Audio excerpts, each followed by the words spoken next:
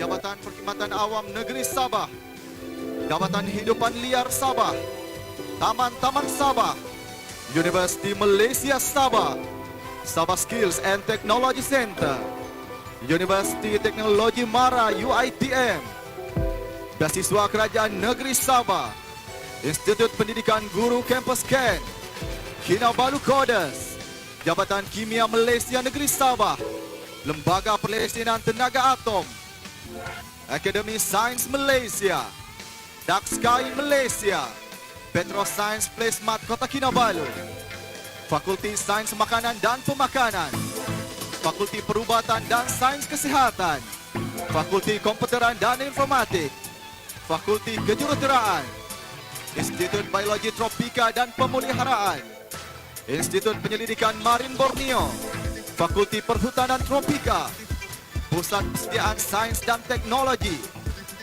Program Duta Guru, SNK Limbanak Penampang, SNK Tamparuli, SK Kiba Baik Penampang, Sekolah Jenis Kebangsaan Cina Anglo-Chinese Kota Kinabalu, SNK Lok Yuk Kota Kinabalu, Maktab Rendah Sains Mara Kota Kinabalu, Politeknik Kota Kinabalu, Jabatan Ukur dan Pemetaan Malaysia, Fakulti Sains dan Sumber Alam, Fakulti Pendidikan dan Psikologi, Pejabat Mufti Negeri Sabah, Planetarium Negara, Pusat Sains Negara, Malaysia Techlimpik dan juga Sains University Malaysia Sabah. Hadirin sekalian, berikan tepukan yang gemuruh kepada para pempamer kita.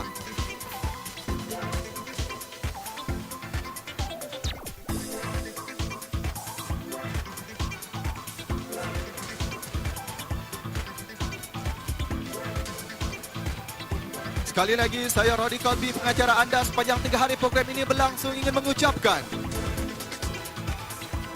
selamat datang ke Minggu Sains Negara 2023, peringkat Negeri Sabah.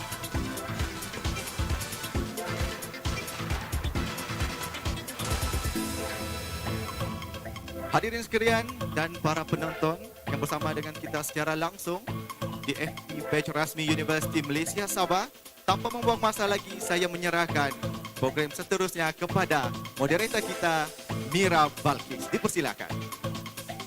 Terima kasih saudara Radikal B sebentar tadi. Baiklah, Assalamualaikum, salam sejahtera, selamat pagi dan salam UMS Kampus Rahmah dan salam Sabah Maju Jaya kepada para hadirin dan tidak lupa semua yang sedang menonton serta mengikuti program kita yang sedang live di Pusat Sains YouTube Pusat Sains UMS.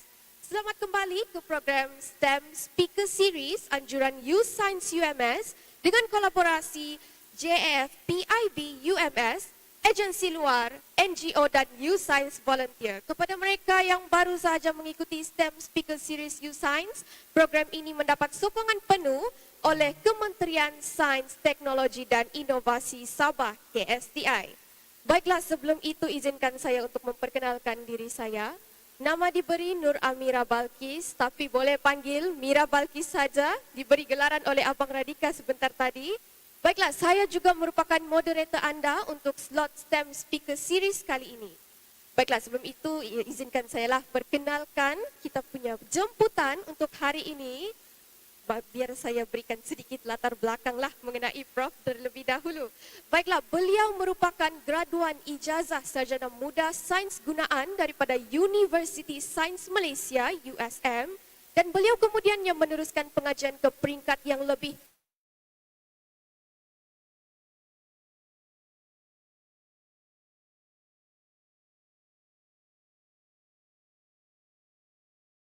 University Malaysia Sabah DUMS. Oleh itu, saya menjemput Profesor Madya Dr. Ivan Kwa Seng Huat daripada Institut Biologi Tropika dan Pemuliharaan Universiti Malaysia Sabah untuk menyampaikan perkongsian beliau bertajuk Getting to Know the Snakes in Sabah. Apa kabar Prof? Selamat datang ke Minggu Sains Negara 2023. Kabar baik. Thank you very much for that wonderful introduction, Amira. Baiklah, okey Prof. So, topik kita pada hari ini sangat menarik ya. Kalau kita tengok dekat skrin sekarang ni, getting to know.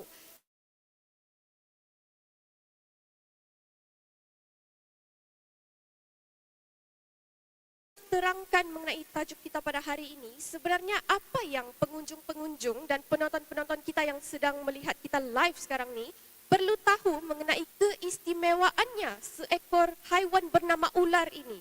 Dan bolehkah Prof terangkan dan highlightkan sedikit apa spesies-spesies yang unik dan menarik yang ada di Sabah, negeri di bawah bayu ini? Silakan Prof.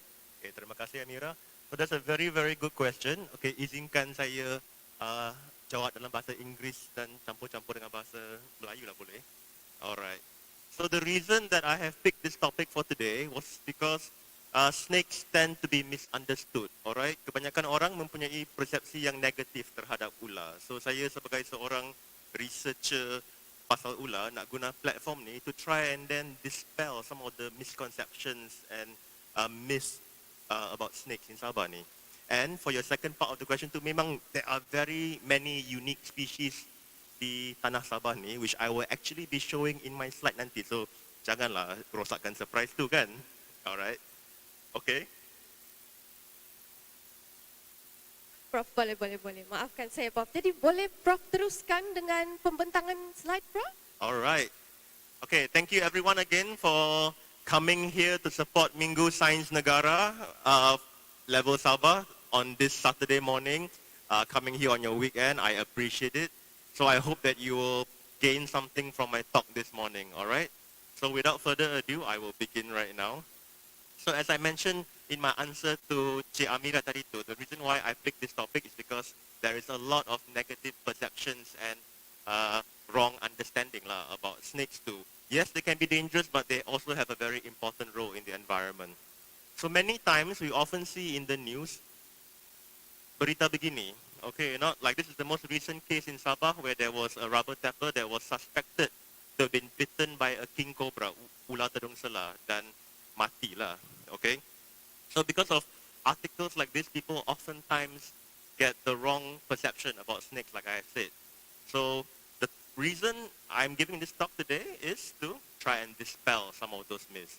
So my talk is outlined into 6 main parts. Saya akan mula with a very quick introduction kepada ular, and then I'm going to focus in on the interesting snakes found here in Tanah Sabah, like I said, okay?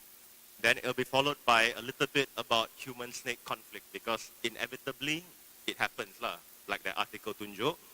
Then we're going to talk a bit about managing snake bites, followed by some of the myths, okay, surrounding snakes. And finally, I want to end on a positive note, okay? You must understand the important roles that snakes play in the environment, all right? So, starting off with a snake. Apakah itu ular? I think most of us here know lah what snakes are, okay? Snakes too are reptiles, reptilia. They are related to lizards, to crocodilians, to turtles, okay? They are cold-blooded. Mereka tu tiada kaki, tiada tangan, they are legless, and their body is covered with scales, okay? They are cold-blooded, and they are found all around the world, okay? Except for Antarctica, okay? And there's something very important which I want to stress about. Orang always get the fikiran that ular tu berbisa, ular tu berbisa. That is true. There are some species that are venomous, but that is only a very small percentage of the total number of species, like less than 10%. So the majority of snake species are actually harmless, okay? They're not dangerous. Okay, moving on to the snakes that are found here in Borneo. Tapi let's set up the story first. Worldwide, there are about 4,000 over species to date, all right? But then in Borneo too, we have about 143 lah, all right, in total, of which about 45 species too are endemic to Borneo. Apakah maksud endemic tu? Does anybody know? Endemic means that this particular animal or plant, you know, is found only in one specific area and nowhere else. So that means that 45 species tu hanya dijumpa di Borneo. Okay, it's unique, okay, to the island of Borneo, okay? And in Sabah specifically, we have about 110 species. So these are just approximations, because as kita continue to buat research, you know, new areas are explored, you know, new species are still being discovered, new records are being made, so the numbers tend to increase over time. All right, so let's go back again to the snakes of Sabah. So like I said, there's about 110 species, okay, in total right now. And then they are divided into a number of families. In total, there are actually 14 families of snakes here in Sabah. Banyak juga, actually, okay. But the 3 main families that are most important are what we call the Elapidae, which is the cobra punya family, the Viperidae, the vipers or ular kapa, and then the Colubridae, okay, which I will cover shortly. Okay, so when it comes to snake classification, for us as taxonomists, there are many different characters lah yang kita guna. Kadang-kala tu is the shape of the head scales, the badan punya bentuk. But one of the main things too is the struktur rahang, alright?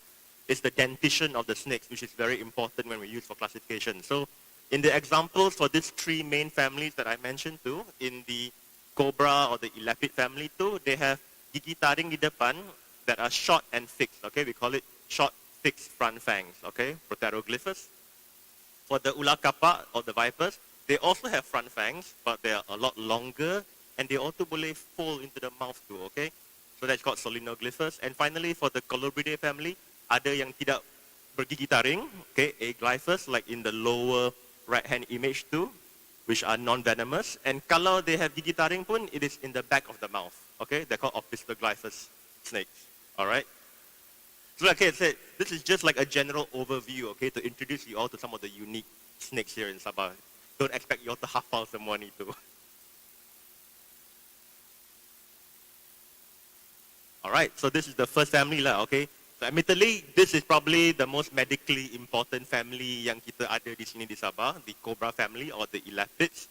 Okay, they have the famous snakes like the mambas of Africa, coral snakes. Even ular laut pun is under this family, okay, the sea snakes.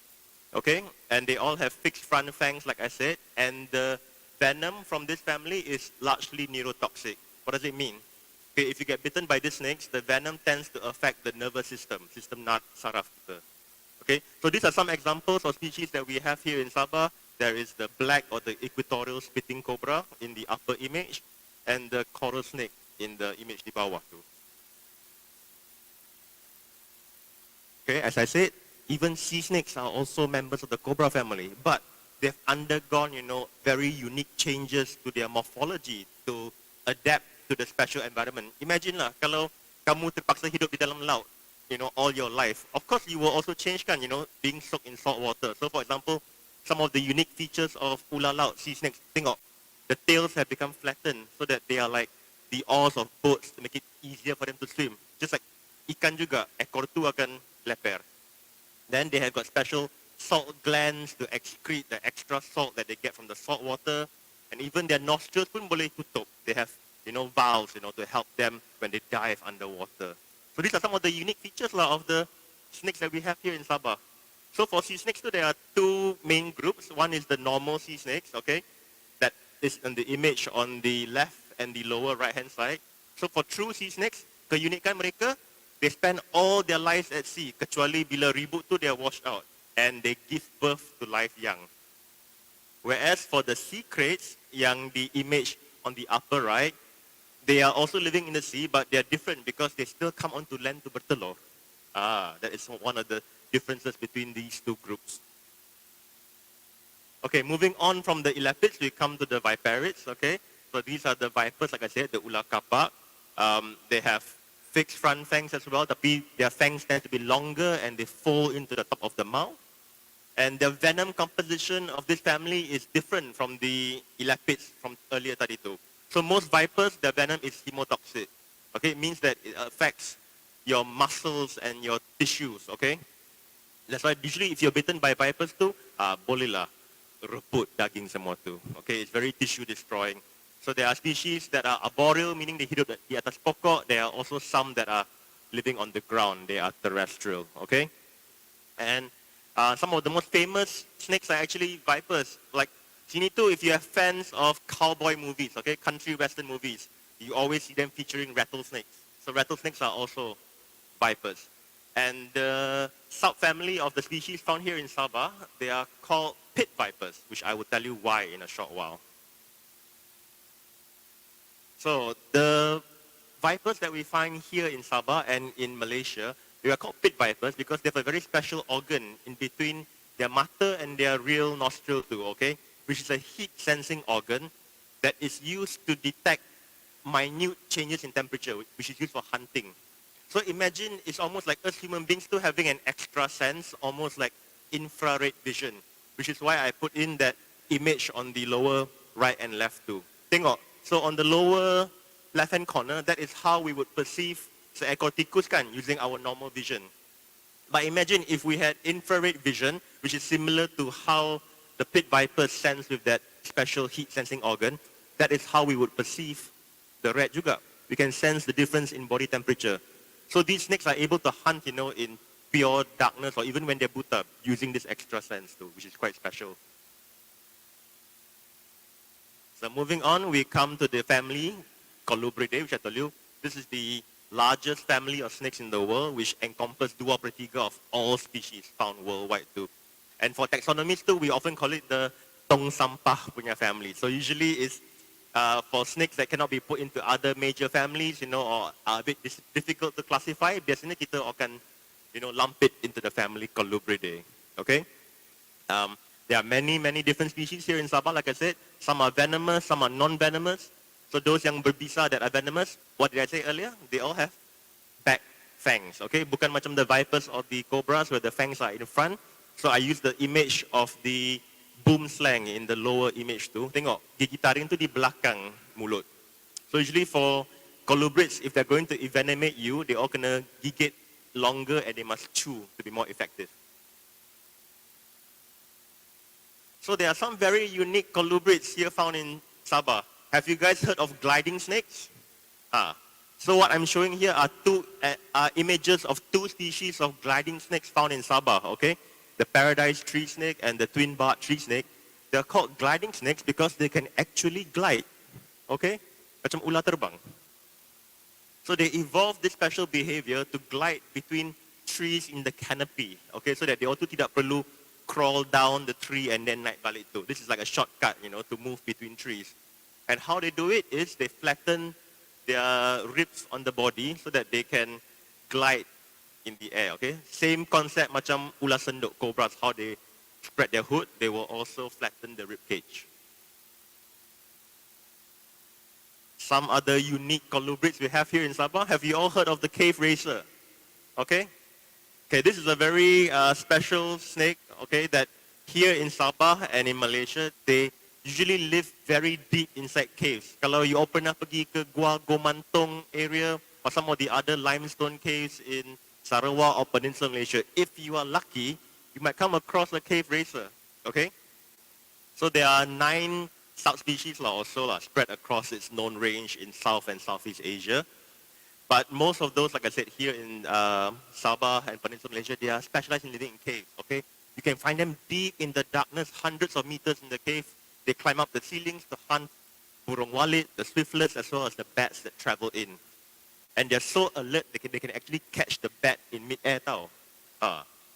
Think of like the image on the right-hand side. The snake will hook its tail at the ceiling of the cave, hang the head down, and then it will wait for the kelawar to fly by, and then it will grab it in mid-air to makan. Tengok, special tau, ular-ular ni. So this is another family of snakes that we have here in Sabah. They are often called mud snakes or water snakes, And as their name suggests, they are largely aquatic or semi-aquatic, always found near to water. Some species are found in fresh water, in kawasan sawah padi, in longkang-longkang pun boleh jumpa kadang-kala, like the rainbow water snake in the upper image. Some pula are found in salt water. You can find them in the mangrove swamps, di tepi on the mud flats, like the crab-eating water snake. Yes, you heard it correctly. It's called the crab-eating water snake because it actually eats crabs. So like snakes have got many varied diets, Many people always think ular tu makan tikus, makan telur, but that is not true. Snakes eat a wide variety of different prey. So like this species specialize in makan ketam. Mereka juga suka seafood, okay? So for this family, ada yang makan ikan, some eat amphibians like frogs, some eat crabs or shrimp, like I said, all right? They are also rear-fanged and considered mildly venomous. Okay, moving on. So this is another example, okay? This is a dog-faced water snake that you can often find along mangrove boardwalks di Kota Kinabalu. If you go to some of the mangrove area, boleh jumpa pada waktu malam. They are often found hunting mudskippers along the water at night. Okay, speaking of interesting diets, have you guys heard of slug snakes? Okay, this is another unique family of snakes. Okay, we have them here in Sabah juga. There are 9 species on record from Borneo. And as the name suggests, they also suka makan snails and slugs, siput.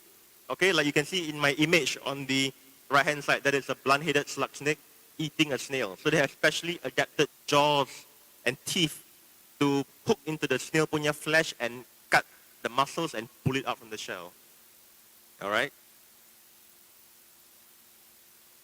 So apart from these families which I have covered, there are some other smaller families. Like I said, total 14 kan in Sabah ni. So some of them are like the primitive snakes, like the blind snakes, that oftentimes orang yang berkebun akan jumpa, and then sometimes they're mistaken for cacing tanah, worms, because they're usually small, blind.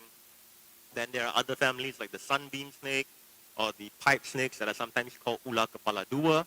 Because for pipe snakes, as you can see in my lower left-hand image, when they feel threatened, they will curl up their tails, okay? And then they do that so that they pretend the tail tu ialah satu lagi kepala, like a cobra. So that if a predator were to attack them, they would attack the less important part of the body, okay? Ekor tu. Dan kita juga ada pythons in Sabah, okay? Ular sawah. There are 2 species, okay? Here I've illustrated the Bornean short python, or the local name tu lopung, okay? But kita juga ada the reticulated python in Sabah, okay? Okay, so this is the second species of python found in Sabah, okay, the reticulated python. And did you all know that the reticulated python is actually the longest snake in the world? Many people think that it's the anaconda, but it's not true, okay? It's our very own reticulated python that is on record as the longest snake in the world, okay? Boleh mencecah 10 meter, okay? And then although it is a non-venomous species, they are aggressive, okay? They're very powerful and strong, so they do pose a danger to people sometimes, all right? And then they feed mainly on warm-blooded prey, macam mammals and birds, because macam ular kapak juga, they also have heat-sensing organs on the kepala juga, all right? And pythons are very adaptable, so oftentimes we all hear news of ular sawah masuk rumah and everything too, because they're very adaptable and they can enter human habitation easily. So tengok image 2 from the 1970s. That was a record of a very, very large female reticulated python that was shot in the Philippines, okay? So snakes of that size do pose a real danger, to human beings, because they can easily overpower us. However, sadly, due to urban development, hunting pressure, amat susah sekarang to find snakes of that size too. Yeah. So actually human beings are the biggest predators in the actual world too. And like I said, they are highly adaptable. They oftentimes make the news, masuk rumah orang, to the toilet bowl, gigit orang, begitu. So that happens quite common because pythons are very adaptable. Actually, studies have shown, that in some places like Singapore, for example, you would think it's so built up, tapi there's a very high population of pythons that live inside the sewers and the drains, okay? They've adapted to living in urban environments. They eat, the tikus, stray cats, stray dogs, so they are highly adaptable. Okay, moving on from the longest snake in the world. Here in Sabah juga, we also have the longest venomous snake in the world, all right? This is quite obvious, that is actually the king cobra, all right? Which is the longest venomous snake in the world, ular tedung selah. Okay, it can grow up to 18 feet, on record, it's dangerous and venomous. And they feed mostly on other snakes. King cobras, their favorite prey too are other snakes, but they all have also been recorded eating biawak. So king cobras too, they undergo what we call ontogenetic color change. When they are young, bila anak tu, like in my gambar on the right too, they all hitam kuning. Then as they grow older too, the color will change and become like usually a solid brown or a solid sort of grayish color lah too. All right.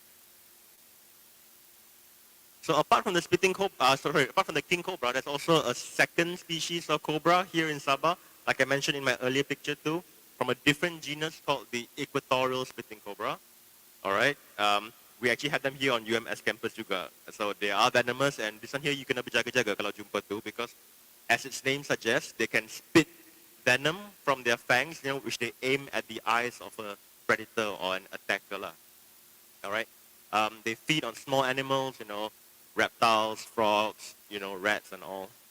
So they're pretty aggressive. So they also undergo a change in the coloration for the populations here in Sabah. Bila anak macam ni tu, they all are also banded black and white. Then as they grow up, they become jet black. Another very unique snake found in Sabah is the dragon snake. Have you all heard of this snake before kah? Pernah? I heard a yes tu. Siapa? Pernah jumpa di mana? Oh, so yeah, this is a very special snake, okay? This is from a very unique family called the Xenodermidae, okay, the dragon snake. It's called a dragon snake as its common name because it has a very unique scale pattern, on its back, that looks like the mythical dragon. So for anyone here who are fans of Game of Thrones, or House of Dragons, I think you can appreciate this very unique snake, okay?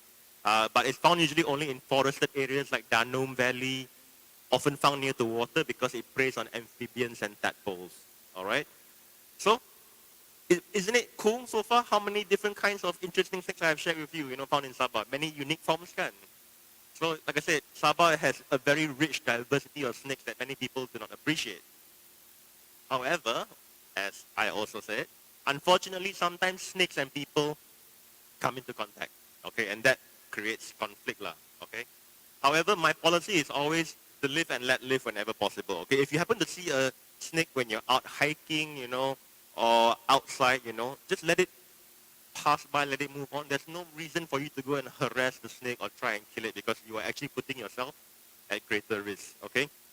However, sometimes, inevitably, when it comes into the house, or into your compound and you're put in a difficult situation, we need to act lah, and have them removed. So whenever possible, to try and contact a professional lah, to help you remove the snake. Okay, which I will cover after this.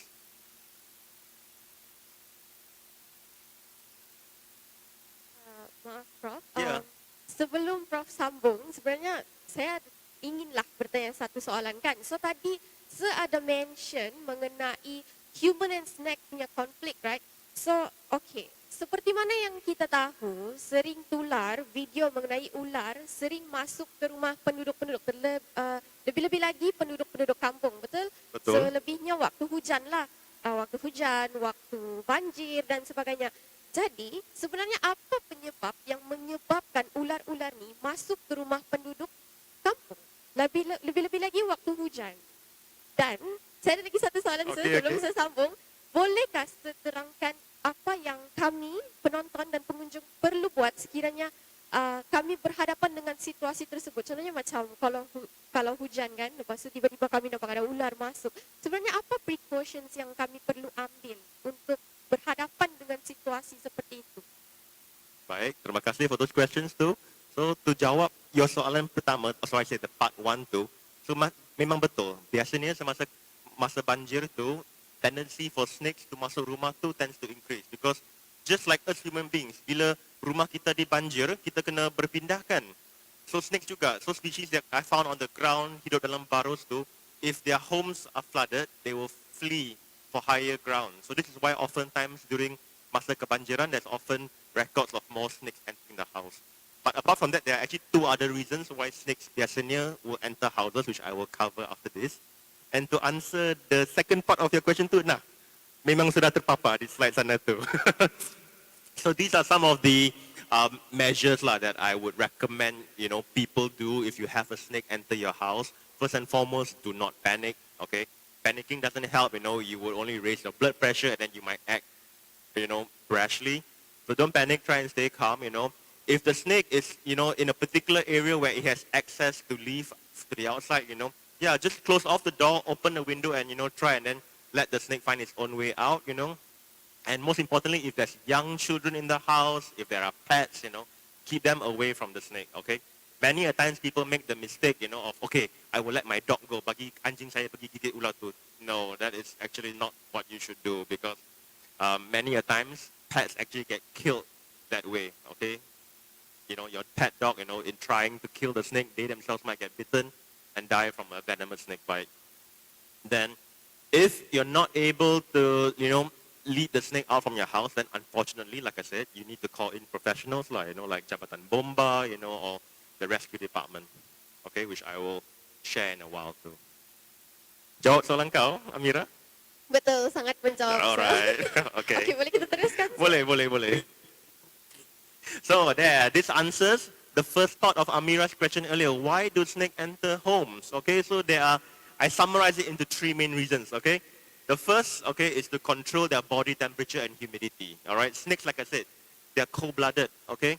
They cannot control their internal temperature like us human beings that are warm-blooded, so they need to thermoregulate, okay, based on the environment, okay? And they also need to find optimal humidity because snakes can also desiccate. Secondly, sources of food, okay, makanan. There are items in and on our house that are attractive to snakes. And thirdly, macam saya kata, they are flushed out from their habitat, okay, during certain times, okay, macam masa banjir. So like I said, snakes will escape, during temperature extreme. So this often happens lebih kepada temperate countries, okay, negara yang bermusim, okay, like in the US, in Europe, Canada, especially during winter and autumn time, okay. When the temperatures drop and snakes need to hibernate, they will often come into houses, okay, because that tends to always be a few degrees warmer than the surroundings. So oftentimes they will shelter, in the basement areas, under wood piles and all that. So that is often an issue that they face over in temperate countries. But over here juga, I'm sure you have seen the news kan, where sometimes, people get called in to remove pythons and other snakes that shelter inside our cars, okay? Because during cold snaps kan, sometimes KK pun we know gets quite cold. But then the engine of our cars retain heat. So that's a really nice, electric blanket, if you will, for a snake, right? So it's a perfect place for them to crawl in and shelter in. Tapi bila kita start kereta, kita yang terkejut lah pula. So yeah, like I said, they're looking for places where they can thermoregulate and stay warm, okay, in cold weather, or vice versa. Second, sources of food. Okay, just like us, snakes need to eat as well. So and on our houses and on our buildings, you think, often we have house geckos. We have other pests like rats. And all these, are on the menu for many snake species, okay? And they're very attractive to them. So like this is a picture of a golden tree snake in Thailand that was eating a large tokay gecko in a house. Yeah, and even over at my office, often we have snakes coming in, to eat geckos, and I often get called by my other staff to help remove them if they happen to come in. So this is a picture taken in the US. Think of, even if you buy eggs and you put them at home, you leave your window open, the snake might come in to look for your eggs, okay? Like I said, if there are sources of food that are attractive to the reptiles, they will naturally come in. Then comes to my third point. Yeah, this picture illustrates it, okay? They are flushed out from their natural habitat during instances such as heat waves, during flooding, yeah, snakes are flushed out from their burrows or from their other hideouts, and then they seek higher ground, oftentimes human habitation. So like I said, oftentimes they make headlines lah, semasa banjir tu, we get news like this, snakes enter homes, during Southeast Asian floods, so on and so forth. I have other slides. Begitulah. Like I said, this is a very common thing during flooding period. So they will swim lah. All snakes can swim, okay? All snakes. You just drop a tree snake into a water pun, boleh berenang punya. It's a very natural thing for them to. So like I said, if they're being flooded out from their homes, they will swim to higher ground. So like I said, we as human beings, we cannot 100%, stop animals from coming into our house. Let me ask you all, has anyone been totally successful in eradicating lipas or even semut daripada rumah? Tidak kan, they will still somehow come back punya. So it's the same lah, So like I said, my policy is always to let live and live, if possible. But of course, we try and then find measures like that we can reduce, the chances of encounters and conflicts with snakes and people, because it oftentimes ends out badly for snakes too. So some of the things too are very clear cut Keep your compound clean of debris, clear off rubbish, don't leave things lying around that can be attractive to snakes, by creating food for them, such as increasing the rat or the gecko population, And then building materials should also be lifted off the ground so that there's no hiding places for them. So these are all important steps that can be done, okay? And then fill up holes around your house, and then you can also seal your windows, with mesh. If let's say you have often snakes entering through the windows, And then also just beware, if you're keeping poultry and other livestock, in your compound. I understand that for some people it is a necessity, but that in itself poses a risk that you must be aware of. All right? So things like this, self-awareness is important. So like I said, rubbish will attract what? Vermin, rodents, And what are rodents? Rodents are the preferred prey for a lot of snakes, okay? Cobras, pythons. So by reducing rubbish, you will reduce the chances of encountering snakes entering your home. So also beware of ponds. I know it's beautiful to have a pond in your house, but then having ponds with fish or frogs will also attract snakes, because these are also prey items for snakes, you know. And like I said, if there are tree branches that touches your building, you know, or is near the window, that could be a way that some tree snakes access your building, okay? So one way you can prevent that is by putting up netting or mesh, like I suggested, you know, to prevent them from entering your house. Then, you know, keep, you know, the walkways around your house clean, cut the grass, you know, so that there's more visibility, you know, otherwise things like this will definitely attract them. Also, seal up any cracks, because cracks and holes, you know, will become hiding places for ground-dwelling snakes, okay? So if you have areas that you suspect there are snakes, you know, hiding in, you know, seal it up with cement ke, ataupun letak wire mesh over it as well. And like I said, kalau you all bela any livestock outside, rabbits ke, itik ke, ayam ke, or your guinea pig ke, you're basically putting a buffet lah for the ular too. So just be aware lah, either put them inside very well sealed cages, you know, or somewhere maybe further from where you usually stay lah. Tengok, even putting up a bird house to attract birds pun, yeah, the snakes will come in and eat the eggs or even the anak burung, okay? Because you cannot blame the snake. The snake is just doing what comes naturally to it as a predator, okay? So okay lah. So other tips lah, you know, that, you know, I know here in Sabah, people like to go hiking, you know, and jungle trekking. So some of the things to be aware of when you do that is always wear covered shoes to protect your feet, you know. Don't put your hands down into holes, you know. Pakai long pants lah bila pergi jalan tu. Proper attire lah is very important to like. Oh, and always look before you step over logs, you know, and other tips like this lah. This is my advice. So, okay, I come to section 4 about managing snake bites. I'm just going to talk very briefly about this because actually this is more suitable to have a very special session, you know, with CPR experts, you know, but just to give a very quick overview lah of what to happen like if you get bitten by a snake lah, right? So again, the first thing is to stay calm, do not panic, okay, or not. And then if you're with someone else, you know, try and keep them calm, you know, or not. Then the other thing is don't try and do all the old-fashioned things, you know, such as going to cut the wound, to go and suck out the venom some more too. It doesn't work, okay? The best advice is to get to the hospital as soon as possible. However, if you do know that it happens to be a venomous snake, you can take some first aid options lah, all right? Such as putting, wrapping up the wound, okay, you know, but then you cannot just leave it there wrapped up and not attended, okay? You have to release it, you know, so that there is still blood flow. Otherwise, it could cause gangrene in the long run, okay? And then, like I said, you know, most important is time is of the essence, okay? You need to just stay calm and get the patient to the hospital as soon as possible.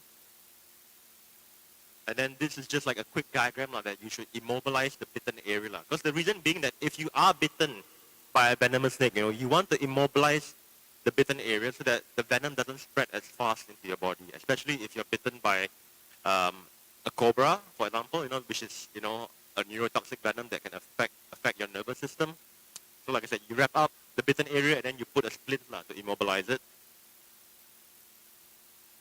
So you will know if the snake that bit you is venomous, because immediately you will find, you know, extreme pain, you know, and then, you know, there will be swelling, you know, hemorrhaging in certain instances, you know, and then you can even track the swelling of the wound, as you can see in the images that I've shared, you know.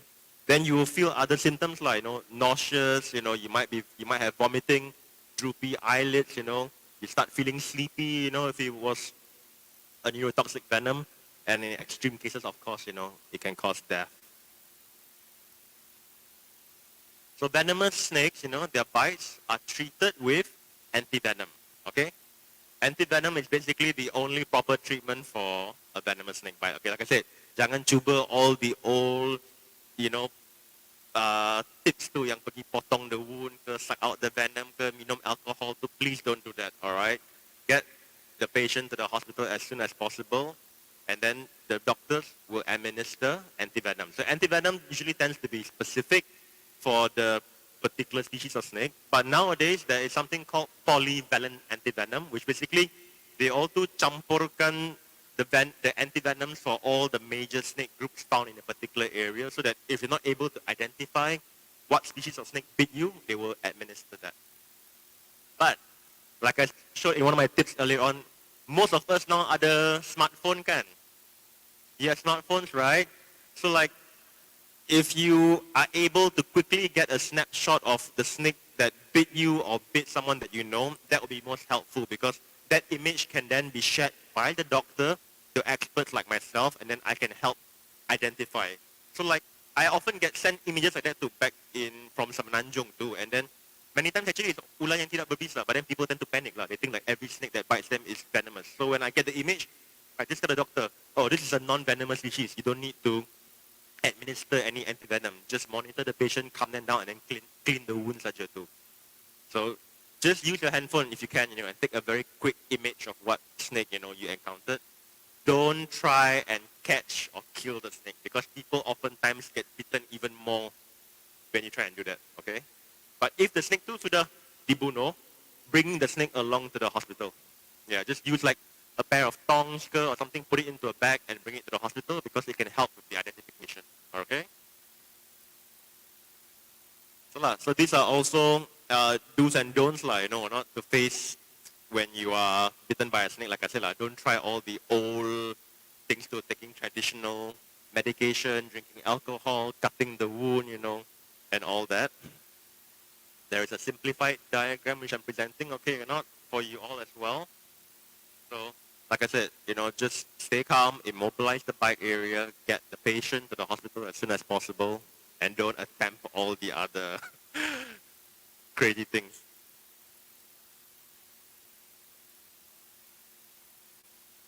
So I'm just also sharing some of the important numbers, I think everyone should have in their phones, in case of a snake bite or a snake encounter. These may not just be specifically for snake bites, for any other encounter with a dangerous animal, or even, some other emergency. It's helpful that you know all these numbers like I'm sharing over here. Like the Fire and Rescue Department, the Malaysian Civil Defense Department, the Sabah Wildlife Department, and so on. Okay, comes now an interesting part. Okay, these are some of the myths that I often hear people ask me the questions. This is why I compiled these questions to share with you all. Often orang kata, ular tu slimy and wet ke? No, that is not true, okay? Snakes are actually not slimy and wet, because snake scales are made from the same thing like our hair and our fingernails, keratin. Okay, so actually most snakes are dry, except kalau it's a water snake lah. So water snakes tu dalam air kan, so they also are wet. So they might feel a bit wet, but they're not slimy too. But people often get the impression that they're slimy mungkin because snakes, like I said, they're cold-blooded. So to our human touch too, they always feel a bit sejuk lah. So people often might get that wrong perception too. Another common question which I get too is like, can snakes hypnotize their prey ke? Tidak, they don't, okay? I think the idea of this came by is because snake eyes, do not have eyelids, so they don't blink, And certain species, they do have that behavior of rocking their eyes, or their body to mimic, like moving leaves, or even just to get depth perception before they strike at their prey. So I think that is how this myth that snakes can hypnotize their prey came about, So it's actually not true, just to let you know, snakes cannot hypnotize their prey. And even the old belief that, snakes too, they will follow the sound of the flute from the snake charmers back in India, that's also not true, because the snakes are actually following the movement of the snake charmers flute and not the actual music itself. Okay? Another myth that orang often kata tu, ular tu pekak ke? Okay, this is an old belief too, that snakes are deaf, okay, because snakes do not have external ears, but actually it's not true, okay? Science has shown that snakes can actually hear low frequency airborne sounds. Oftentimes, that they receive through vibrations that comes in from their body, and then moves into their inner ear to their bones in the body. Okay, so they're not actually deaf to airborne sounds, right? And then another belief too, kalau saya bunuh seekor ular tu, will its pasangan tu datang cari saya ke? No, solah, okay? There is no concrete evidence that snakes can avenge their mates, all right? Because snakes tend to be solitary species, okay? They only get together during the mating season or when they congregate, during hibernation like I illustrated, okay? So there is no evidence that killing one snake will cause its mate to avenge it. So this belief might have been born, like I said, because in certain areas where there's a high abundance of prey, there would also be a higher abundance of snakes. So just so happens that maybe you have killed one snake today and then you saw another one and then they developed this perception that, oh, another snake has come back to avenge the one that was killed. Another common myth that I get is that, oh, pythons and other constrictors, suffocate their prey to death. Okay, that is often the common myth, but in truth, actually what is happening is that the snake is applying so much pressure when it constricts its prey, it basically causes the prey to have a heart attack, okay? Arrhythmia of the heart, okay, Yeah, so when there's inconsistent heartbeats, eventually, when the heart stops beating, the prey dies. So it's actually from constriction that affects the heart and the blood circulation and not the breathing of the prey animal. Another myth too is snakes can dislocate their jaws to follow their prey. Like I said, in the early image you can see the African rock python eating the impala. So it's actually not dislocating its jaw. Snakes actually have a very loose ligament on their lower jaw which can stretch and expand, to help them accommodate large prey. I mean, you can imagine a snake is a limbless animal, no hands, no feet, unlike us. Tengok macam kamu sedang makan nasi goreng sana tu. Imagine kalau ular nak makan nasi goreng, mana boleh?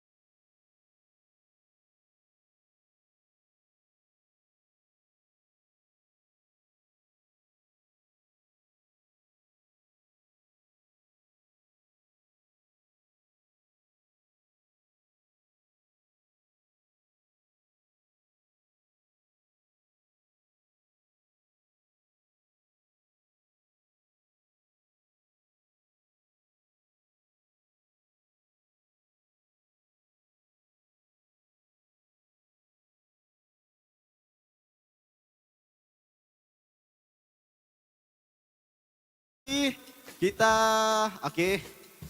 Okey, sebelum tu, untuk makluman para hadirin, sekali lagi saya bagi pihak penganjur ingin mengucapkan selamat datang ke Minggu Sains Negara 2023 peringkat negeri Sabah. Jadi apa kata, macam tadi kan Mira, bukan ada hadiah untuk dorang kan? Ada hadiah kan? Ada, banyak. Okey, banyak. di sini kita ada banyak hadiah. Jadi siapa antara semua yang ada di depan ni, siapa yang berani sahut cabaran untuk tampil ke depan, kita bagi soalan. Soalan dia senang saja, soalan dia confirm menang. Yang penting kamu naik pentas, confirm kamu dapat hadiah. Soalan dia sangat-sangat senang. Jangan rugi ya, jangan tak naik. Sebenarnya banyak hadiah dia menarik, okey? Yang penting kamu naik. Ada yang berani sini satu orang? Ada? Marilah. Soalan dia confirm menang. Confirm menang, confirm senang. Senang dan menang. Tadi saya nampak ada orang berdiri tadi. Cepat, datang saja. Confirm, mudah. Okey, mari. Okey. Alright. Mira boleh temu ramah dulu Mira. Dari mana? Okey, so kita menghadap ke depan dahulu. Tengah-tengah. Oh, tengah-tengah. Sini kita di tengah. Okey. Okey. Silakan temu ramah dulu. Okay, dari saudari, mana? Boleh perkenalkan nama, dari sekolah mana? Sebab tadi sekolah baju biru ni yang saya nampak stay dekat depan sampai habis stok kita. Jadi boleh kenalkan nama? Nama saya Carolina dari Institut Teknik dan Perdagangan. Oh, I see. Berapa ramai orang yang datang sekarang? 44. 50? 60? 60 orang. 60 orang. Okey, 60 orang. Okey, sekarang soalan dia sangat senang. Di manakah Minggu Sains Negara 2023 diadakan? Di UMS. Spesifik sikit. Apa nama tempat ni? Apa nama dewan yang kita berada sekarang ni? Apa? Dewan? Dewan Kuliah Pusat kedua. Betul. Okay, Sudah saya cakap, yang penting kami di atas pentas ni, kami perlukan keberanian kamu. Kejayaan insya-Allah kami boleh bantu. Confirm menang. Kalau saya cakap confirm menang. Okey? Okay, tahniah diucapkan. Katanya. Alright. Gambar dulu.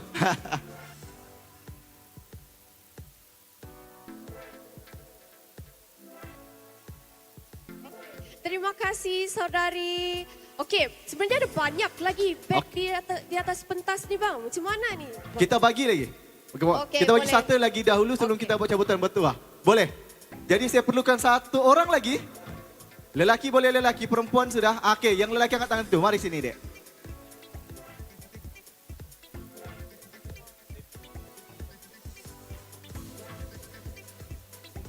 Alright. Okey, wah lelaki berani. Okey, Ni dari lelaki. sekolah mana ni? Dari SMK Bahang. Oh, SMK Bahang. Tapi sebelum tu saya lupa tanya nama. Boleh kenalkan diri sedikit kah? Nama saya Bradley Christopher. Oh, so bagi Bradley lah. Okey, so untuk Bradley, soalan ni agak senang je. Okey? Ya, agak senang, betul. Okey, Dek. Abang bagi hints dia, Dek. Sekarang, kita pusing ke belakang. Kamu perhatikan di pameran tu. Okey? Sudah, kau baca. Kau baca yang di bawah. Baca yang di bawah. Paling hujung. Paling hujung. Okey, sudah. Kita tengok depan. Okay, ke depan. Tengok ke depan balik. Tengok depan balik. Okey, ini soalan. Boleh berikan tema Minggu Sains Negara 2023 kita pada hari ini? Merakyatkan sains menginsankan teknologi. Tahniah punya. Punya Betul, hebat betul. kau, Dek. Okay. Biar Kembali. abang bagi kepada saudara Mira. Saudari Mira, saudara lah pula.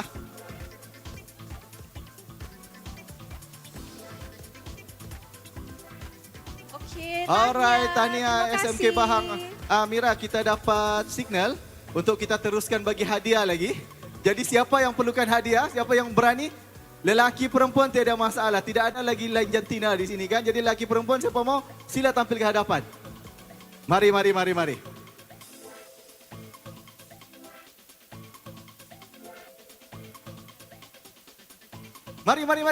Yang adik-adik di belakang baju oranye. Dah.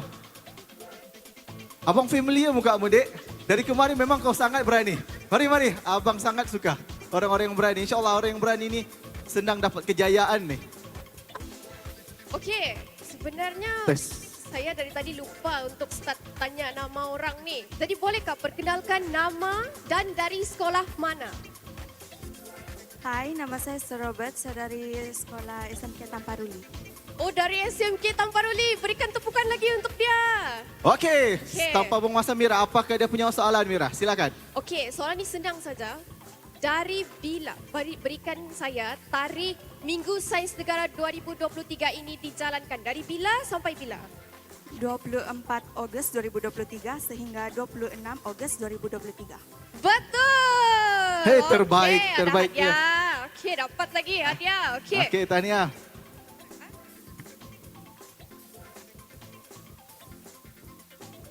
Okey, terima kasih. Okey, tahniah adik. Okey, seterusnya last soalan. Mari kami perlukan yang berani sahaja.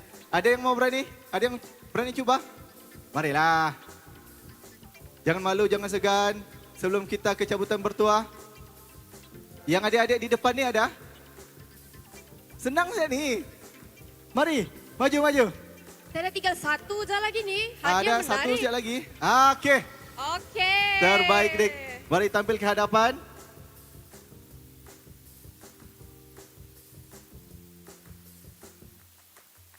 Okey, Mira. Silakan berkenalan, Mira. Okey, sebelum tu saya tanya dulu lah kan. Nama dan daripada mana? Sebenarnya tadi kawan kamu tu kan? Okey, tak apa. Kenalkan je nama dan daripada mana. Asal. Okey, salam sejahtera. Nama saya Alwi Azwan Amran. Saya dari ILTP JPSM Papat. Okey, rupanya daripada mana tadi? Sorry. ILTP JPSM Papat. Oh, jauh dari Papar datang pergi UMS. Boleh tahan. Okey bang, soalan bang. Okey, soalan dia senang sahaja. Mari kita lihat ke belakang.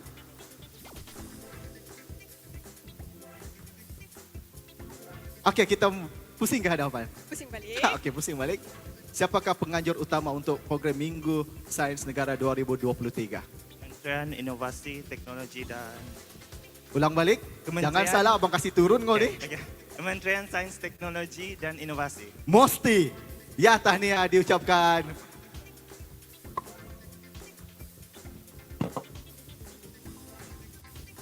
Alright, tahniah ke atas keberanian anda. Okey, jadi tanpa buang masa lagi Mira, kita teruskan dengan cabutan bertuah Mira ya. Alright, boleh. Alright Kak, tanpa buang masa lagi, kita roll. Wheel of Names. Okey, kita tengok siapakah pemenang dia. Mira, sebutkan nama dia Mira. Di sebelah kiri pun boleh itu Mira. Kecil juga nama dia bang. Besar sudah tu. Ada. Okey, pemenang kita pada hari ini, Kursia binti Ahmad. Adakah dia? Pemenang dia di sini. Gorsia. Tapi sebelum itu... mana dia? Okey, buat kiraan. Buat kiraan, okey. Bolehkah kita kira sama-sama? Kita saya cari sebut dulu dia, nama- kita bagi peluang dia 1 minit. Kalau tiada, Okey. kita buat kiraan. Okey, kita bagilah 1 minit. Kita bagilah. Okey, kalau macam tu kita buat kiraan lah sama-sama. Kalau saya sebut nama, kamu sebut nombor sampai 3, boleh? Alright. Kursia binti Ahmad. Kursia binti Ahmad. Kursia binti Ahmad. Macam Okey, tiada kita remove, bedanya. kita tukar Kak.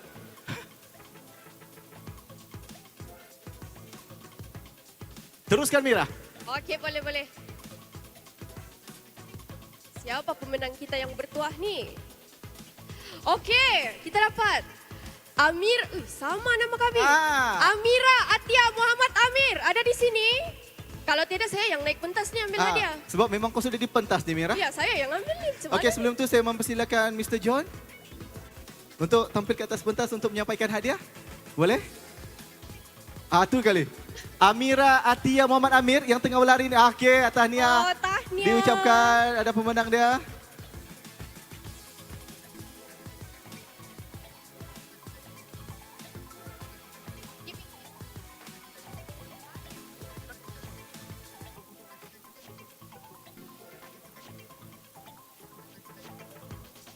Okey, tahniah diucapkan.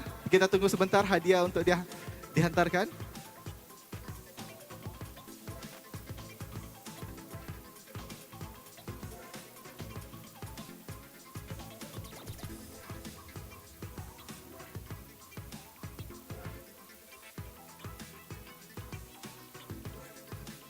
Okey, senyum, tengok kamera. Alright. Okey, tahniah diucapkan. Thank you. Alright. Congratulations. Tahniah. Okey, so kita move ke pemenang seterusnya. Yes. Okey. Teruskan Mira. Alright. Siapa lucky winner kita yang ketiga hari ini? Dan pemenangnya adalah, adakah lelaki atau perempuan? Jenia Jolik. Oh, Wah, ada pula baju ada pink, pula baju lelaki biru. baju biru. Okey, okey. Tahniah. Silakan tahniah diucapkan sebentar. Ya. Mau buat spot check dulu. Nama? Jenia Jolik. Betul? Ya. Okey, kita bagi ya. Alright.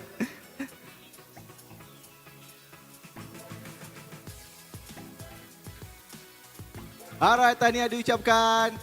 Lepas ni kawan-kawan bolehlah minta kan. Okey, next. Okey, Mira, seterusnya siapakah pemenangnya Mira?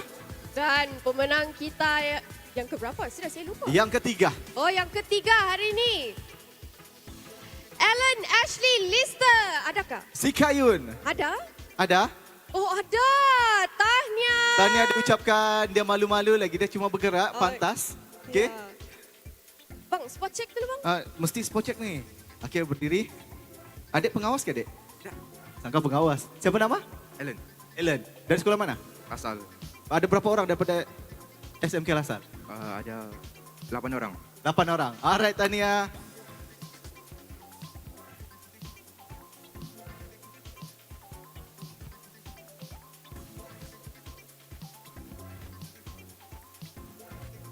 Tahniah diucapkan. Tahniah. Okey, seterusnya. Tanpa buang masa lagi. Ini Ada yang 2 lagi kan? Oh, ada dua Ada lagi. dua lagi. Okey. Silakan Mira. Pemenang kita yang seterusnya, Mr. Polo. Betul kan ni saya sebut? Sebab dia Ada? dia gunakan Mr. Polo. Siapa ni? Adakah ini nickname ataupun nama sebenar? Mr. Polo? Betul ada. Kami tidak perlukan tidak boleh wakil lah. Dia mesti orang dia.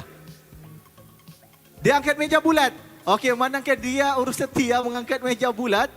Saya dengan kuasa bulan yang saya ada, saya benarkan. Silakan Kak.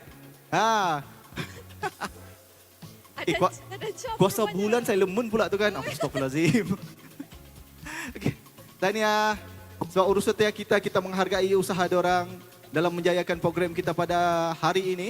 Okay, terima kasih Kak. Terima kasih Mr. Polo yang sedang mengangkat meja bulat. Betul. Dan untuk makluman hadirin sekalian, hadiah utama kita adalah sebuah basikal yang tengah datang sekarang. Tapi insyaAllah bukan sekarang lah. Okey. Last sekali. Silakan Mira. Okey. Seterusnya. Ini yang paling last ni. Paling Dan- last untuk Ya. untuk pagi ini. Okey Mira, silakan. Dan pemenangnya adalah Matthew Lomboting. Betul kan ni? Mana dia? Nah. Cepat. Kawan dia excited tapi empunya diri. Mempunyai diri. Sila naik ke atas pentas. Matthew Lomboting. Adakah? Ada? Tiada? Okey. Okey, kita kira. Okey. Matthew 1. Ada? Kita terus kira dia. Kita kira sama-sama boleh? Okay. Matthew Lomboting. Sekali lagi kita kuat sikit. Matthew Lomboting. 1, Matthew Lomboting. 2, Matthew Lomboting. 3. Kekecewaan dia, kegembiraan kita. Okey. Jadi next. Okey, kita move lah kepada next pemenang. Siapa orang yang laki ni seterusnya ni? Okay, kita remove dahulu.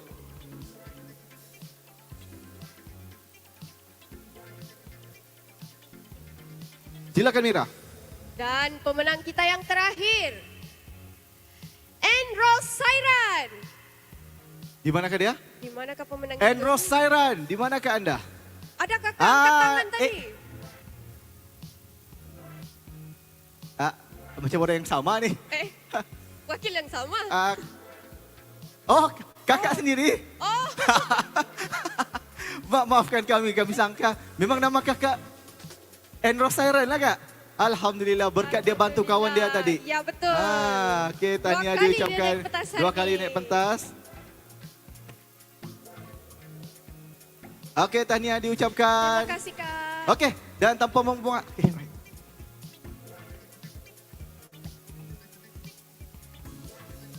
Okey, hadirin sekalian, tanpa membuang masa lagi kita akan ke acara seterusnya iaitu Science Week daripada pihak Olimpiad. Jadi tanpa membuang masa lagi saya mempersilakan tidak lain tidak bukan Mr. John.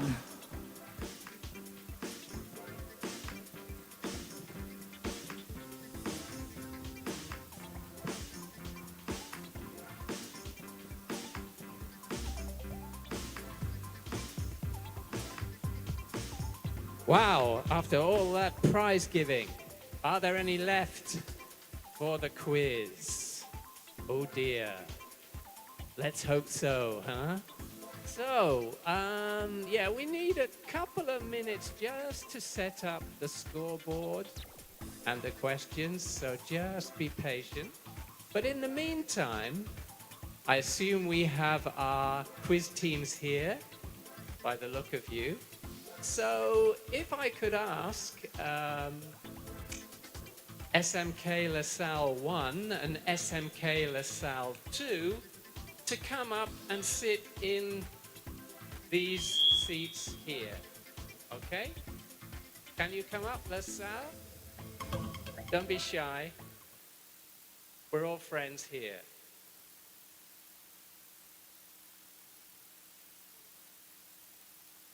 They haven't signed yet. Oh, no. Right, so for ease of reference, we'll have LaSalle 1 here and LaSalle 2 just behind, yeah?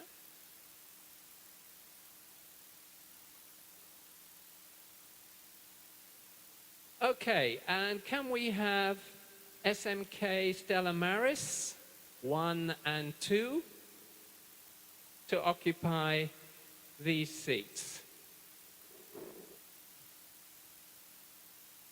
It's all a bit too close. We don't want to get too close to our neighbors for obvious reasons. Okay, so let's Stella Maris 1 here, Stella Maris 2 here. And on this side, can I ask SMK Bahang 1 and 2 to come up?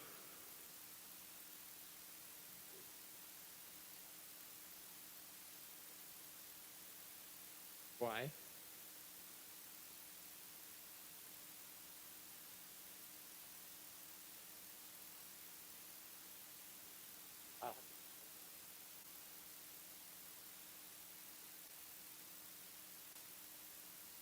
Okay, and finally, SMK Tamperuli. Yes, 1 Bahang 1, Bahang 2, yeah? And finally, SMK Tamperuli 1 and 2. SMK Tamperuli 1, Tamperuli 2, yeah? So you'll see that you have on your seats, you have a whiteboard and 2 markers. So the first thing I want you to do, just to be absolutely sure that I don't give your marks to somebody else, I want you in the top left-hand corner to put, in your case, it will be SMLS 1, you put SMLS 2, and so on. So just put the short name for your school, SMSM1, SMSM2, SMK Bahang 1, SMK. Just put it at the top of the board because I don't want to give your marks by mistake to somebody else once we start, yeah? Try and write it as clearly as you can because my eyesight isn't as good as it used to be. Cannot see, yeah?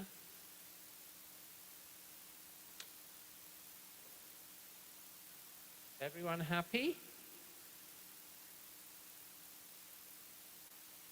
Oh, lovely. You look very happy today. Are you feeling brainy? Are you feeling brainy? Have you had your fish today? In English folklore, it's believed that if you eat a lot of fish, you'll be very brainy. Or you might just smell bao-bao. I don't know. But I'm hoping you're all feeling very brainy. Hello? We've got company. So we'll start the quiz in a few minutes. I just have to wait for my assistant, Nizan, to set up the scoreboards, which will be displayed to the left and the right. On the side panels, you'll be able to see your scores. Okay?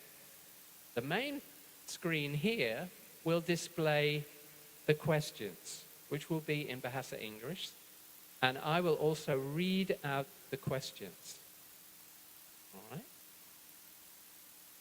So the score sheets are now visible, and I think we're just about ready to start. If I can see past the spotlights. Nivan, are you okay? Where's Nivan? Oh, there you are. You all right, Nivan? You okay? Yeah? All right, can I have the next slide?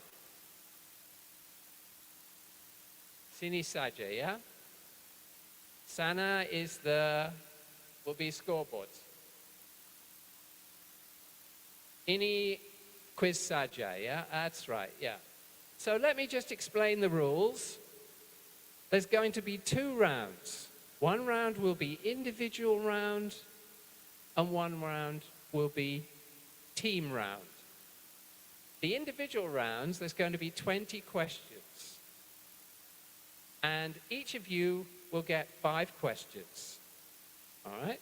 So the way it starts is, when question 1 goes up, team member number 1, the first member of your team, will answer that question. When I ask question number 2, team member number 2 will answer the question. And then so on till we get to question number 5, and then we go back to team member number 1. Faham? Yeah? Very straightforward. And so what do? If you are the first person, team member number 1, when I ask the question, you have 60 seconds, 1 minute, to write the answer on the whiteboard. And if you don't know the answer to the question, you are allowed to pass the question to your teammate. Now, you do this without talking. You simply look at your friend, give them the board. And you can only do this twice. Only allowed 2 passes per player. So if you have 5 questions, you must try to answer 3 of them. Well, try to answer all 5 of them. But if you're having difficulty with 2 of them, you are allowed to pass 2 questions only. Okay? Yeah? So, this is an individual round, so there should be no talking, no conferring with the other members of your team. And I can see you all very clearly from up here on the stage. So I don't want to be disqualifying anyone or any team, because it would be very embarrassing for your school if I have to disqualify you, yeah? So if you don't know the answer, look at your friend, pass them the board. They will have to try. Do not keep passing the board from one person to another like musical chairs. I don't want it. No, I don't want it either. No, I don't want it. You have to pass it to one person. They will have to try to answer the question, okay? Otherwise, it will never end. You'll be passing the whiteboard backwards and forwards, yeah? Okay, so the main thing is to enjoy it. If you don't know the questions, doesn't matter. I've looked at the questions. I didn't know a lot of the answers. So, you know, and you're smarter than me, but if you don't know the answer, it doesn't matter. It's just, this is for fun. Yeah? And once you find out what you don't know, then we can start trying to improve our knowledge in certain areas, okay? So can I have the next slide, please? Okay, so we'll start the quiz. Question number 1 for team member number 1. We have 3 types of muscle cells. One is obviously the musculoskeletal cells. You know, your biceps, muscles. Name one of the other 2, both of which are busy keeping you alive right now. Okay, so 60 seconds starts.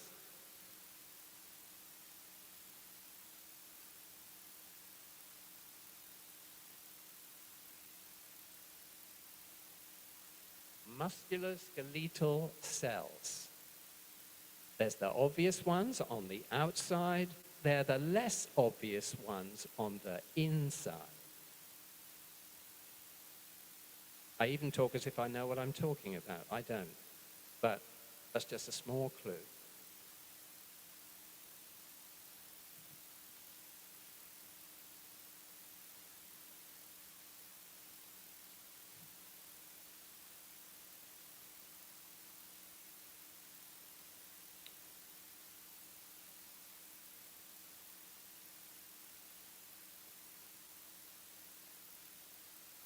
Time. Okay. Put up your whiteboards. Next slide, please. Next slide. Okay, all whiteboards up in the air. Put all your whiteboards up. Okay, I'll take that as a don't know. SMLS2, hold your board up. Okay. So, okay, we have Stella Maris, 1 and 2, 10 points. And hold your, it's okay, it doesn't matter if you don't know it. These are hard questions. Should have started with easy ones. Okay, Bahang, I'll give 10 points. Bahang 1, SMK Bahang 1 gets 10 points. The others, hard luck. Good try. That's a hard one to start. Don't worry. I should say they get easier, but I'd be lying. Okay. Next question. Next.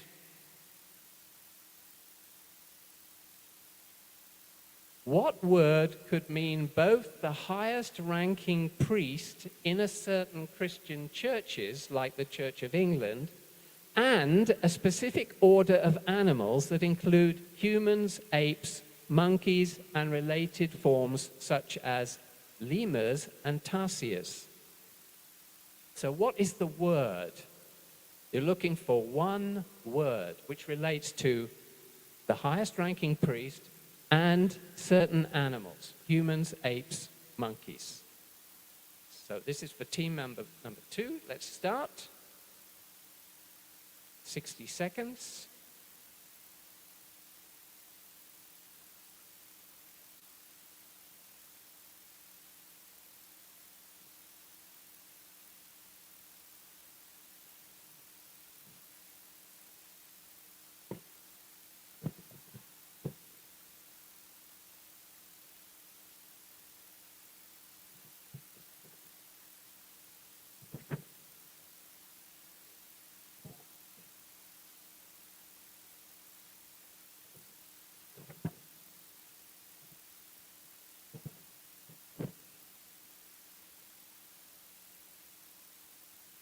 Time.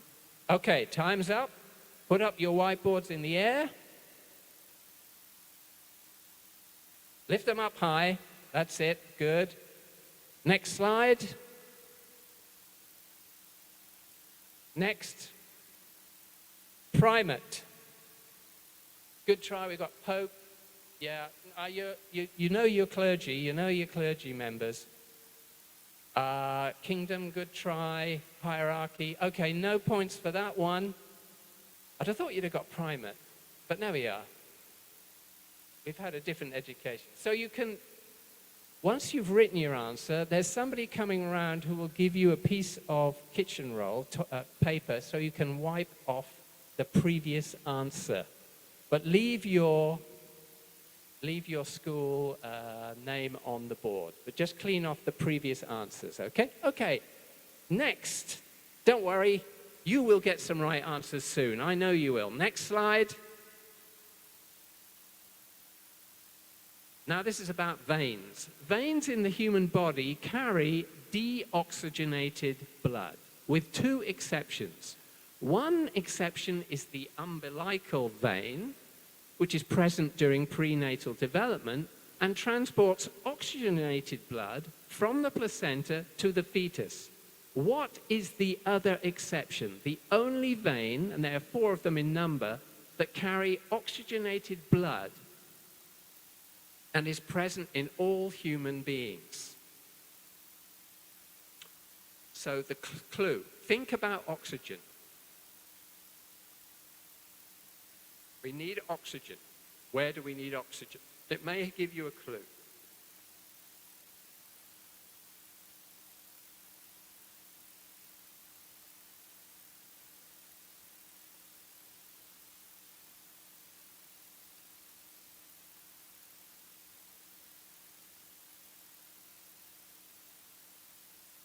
No talking. If you don't know, just pass it to one other team member, silently.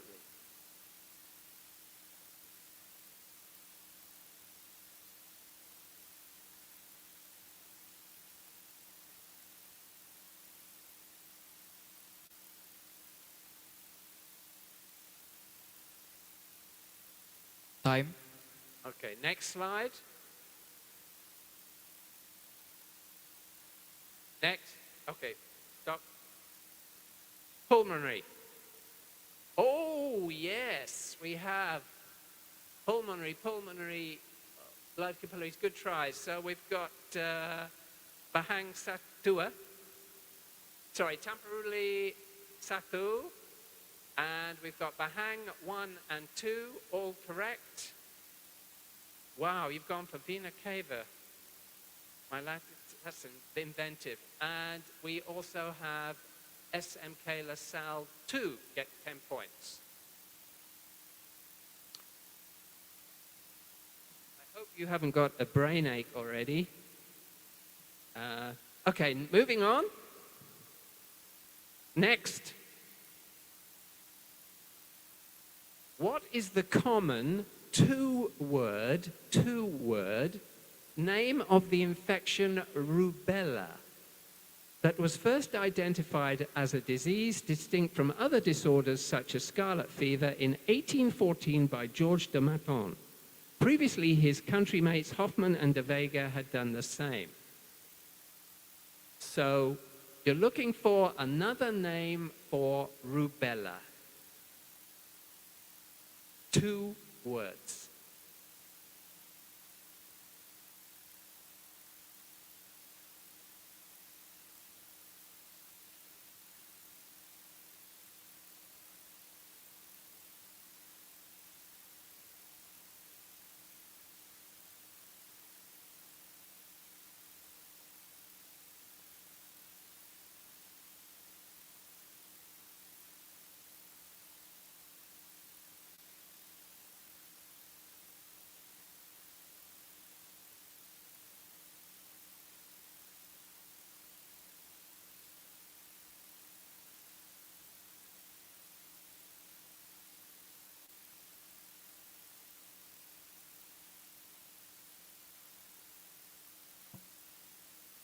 Time. Okay, next slide. Okay, boards in the air. Rabies, that's inventive. Hay fever, good try. Did anyone get it? No, sorry to say, it's a tricky one. I thought some of you might say measles. But forget to add the German. Okay, never mind. So no points for that one. Next. The light, this is about light. The light that enters diamonds, is made to strike its surface at a particular angle. Hence, the ray of light is not able to escape from the structure of the diamond, so it's trapped inside. Once a ray of light enters a diamond, it gets captured inside and appears on the faces of the diamond. What phenomenon is this? What scientific phenomenon is this called? The light being trapped inside the diamond. Exact answer needed. Whew.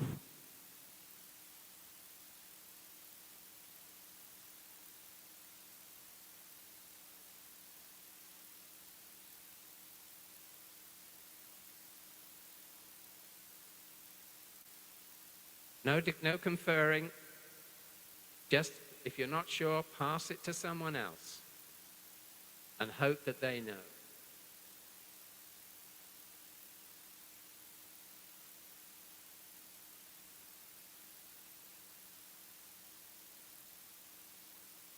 Time.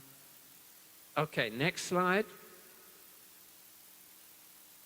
Total internal reflection. Oh, whoa, we've got some right answers here. Okay, so we've got Stella Maris 1 and 2, 10 points. And reflection, I'm sorry, is not enough. Reflection of light's a lovely phrase, but okay, so no more correct answers. All right, next.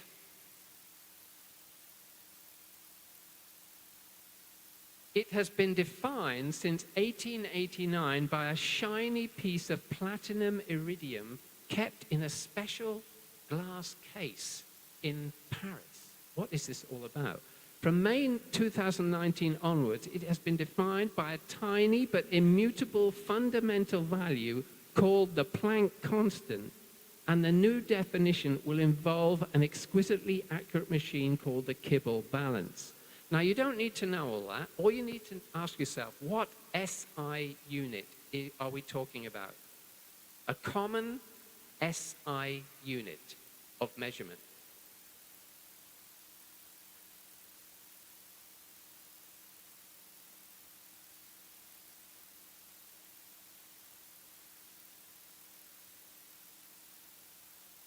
Don't feel bad if you don't know. These are difficult questions. I didn't get this. And I've been around a lot longer than you have. So I should have read more books or studied harder.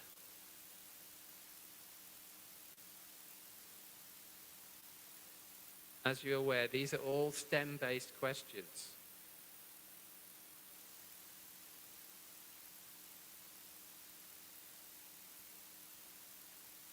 Have a guess.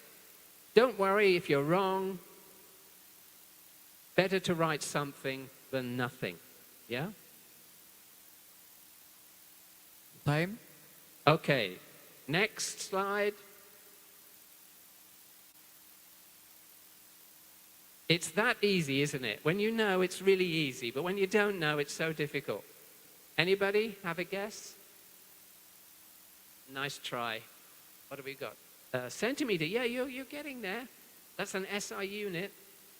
Yeah, it's the question. It's all that history. It makes it seem really scary. I think we should leave the history bits off the question. Makes it seem worse than it is. Okay, next question.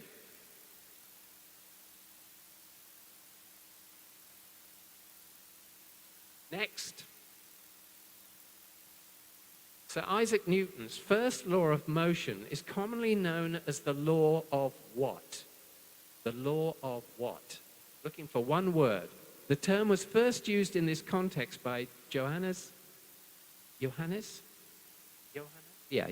Kepler early in the 17th century. So if you know your physics, if you've studied physics, you will know this one. No talking. They can do it on their own, maybe.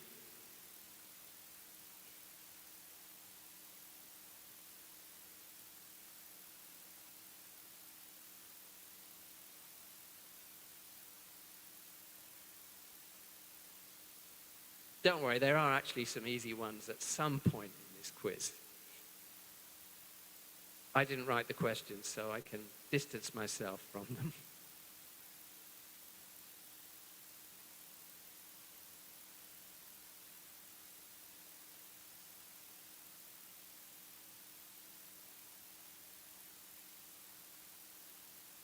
Law of what? First, law of motion, but it has a more commonly known term. Time. Okay, next. Inertia. Yes, so we have Bahang 1 and 2, 10 points. We have Stella Maris 1, 10 points. Nice try, LaSalle. Okay, moving on to the next question.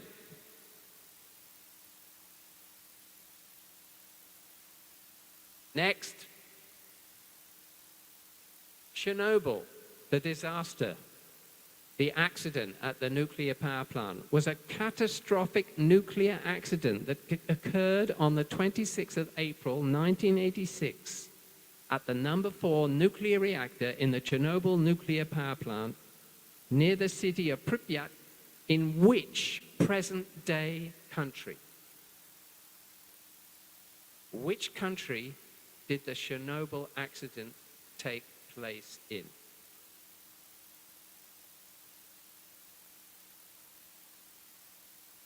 I'll give you a clue. It's not Russia.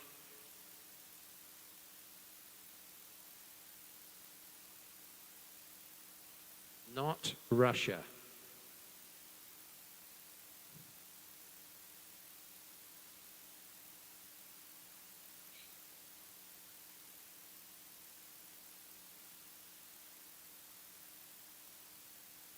Been in the news a lot recently.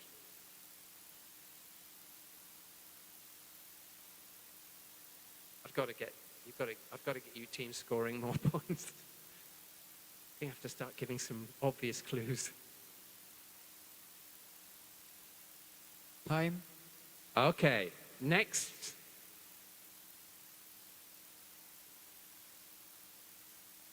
Yes, hold your boards up, hold them up high. So we've got LaSalle Dua and Stella Maris Dua.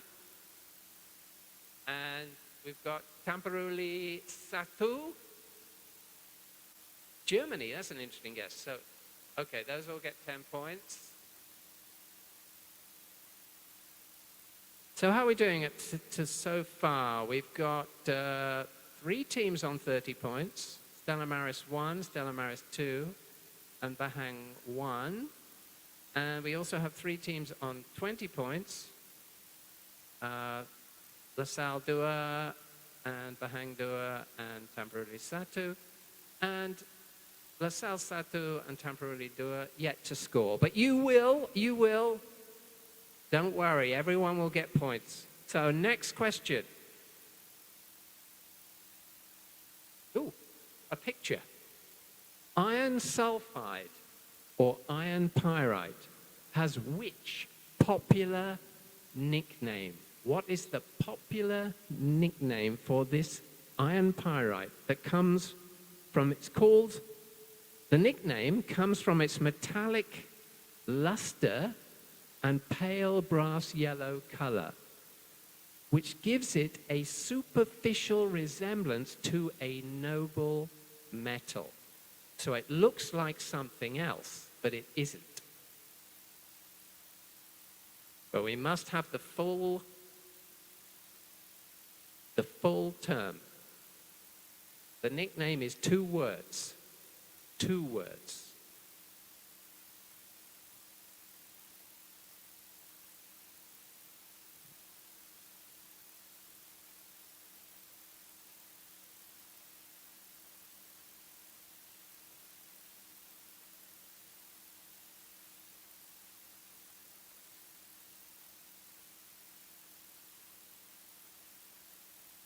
The color gives a very strong clue, but 2 words.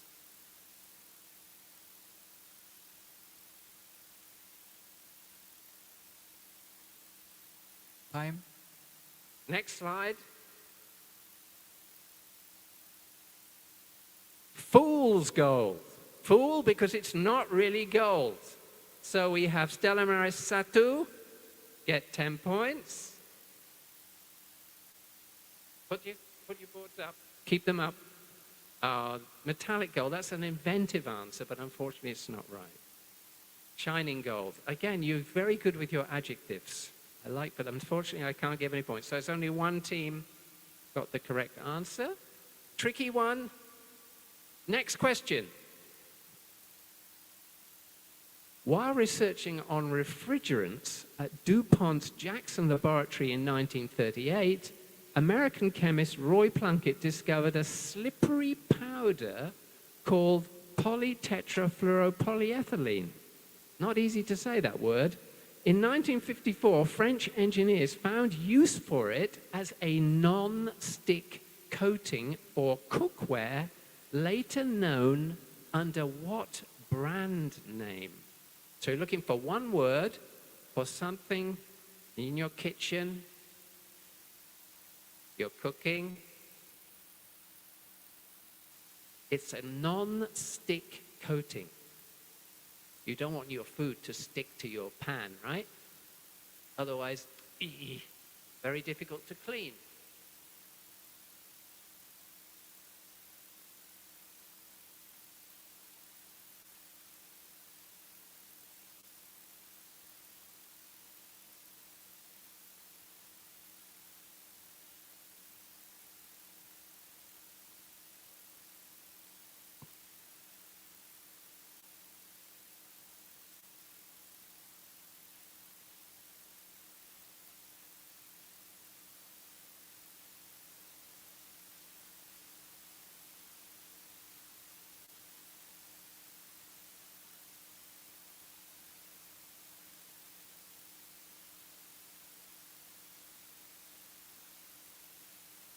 Time.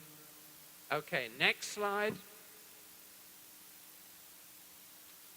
All right, boards up, in the air.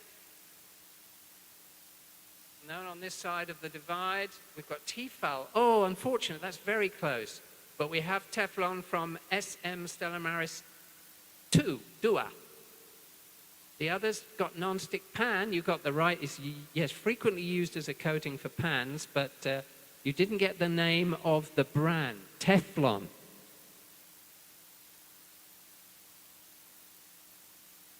Okay, next question. Which process involves treating foods like milk and fruit juice with mild heat, usually less than 100 degrees centigrade, to eliminate pathogens and extend the life, the shelf life? This destroys or inactivates organisms and enzymes that contribute to spoilage, but does not kill bacterial spores. So a process.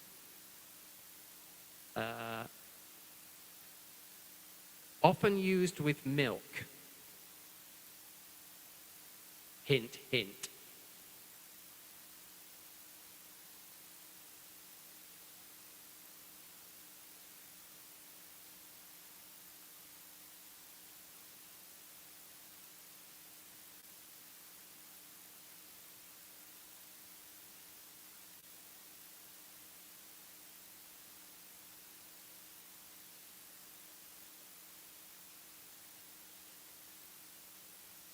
I'm confident some of you will get this.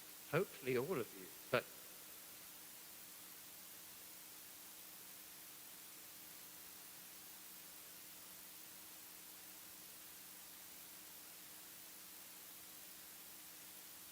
Time.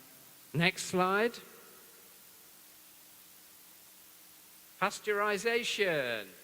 Hold your boards up in the air. So we have Bahang Satu, boiling. Now, Bahang Satu, 10 points. We have Stella Maris 2, and we have La Salle Satu. Yeah, 10 points.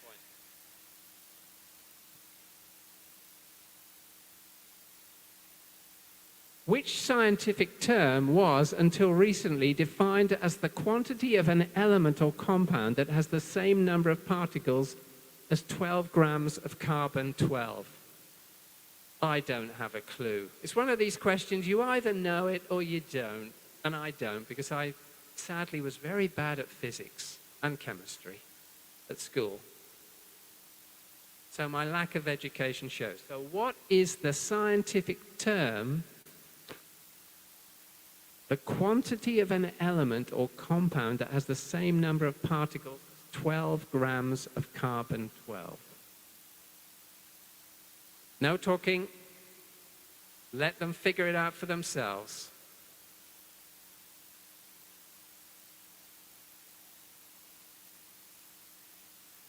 Somebody may have a clue.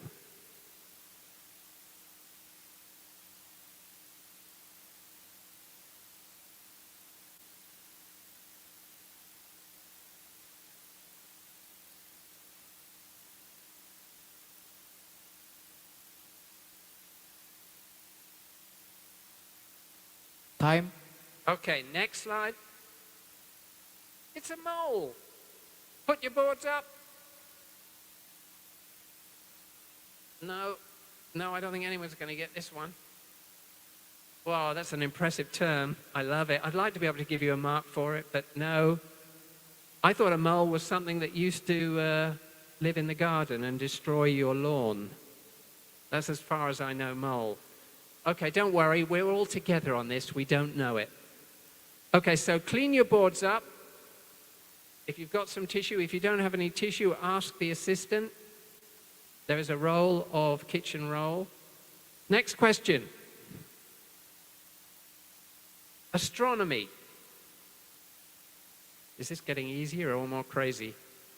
Discovered by William Herschel in 1787, identified the largest moon of the planet Uranus, named, it was given the name that was given to the Queen of the Fairies in a Midsummer Night's Dream. So if you've ever done any Shakespeare, you will know this. Otherwise, you may have to guess.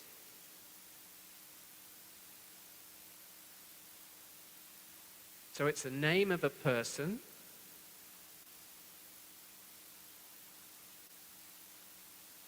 But it's from Shakespeare. So it's not like Mary or Anne. It's a little bit more difficult than that.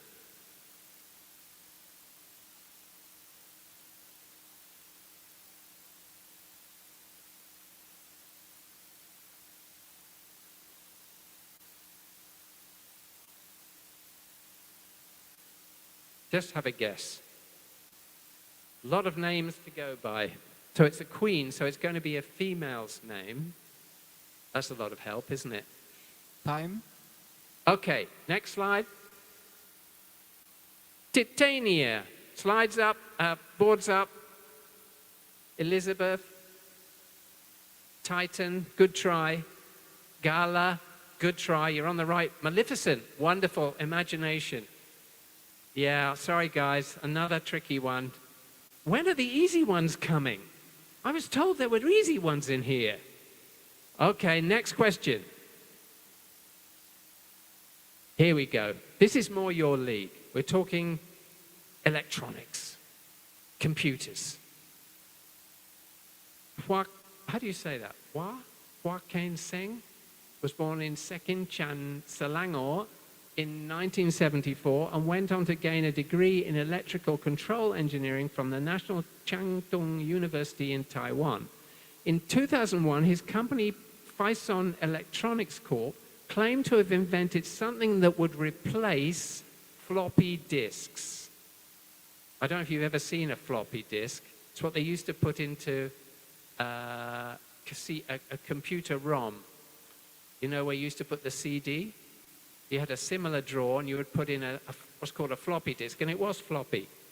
In 2009, the company was valued at 4.3 billion ringgit.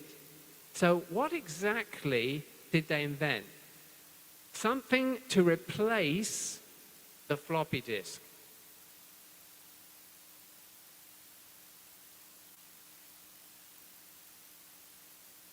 So it's a more modern device for storage. So that should help, right? There's not many things it can be. Not like the last question with names from Shakespeare. This one has a finite number of answers, a very finite number. Time. Okay, next slide. The pen drive. Yes, I'll give you that to LaSalle, SABTU, and DEWA. And also to Stella Maris, SABTU, DEWA. And to Tamperuli, SABTU. Drive is too vague. Bahang, DEWA, and Bahang, SABTU, also 10 points. Well done. Phew, thank goodness we're all off the board now. Tamperuli, DEWA.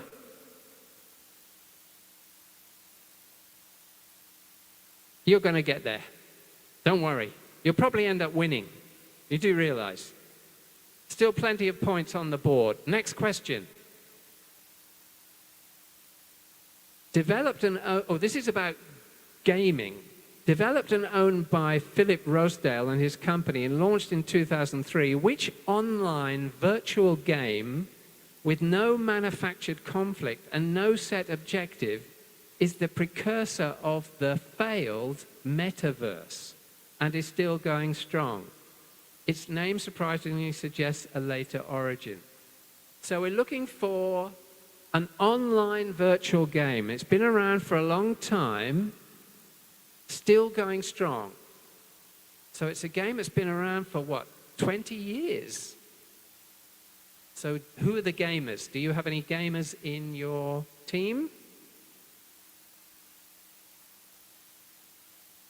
Not sure what they mean by no set objective. Is that like Sims? You could say does Sims have no set objective?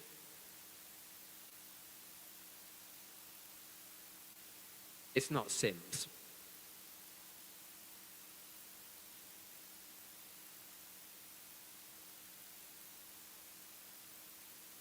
You can tell the guy who designed these questions is a bit of a geek. Spends his time reading very strange, detailed articles. A lot of facts. Time. Okay, next slide. Second Life. Boards up. You've got some interesting guesses. Minecraft came up. Super Mario, yeah. I don't know Second Life. I'm sure it exists. But you've heard of it, right? Sorry for that. Okay, next. Mathematics. In 2006, Wayne Gould, a former Hong Kong judge, was named by Times Magazine as one of the world's most influential people. He was instrumental in developing computer programs to create which well-known puzzle that has been popular in Japan during the 1980s but became a global phenomenon in 2004 when it first appeared in UK newspapers. So it's a Japanese, it's a game, what is it? It's a puzzle game. A puzzle game developed in Japan that is now popular in newspapers. Come on, guys. I'm sure you can get this one.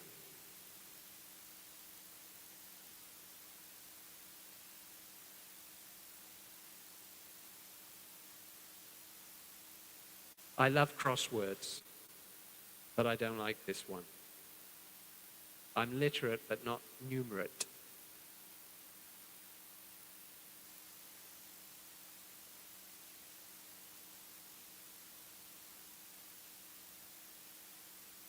Time. Next. Sudoku! Has everybody got it? Yes! 100%. Everybody got it right. Wonderful. I'm so happy, especially for Tamparuli Dua. Most of all, happy for them. Yes, I don't know if you're any good at it. It's like the Rubik's Cube. Also useless at that, but never mind. Enough about me. Let's move on to the next question. Bit tricky maybe, unless you're perhaps from that part of the world. Which group of people in Malaysia celebrate the Festa San Pedro, or the Feast of Saints Peter and Paul? A group of people. A group of people. We need a one-word answer.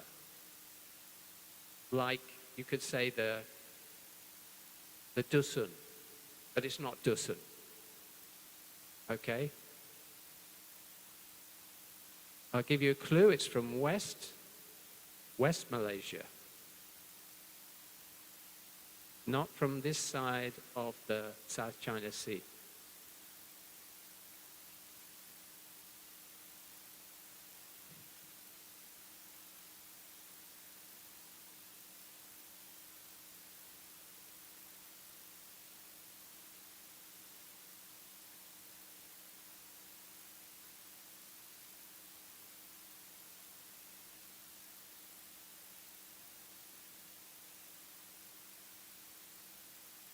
Time. Next. Kristang. Kristang.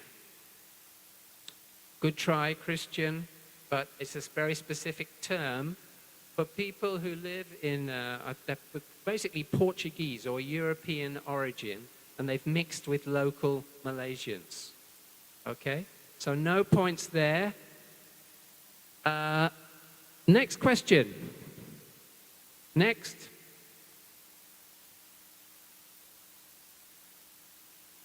Who he? Is he a pop star? No. He's an artist. Lithuanian artist Ernest Zakarevic gained worldwide fame in 2012 and 2013 after creating a series of street art murals depicting everyday life in which two Asian cities?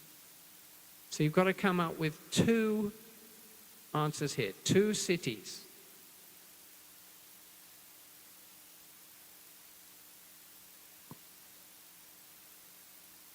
I don't know if you've been visiting any of these.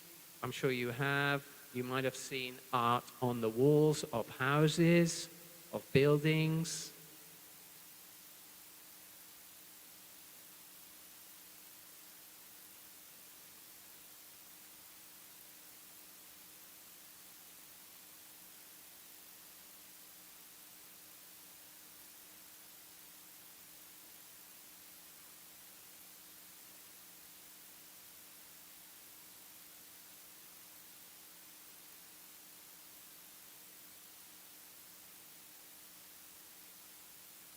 You should have shown some of the art instead of the artist. Might have been more helpful to show the gambar, yeah?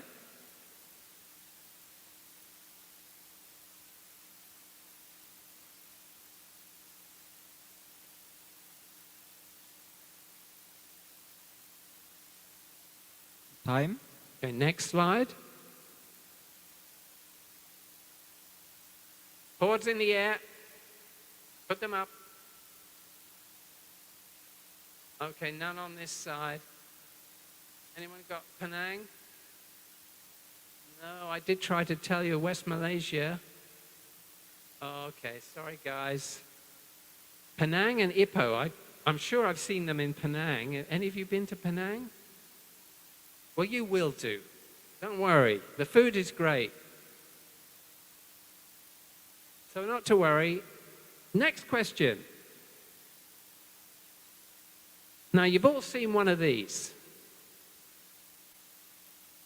I hope you've seen one of those. Other than Gunung Kinabalu, what place is depicted on the back of a 100 ringgit note, which was first issued in 2012? Which place in Malaysia? We've got Gunung Kinabalu on one side. Which place is on the other side? No chit-chatting, just pass the board. It's going to be impressive, isn't it? It's going to be some landmark. Think of famous landmarks in Malaysia.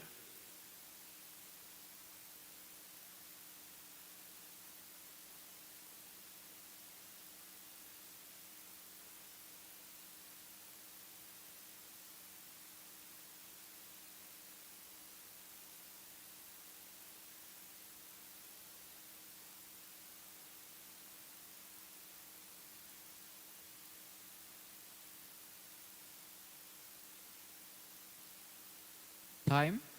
Next. Gunung Api or Gunung Mulu National Park.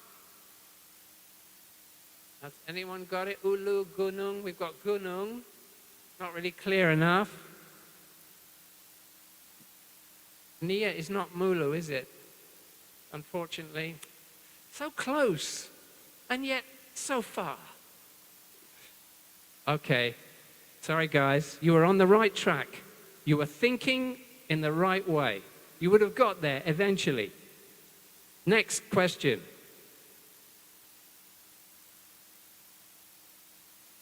Now look at the little, is it a girl or a boy? I'm not going to even tell you. Who is that child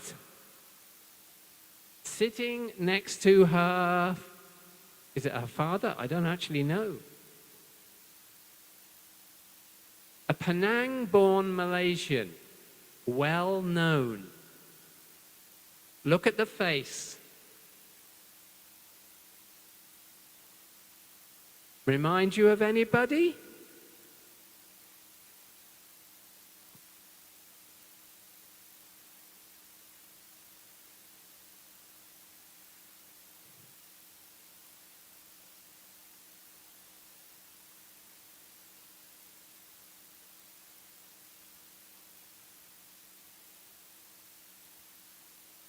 You'll kick yourself if you don't get it.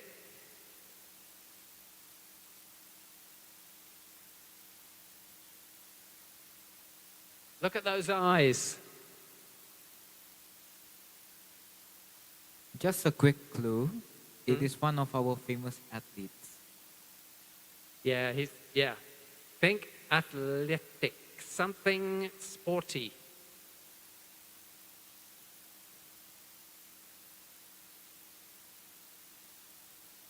Time. No talking. Okay, next.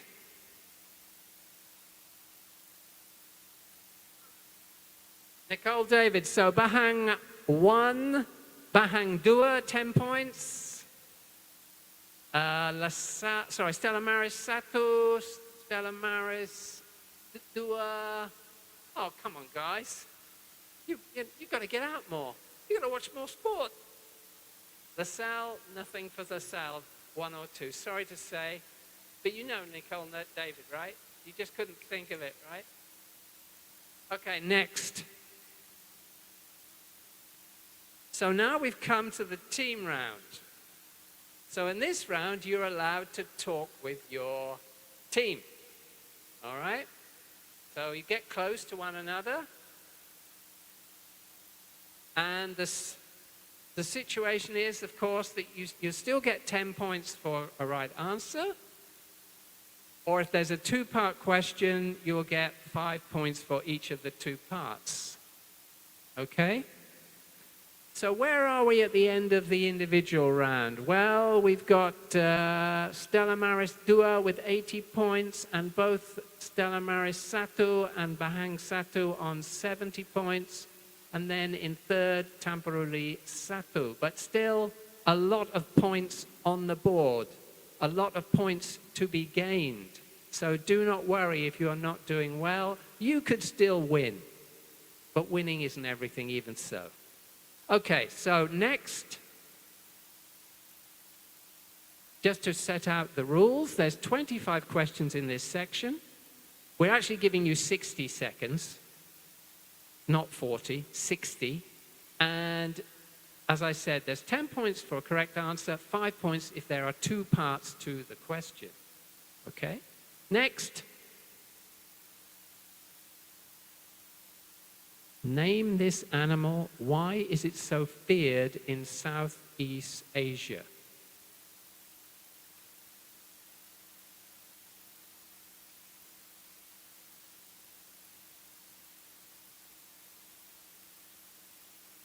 If you need another pen, ask for one. Sometimes the pens are a little bit defective.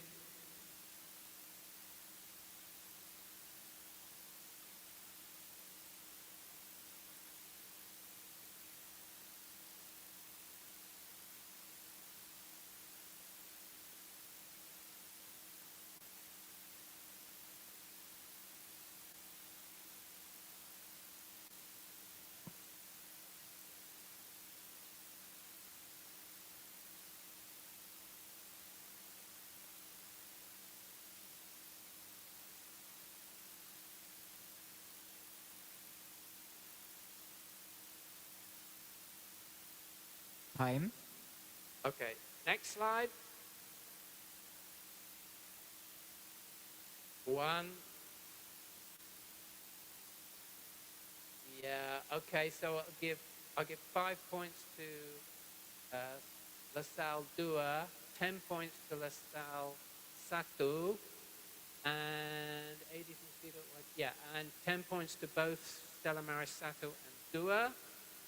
10 points to Tamperuli 1 and 2, and 10 points to both Bahang 1 and 2. So everybody, I should have just said everyone.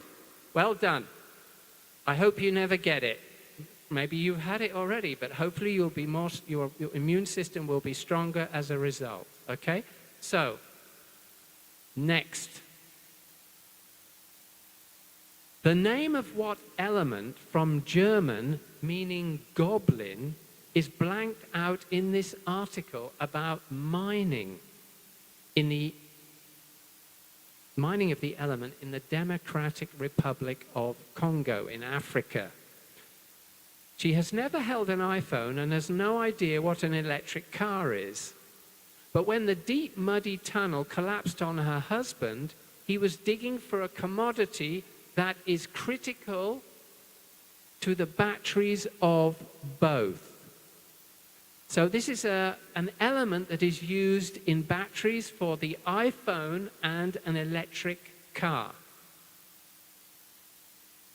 One word only.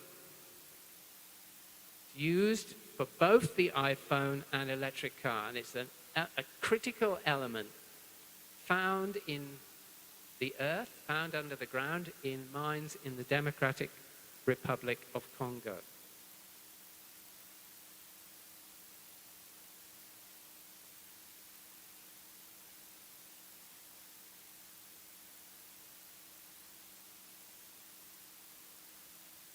Any battery geeks in the house?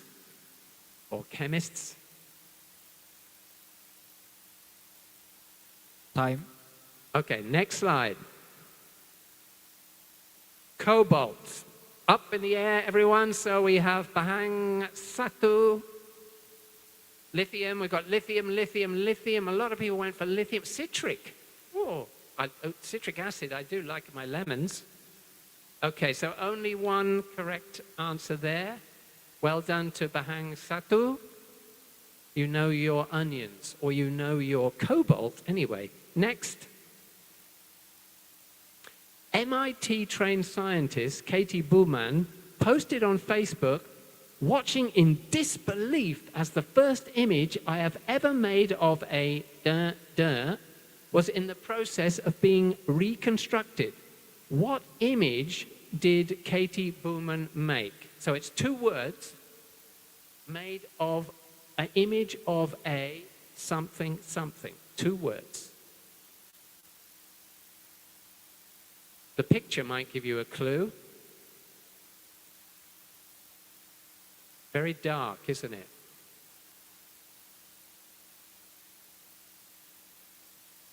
She looks happy, doesn't she? Another geek. Get out in the sun, enjoy life. Stop looking at the computer all day long.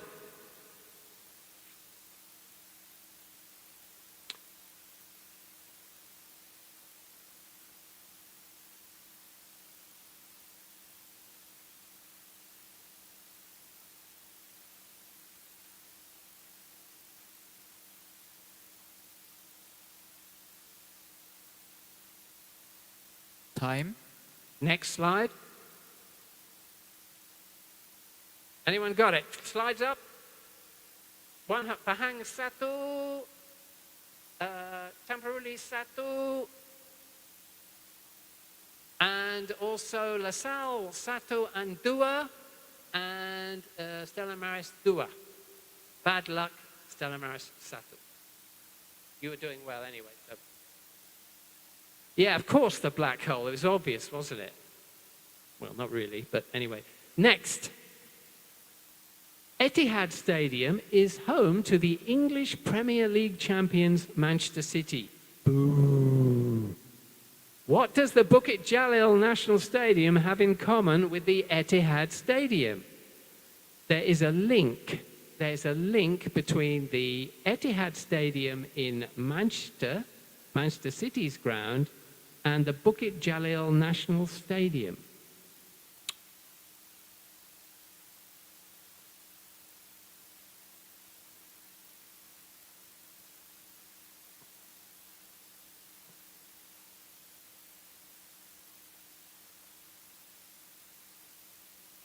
It's not what they're made of.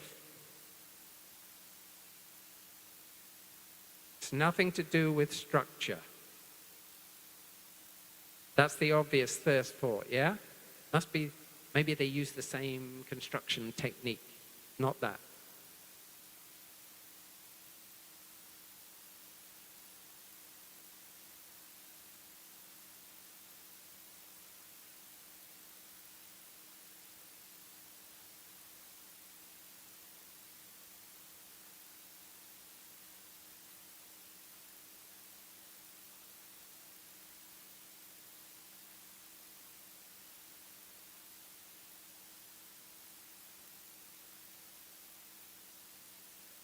Time.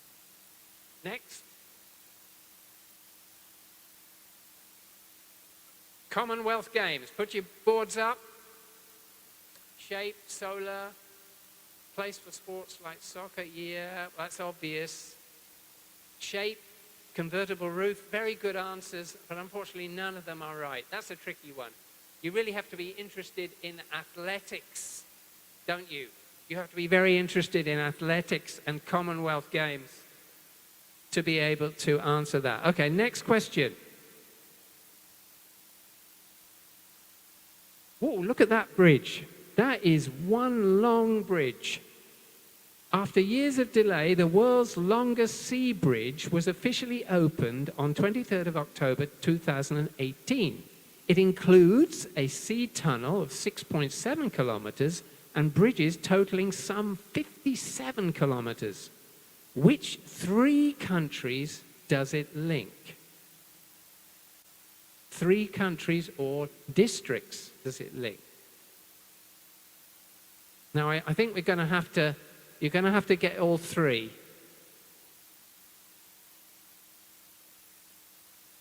I'll give 5 points if you get 2.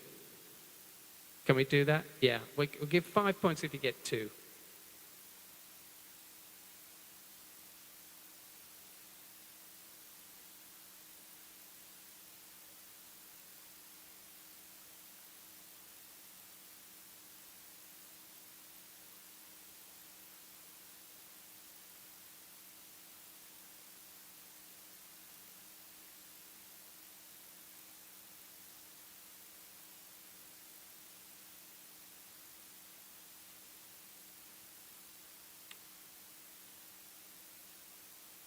Time.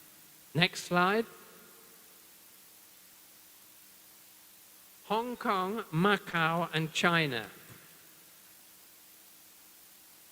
So, Pahang Dua get 5 points. So I no points for just China. England, Sweden, and Finland. That's Cambodia, Laos, and Myanmar. We're getting all over the place. Saudi Arabia, Morocco. Your knowledge of geography is very good, but the geography in the wrong place. That's the problem. Okay, nice try. Okay. Yeah, I wouldn't have got that either. And yet another one that I would have, I'd be with you, I'd be shaking my head too if I was sitting down there. Who thought of these questions? Okay, next. Oh, two very strange photos, or very different photos. Rosalind Franklin used X-ray diffraction to take photograph 51, which helped unlock what mystery? It is thought that she would have won the Nobel Prize, but she died of ovarian cancer at 37. So she's a very eminent scientist. But what did she unlock? What did she discover? If you look at the photo on the right, it may help you.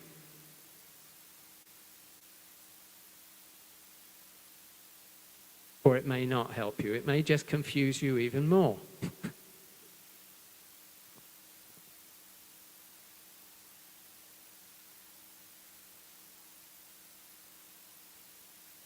To do with the human body, all right? To do with the human body. There's a clue.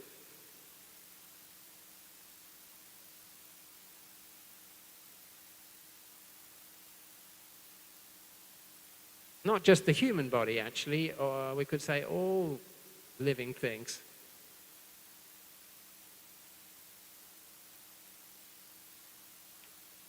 Time. Next. Boards up, boards up. Okay, Bahang Satu. And the rest of you, sorry. You're looking at the right kind of, you're looking at the body. DNA structure, tricky one. I'm not sure what that photo shows. If they showed a spiral, that'd be too easy, I guess, yeah? It shows the typical DNA spiral. Okay, next question. Accelerometer, global positioning system unit, a barometer, proximity sensor, ambient light sensor, MES gyroscope, magnetometer. What device, what common device has all of these? What common device has all of these? Accelerometer, global positioning system or GPS, a barometer, tell you the temperature, proximity sensor, tells you when you're close to something, another sensor, light sensor, gyroscope, and magnetometer. What's a magnetometer when it's at home? Anyway, that's one of those apps that I've yet to discover.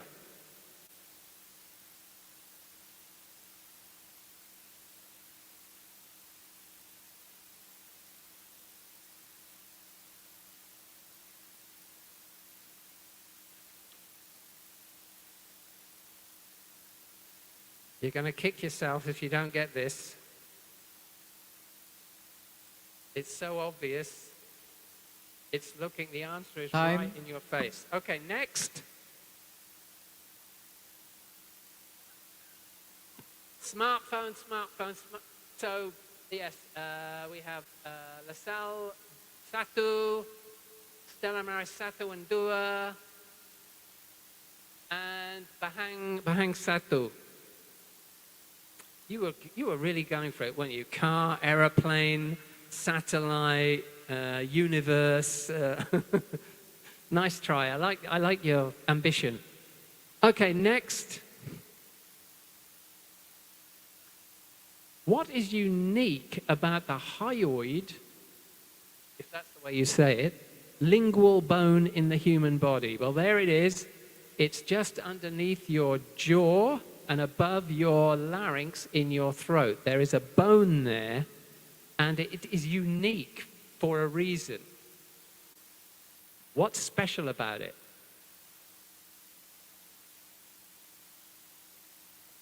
Somewhere in here. Maybe you can feel it. Well,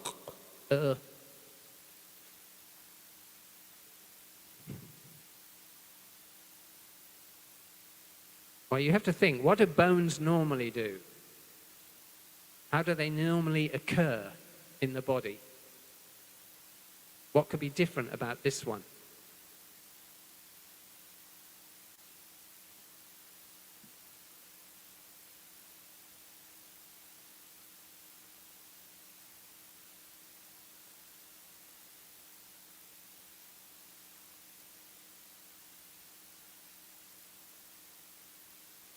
Time. Next slide. It's not connected to any other bone. Put your boards up. Okay, so Bahang Dua has got it right. Tricky one. Swallowing. Protects vocal cords. Nice. The only static bone. I don't think that's close enough. Sorry. Nice try. Okay, so just one correct answer there. Next question. Perak Tourism Board launched a new mascot called Kopi O. I could do with a Kopi O right now, but no chance. What was the direct inspiration? What's the inspiration for the mascot? Look at the picture. Do you recognize it? Good.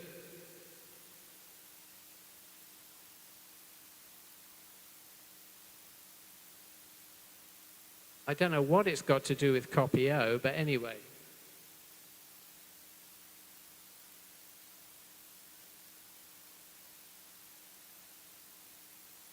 You know that some coffee comes from the poop?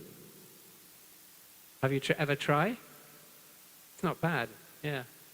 Just don't think about where it's been.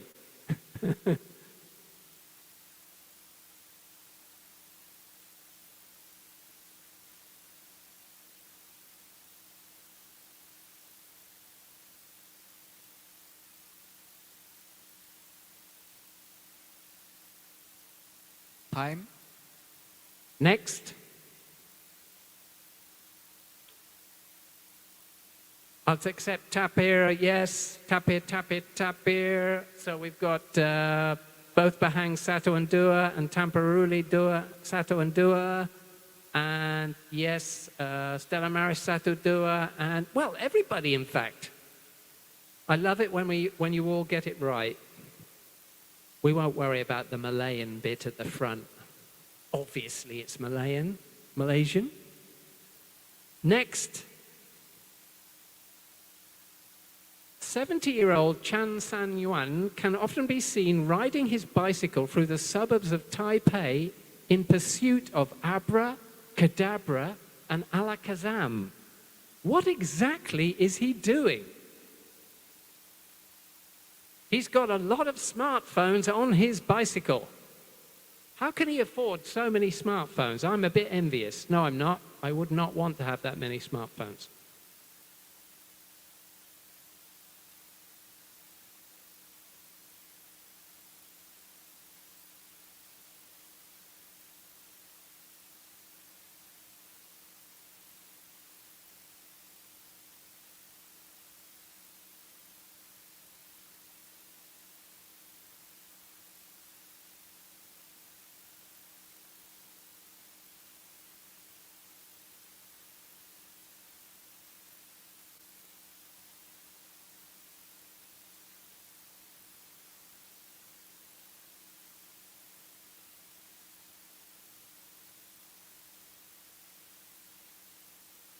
Time. Next.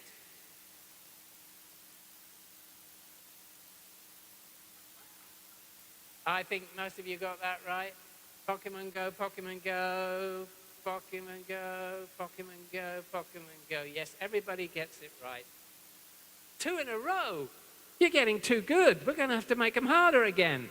Oh no, what have we done? Next. An effect known as gyroscopic precession. Name the object from down under from Australia whose flight path is shown in the illustration. Flight path. Something is flying in that shape.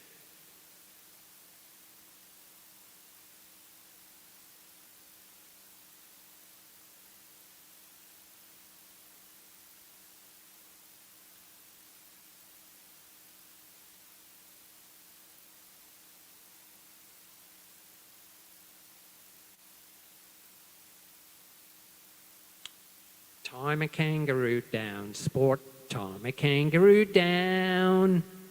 It's not a kangaroo. Sorry, they don't fly. As far as I know.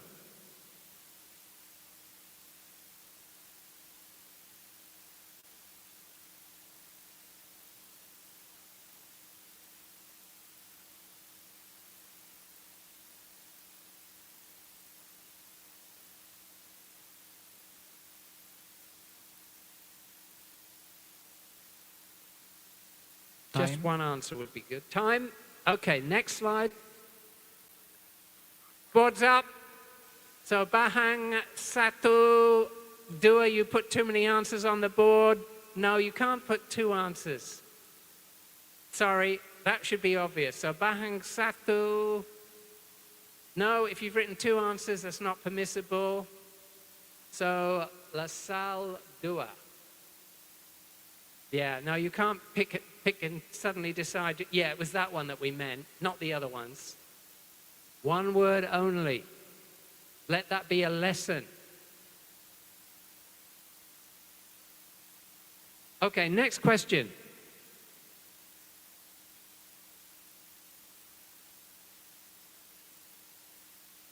What now common technological product was first called XY position indicator for a display system? XY position indicator, XY, for a display system. Look at the picture. What does it resemble? You have to use your imagination a little bit.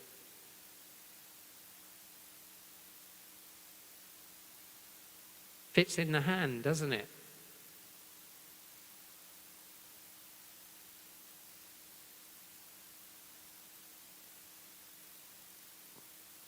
One word only, or one answer only, please.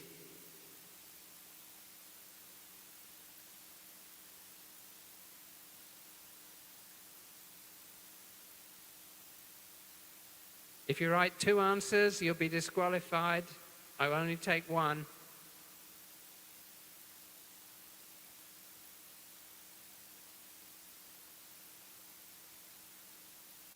Time. Next. Computer mouse. Anyone get it? Yes. Stella Maris Satu and Dua. And Lasal Dua.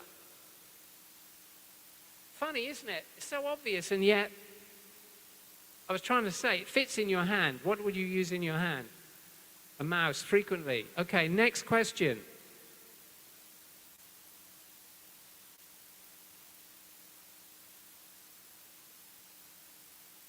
With a range of 1 to 10, what is the name of the scale that measures the hardness of materials?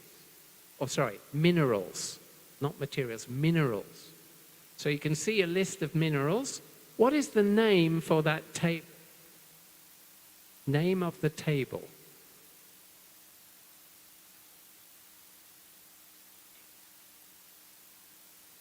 Long table, short table, boring table.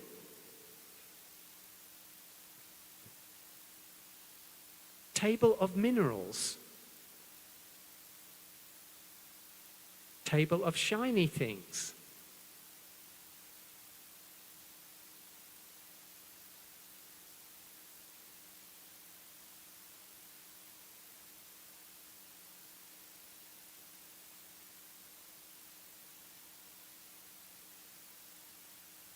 One answer only. Time. Next.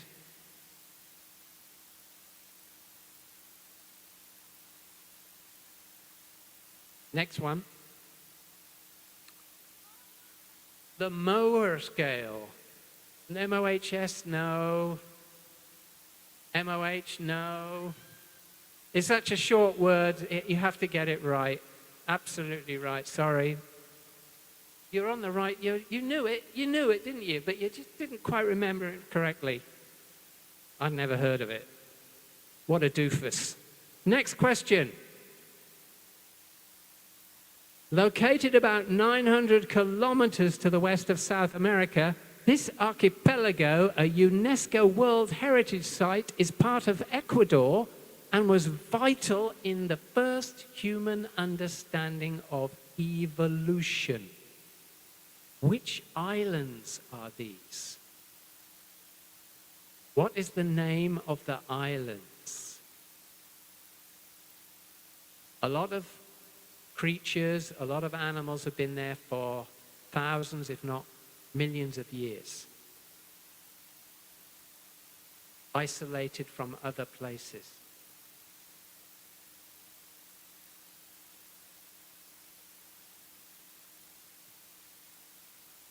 Strange creatures live in this island.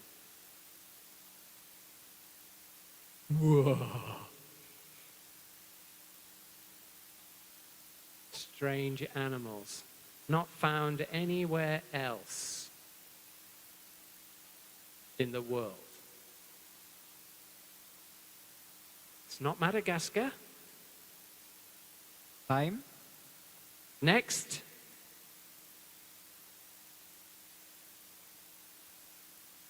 Galapagos. Put your boards up. Boards up. Jurassic Park.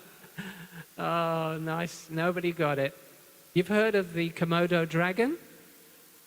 I think that comes from there. Oh, Indonesia, right?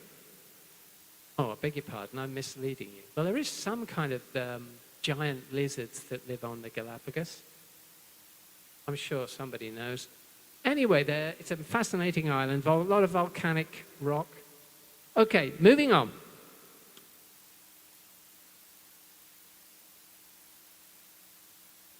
Next. Oh, we can't see the top of the screen. I think you all know this statue, right? Statue of Liberty. It says, a century ago, the statue would have looked different. Why?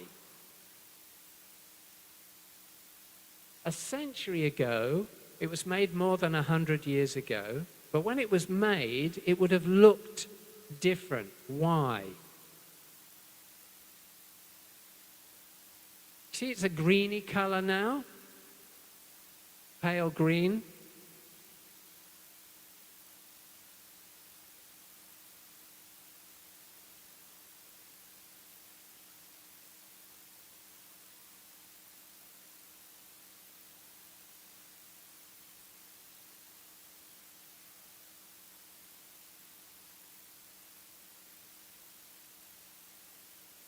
Don't write an essay. 1 or 2 words is enough. I've had enough marking essays for this semester.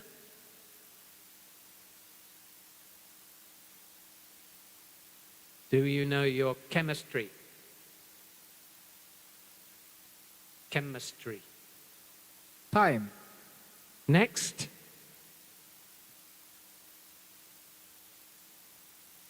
Bahang Satu, 10 points.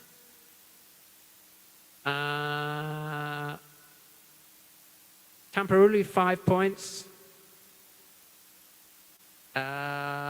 Copa S.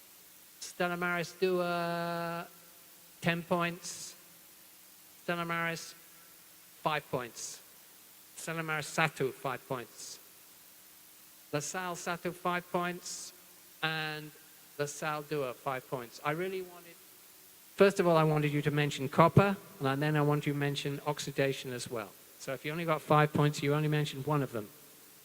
All right? Okay, good. So at this point, let's just check the old scoreboard. we have Stella Maris II in the lead. No, sorry, Bahang Satu in the lead with 160.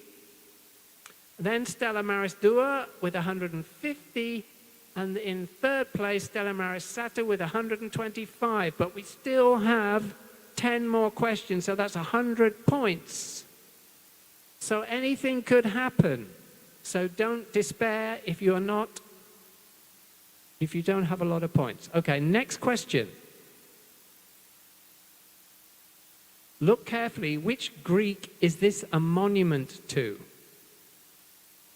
See, the man in the picture is a Greek what? Well, I can't tell you. But you know the ancient Greeks were supposed to be very clever.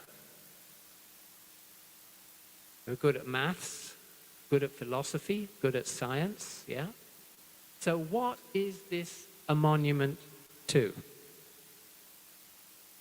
Or sorry, which Greek? So it's the name of the person. So do you know any famous Greeks?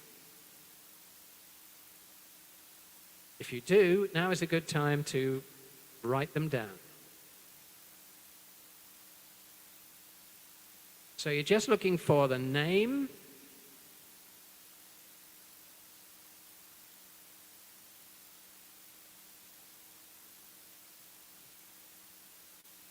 Greeks were good at mathematics, good at physics, good at philosophy. Time. Next. Up with those boards, up, up, up. Pythagoras, Aristotle, Archimedes. So we have Stella Maris II, the only one to get it right. Good try. At least you knew some Greeks. Good. Aristotle was a philosopher. Yeah, good. Zeus, somebody wrote. I thought that was good. Yeah, he was a god. He was not just a man. Okay, so next question. It was formerly known as Prang Basar. Name the area shown on the map which is in its own way an important mangrove bioreserve. So there's a lot of mangrove there. So it's swampy. A lot of rivers, as you can see, the river system. What is this area? What is this area known as?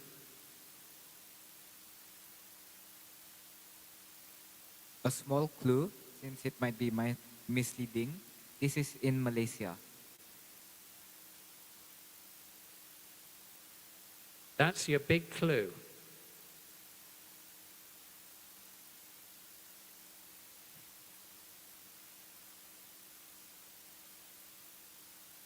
When I first saw Prang, I was thinking Vietnam. It's not. It's somewhere in Malaysia. But what's the name of that area known as?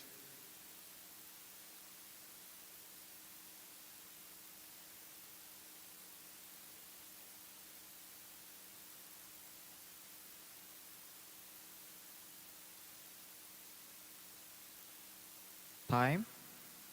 Next. Boards up. Putrajaya, yes, would you believe it? Nobody got it, right? It's so obvious, isn't it?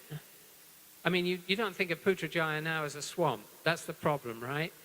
Think of it as a built-up area. But that's the answer. Okay, next. What common name is given to the New World monkeys of the genus Ateles because of their long, slender arms and legs and their long, prehensile tail? The clue is, think of long. Think of the long limbs. From the long arms and legs and tail, it helps if you to give the name of the monkey.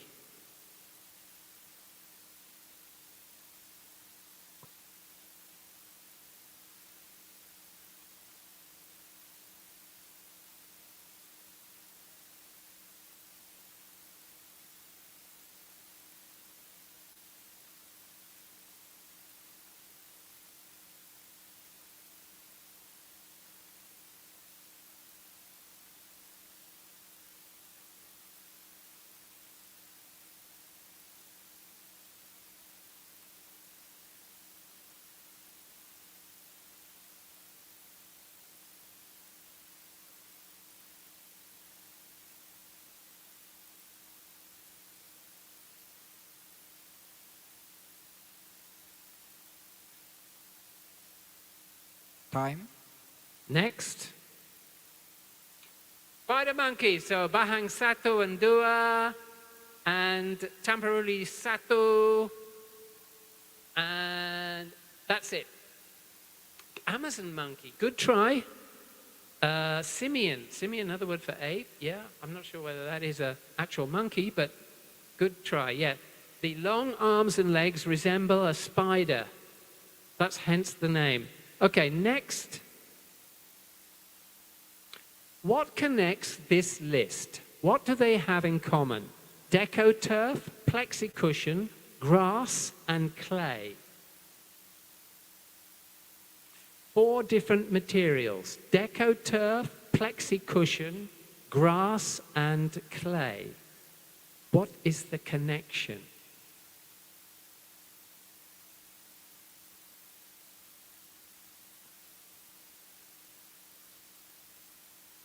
Grass, clay.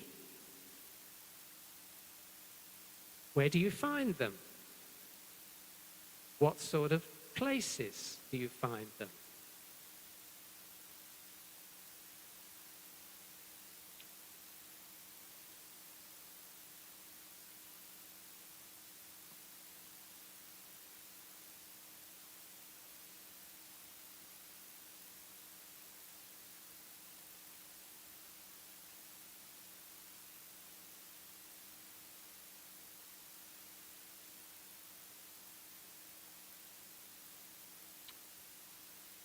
You'll find some of them in UMS.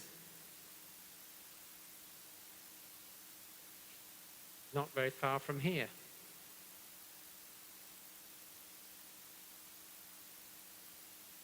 Time. Next. Tennis. They're all tennis playing surfaces. Boards up, up, up. Houses, cement, fields, cement. Dry place, makes tiles. Yes, sorry, these are all surfaces on which you can play tennis. Yeah, artificial or natural. Some of them are artificial, some of them are natural, like grass, yeah? Okay, next question. What term is most often used to refer to all numbers that can be represented on the number line? The complete set includes all natural numbers, whole numbers, integers, rational numbers, and irrational numbers. The biggest ellipse in this schematic here. So where the words are not visible, certain type of number. What type of number is it called? I have not a clue. For those of you who studied maths, who are good at maths, we have whole numbers, natural numbers, rational numbers. What other kind of numbers could there be? So the term for all numbers that can be represented on the number line. So it's a term for all.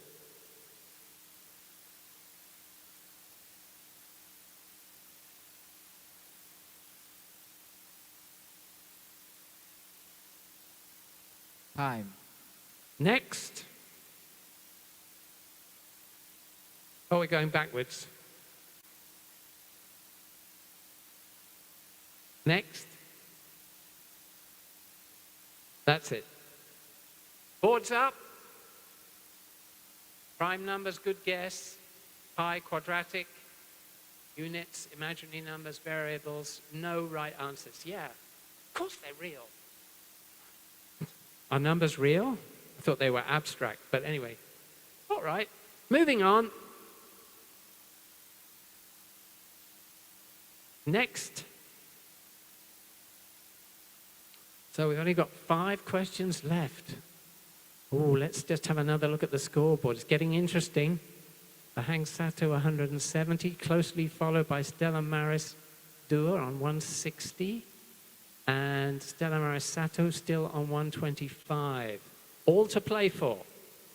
the largest storm system on Jupiter and in the entire solar system, which rotates once every 6 days and is large enough to contain 3 Earths, is best known by what 3-word descriptive name?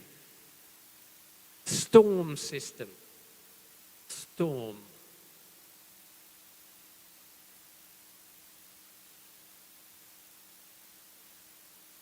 I'll give you a clue. You can see it in the picture.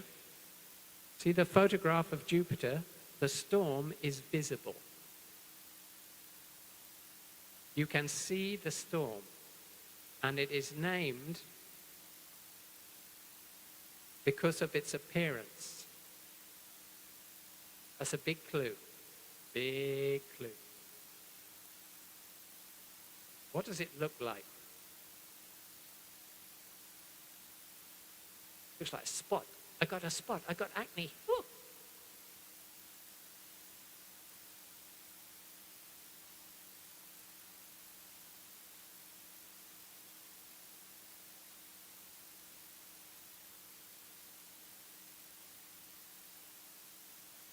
Since I've given you a big clue, you're going to have to get the words exactly right.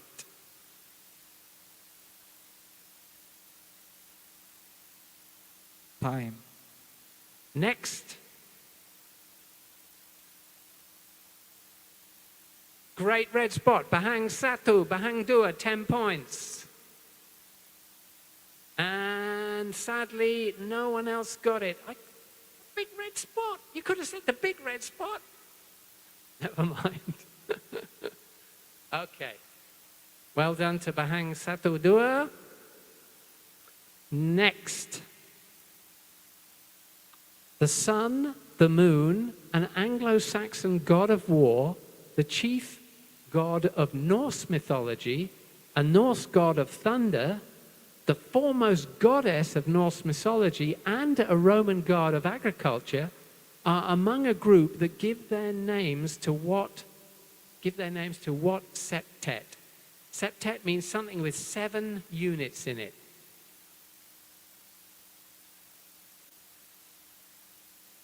Something with 7. Septet is from 7, okay? So what thing or what event has 7 numbers?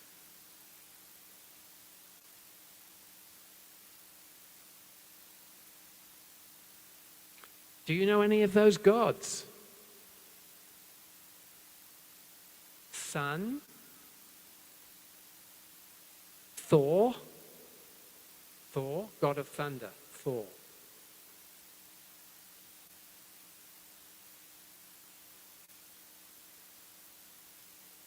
Do you want to give them any more clues? Niven?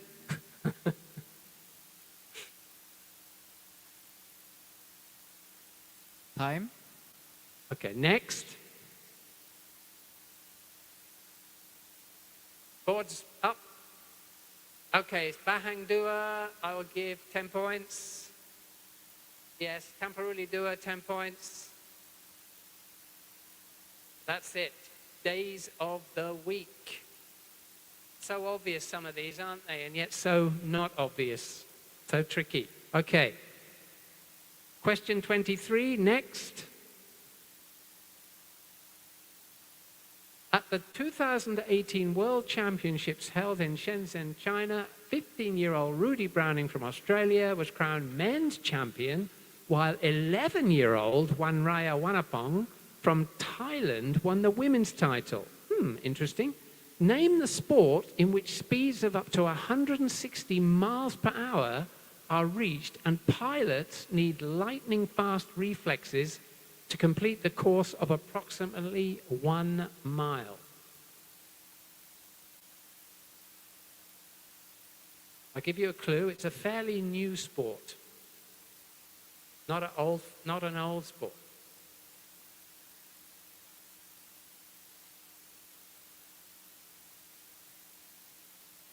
Since this is relatively new, so the clue for this question will be it was a friend in the beginning of the quiz. Say again? It was a friend in the beginning of the quiz.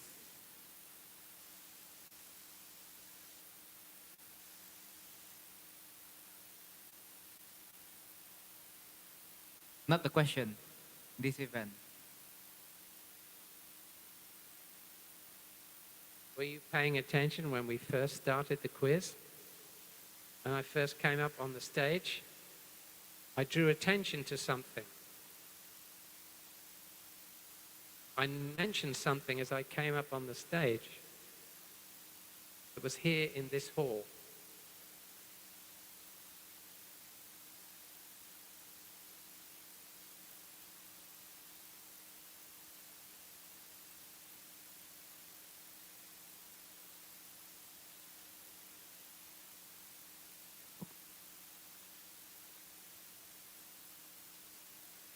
Time.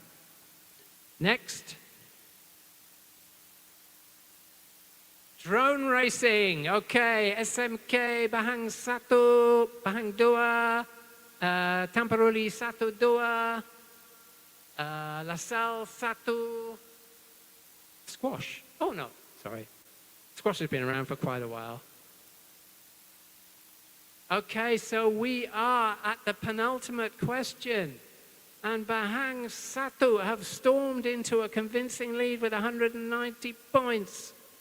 Stella Maris 2 are still in second with 160. And Bahang 2 have stepped into third place on 135. But let's see what plays out in the final question. Final 2 questions. Next.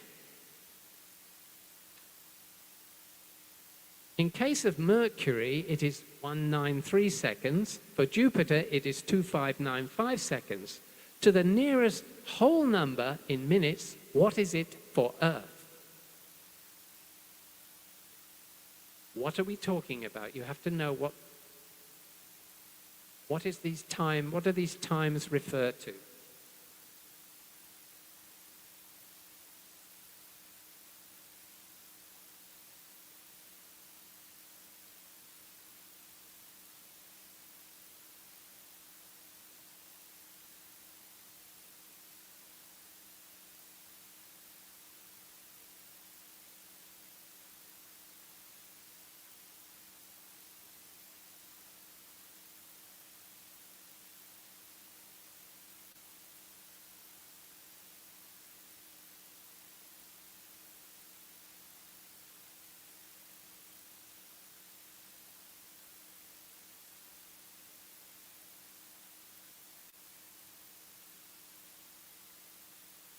Looking for a whole number as a response.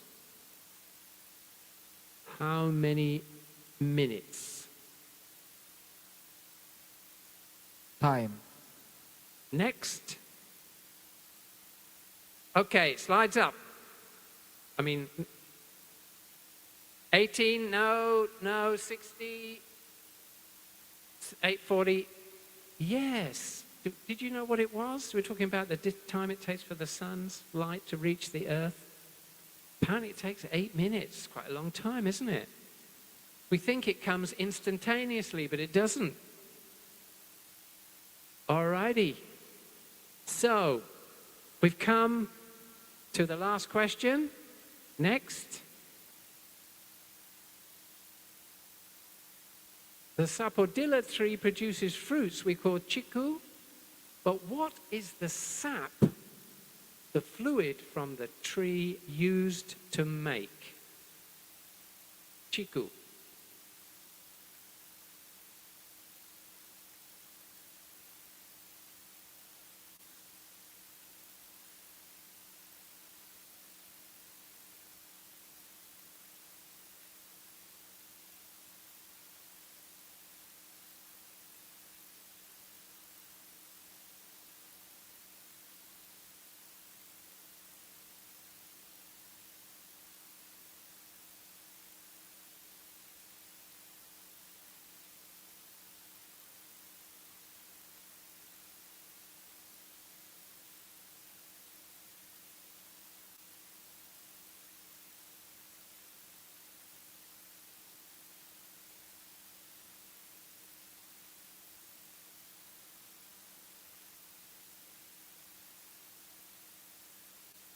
time. Okay, next.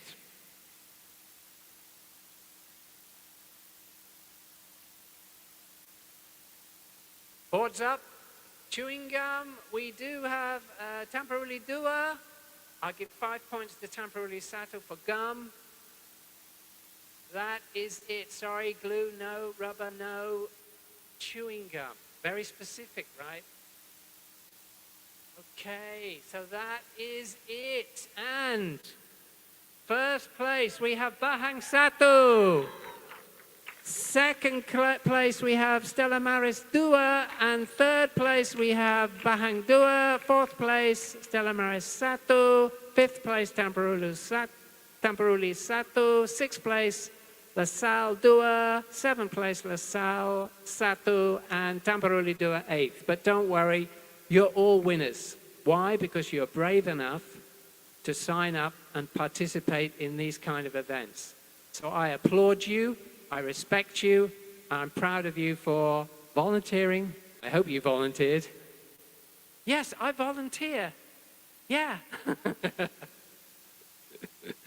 For volunteering for the competition. So well done to all of you for participating and making it a fun event. Give yourself a round of applause. Well done. Not easy. A lot of the questions were very tricky. So don't despair if you didn't get them right. So now, because things are moving swiftly, we're going to have the awards ceremony and award your prizes and certificates.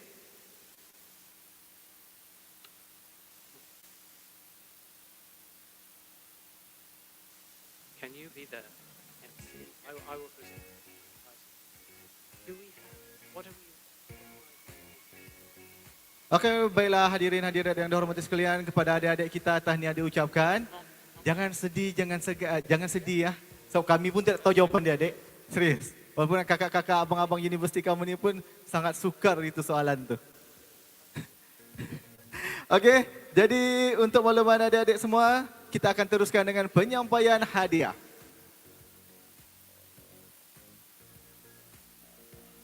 Tunggu sebentar ah.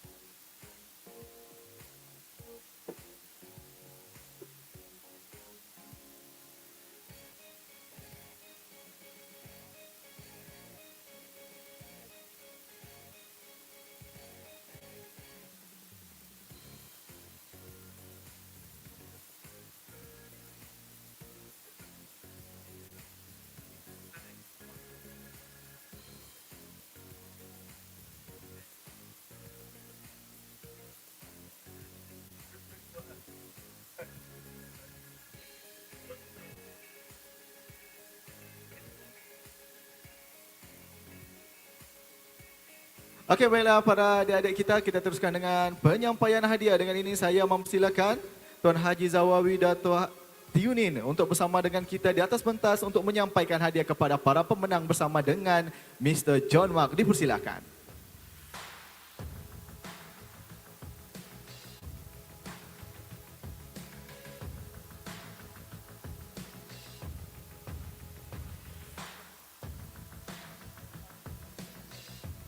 Baiklah, tanpa membuang masa lagi, tempat ketiga anda pun sudah tahu, dipersilakan SMK Bahang 2. Ayo, okey. Berdirilah, malu-malu lagi. Silakan naik ke atas pentas. SMK Bahang 2. Naik daripada depan ni, Dek. Daripada depan ni. Ha. Mari. Malu-malu lagi kamu. Kalau tidak, abang yang ambil naik tu.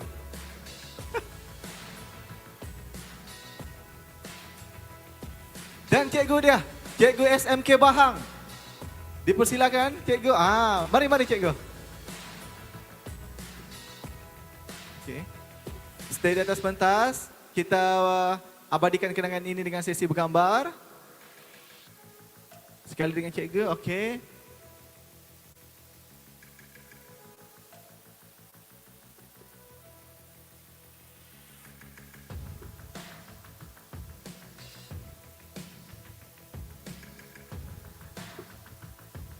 Okey, SMK Bahang yang di atas tu tolong boleh ke tepi sikit, Dek.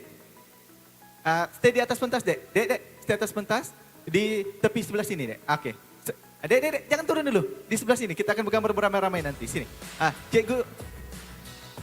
Okey, tidak apa, cikgu naik lagi nanti kan. Okey, tempat kedua Stella Maris 2. Dengan markanya 160, tahniah diucapkan. Dipersilakan guru dia sekali.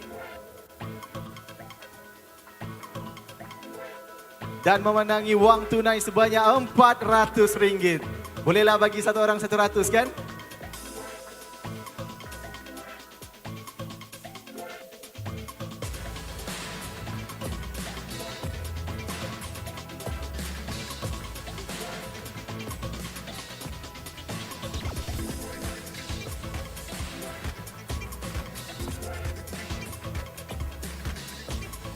Okey, silakan stay di atas pentas.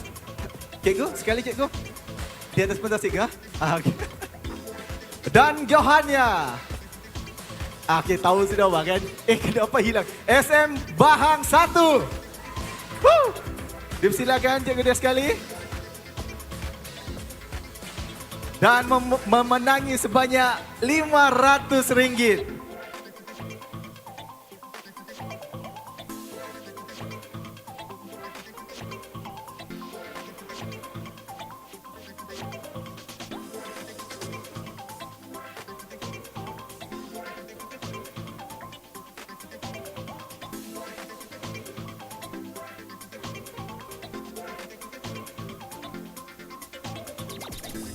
Tahniah diucapkan kepada para pemenang. Yang tidak menang tu anda tetap menang sebab sudah berada di sini, Dek. Yang lain tidak berani join tapi kamu berani sahut cabaran. Okey, kita bergambar beramai-ramai dengan para pemenang tempat 1, 2 dan 3. Mari. Yang Johan tu boleh duduk paling depan. Okey, masuk. Juru kamera boleh tolong atur? Okey. Okey. Situ sikit. Okey, duduk. Okey, duduk. Yang Johan. Okey, 1, 2, 3 sebelah sini. Kasih nampak tu, cik. Tempat sah, okey. 1, 2, 3. Okey, yang lain ready ya, nanti kita bersama-sama. Okey. Okey, ready? 1, 2, 3. Okey, sekali lagi yang ini. Happy sikit. Freestyle 1, 2, 3. Alright, stay. Mohon yang adik-adik semua ni jangan sedih, jangan segan. Mari kita naik di atas untuk memeriahkan beramai-ramai. Mari. Bersama dengan cikgu dia sekali. Dipersilakan. Marilah. Mari naik. Ayo. Anda tetap menang.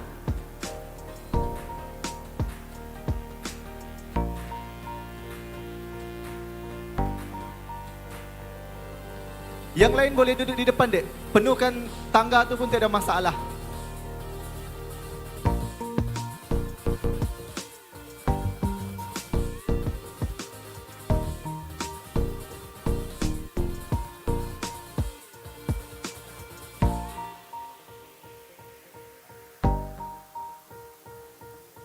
Punya semat. Okey.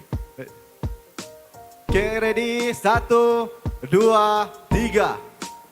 Sekali lagi, 1, 2, 3. Okey, freestyle. 1. Okey, terima kasih. Terima kasih adik-adik, boleh turun. Okey, seterusnya. Okey, belum lagi. Masih bercerita-cerita dan sepentas.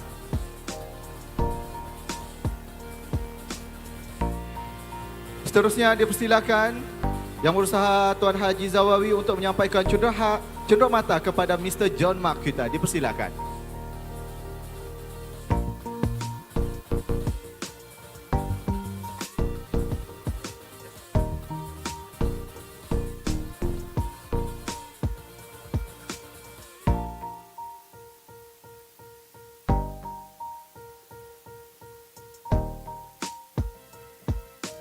Okey, majlis mengucapkan jutaan terima kasih kepada Yang Berusaha Tuan Haji Zawawi dan juga Mr. John Mark atas kesudian menyampaikan dan menerima cendera mata sebentar tadi. Seterusnya, adik-adik kita sekalian, ada dia.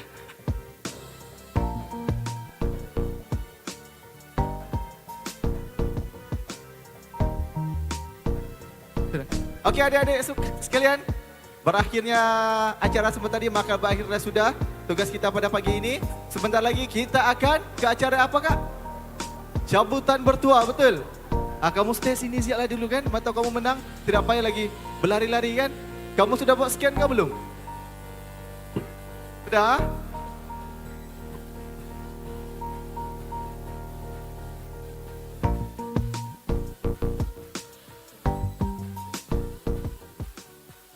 Para petugas kita, kamu sudah scan? Sudah? Okey. Adik-adik kita sudah scan? Okey.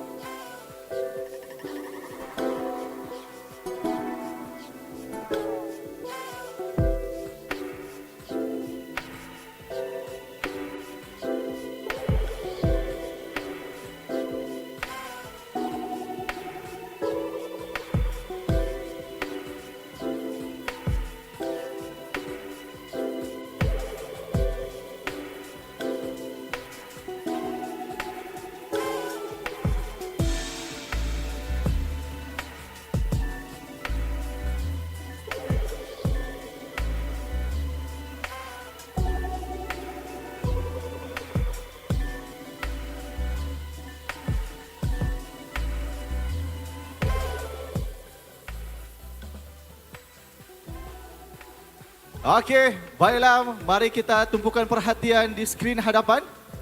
Mari kita berdoa bersama-sama. Mungkinkah kita yang laki? Ingat tak? Kalau tidak ada, kita akan kira sama-sama, boleh? Jadi kalau yang tiada tu, biarlah mereka tiada. Yang ada, kita adakan. Alright. Okey, Kak, silakan. Dan pemenangnya adalah Siti Nur Syafiqah binti Suda. Siti Nur Syafiqah. Sabar. Siti Nur Syafiqah. Sabar belum. Nak sabar.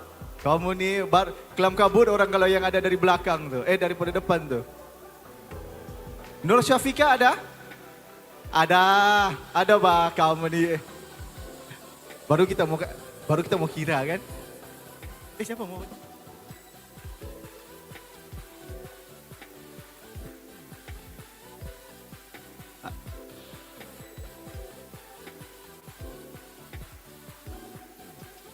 Okey, dipersilakan Puan Zera kita menyampaikan hadiah.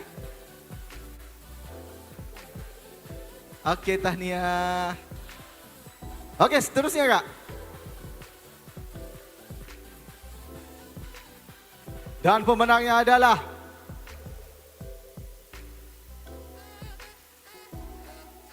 Elvira Jubil. Oh, belum, sabar kamu.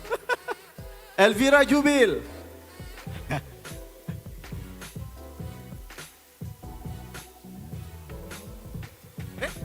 Kamu dek.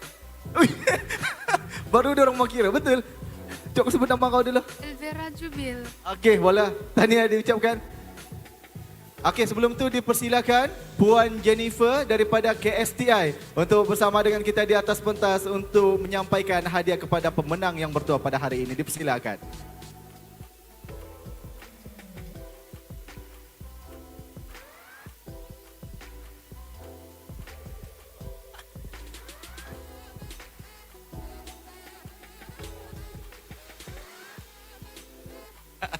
Mana tahu macam kemarin tiba-tiba menang? Okay, dek. Kita kamera. Alright, tahniah dek diucapkan. Okey Kak, kita teruskan.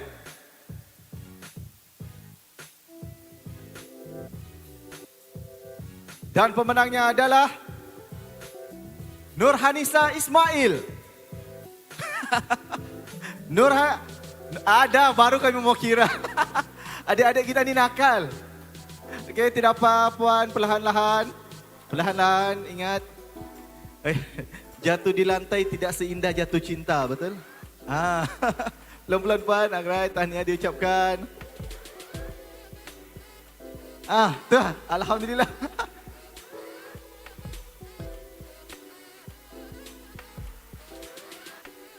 Dari mana puan? Akademi Sains Malaysia. Alhamdulillah. Jadi bila betul lah balik? Esok. Esok, okey. Jadi malam ni boleh bagi-bagi dengan rakan-rakan lah kan? Okey, terima kasih Pan. Dan seterusnya.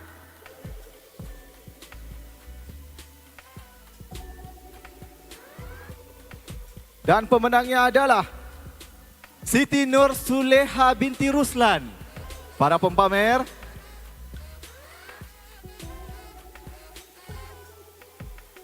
Siti Nur Suleha binti Ruslan. Ada. Okey, nampak gayanya kita punya sukarelawan, betul? Alhamdulillah. Ada kecewa ada adik kita. Dari mana, Dek? Dari Astif. Nama full? Nur Suleha binti Ruslan. Dia lah tu. Okey, terima kasih. Okey, tahniah. Okey, last. Ini last. Abang doakan kamu yang dapat berpusing sudah kita punya Wheel of Name. Dan pemenangnya adalah Jixneral James. Jixneral James. Oh, ada. Dah kecewa. Ini berlari sudah dia.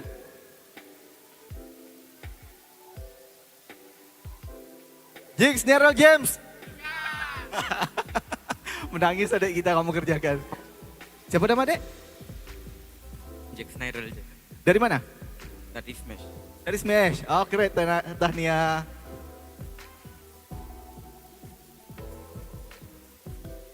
Alright, terima kasih Majlis Mengucapkan jutaan terima kasih kepada Puan Jennifer di atas kesudian bersama dengan kita di atas pentas. Okey, baiklah. Kita berehat sebentar. Kepada adik-adik kita, abang memaklumkan di sini sekiranya kamu stay dengan kita sampai pukul 5. Tapi kalau kamu balik, abang amat-amat galakkan kamu balik. Sebab kenapa? Ya, pukul 3. Tapi kalau kamu mau balik, boleh. Tidak masalah. Pukul 3, sebuah basikal. Dan satu lagi adalah iTab. Jadi kalau kamu mau balik, dipersilakan. Jadi chances kami menang tu besar bah. Boleh. Jadi kalau kamu sanggup tunggu, abang amat-amat galakkan untuk kamu bersama dengan kita. Ya, mana tahu itu adalah rezeki kamu. So kami sudah ada yang besar. Mana tahu kamu ambil yang iTab, boleh. Boleh. Jadi macam mana?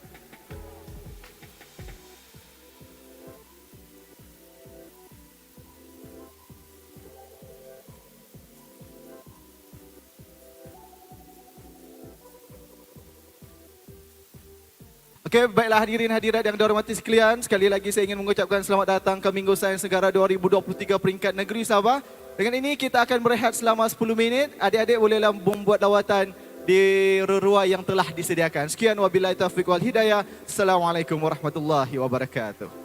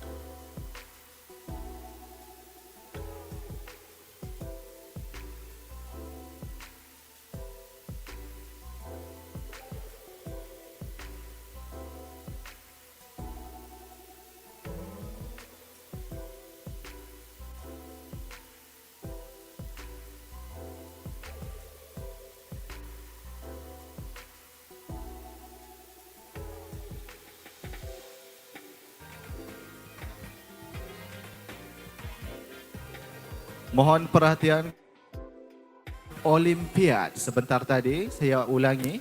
Mohon perhatian kepada para peserta Olimpiad.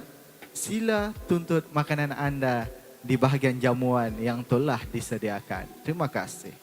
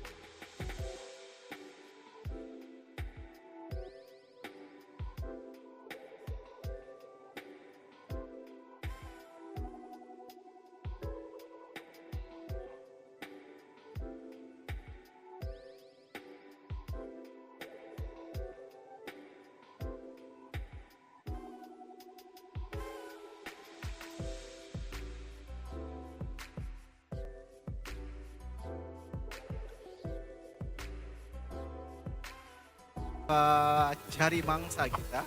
Jadi mohon kamera, boleh round dulu semua tempat ni. Tengok bagaimanakah secara langsung apa yang berlaku di Minggu Sains Negara 2023. Alright.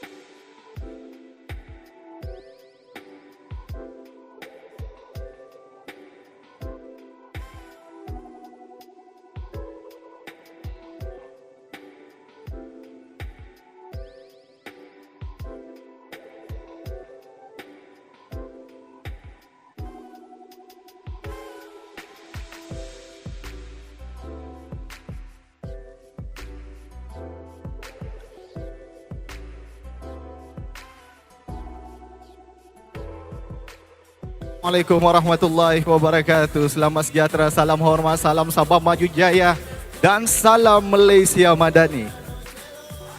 Sekarang saya berada di booth FSMB, tapi sebelum tu saya mau bawa para penonton kita bersama di planetarium. Mari.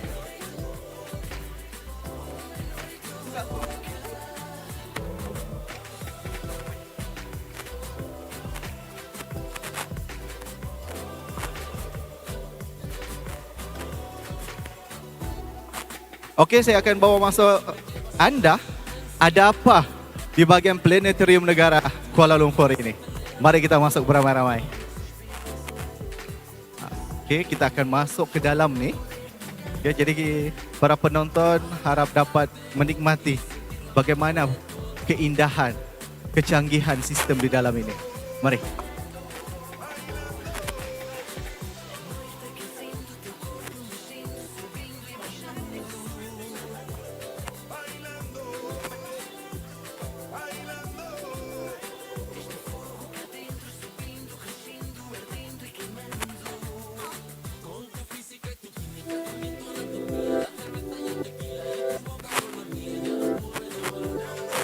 Kita bagi peluang kepada para pengunjung kita dahulu, baru kita yang masuk yang paling akhir sekali.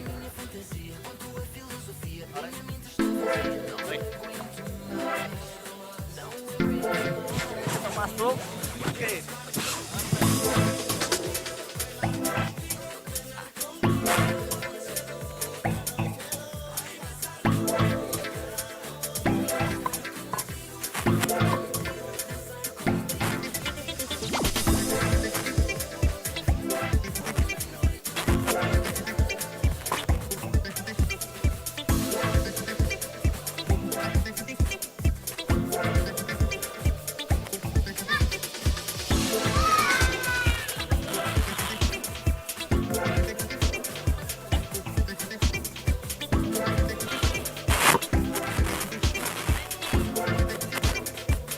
Okey, ini bukan blackout tetapi kami berada di dalam planetarium. Ah.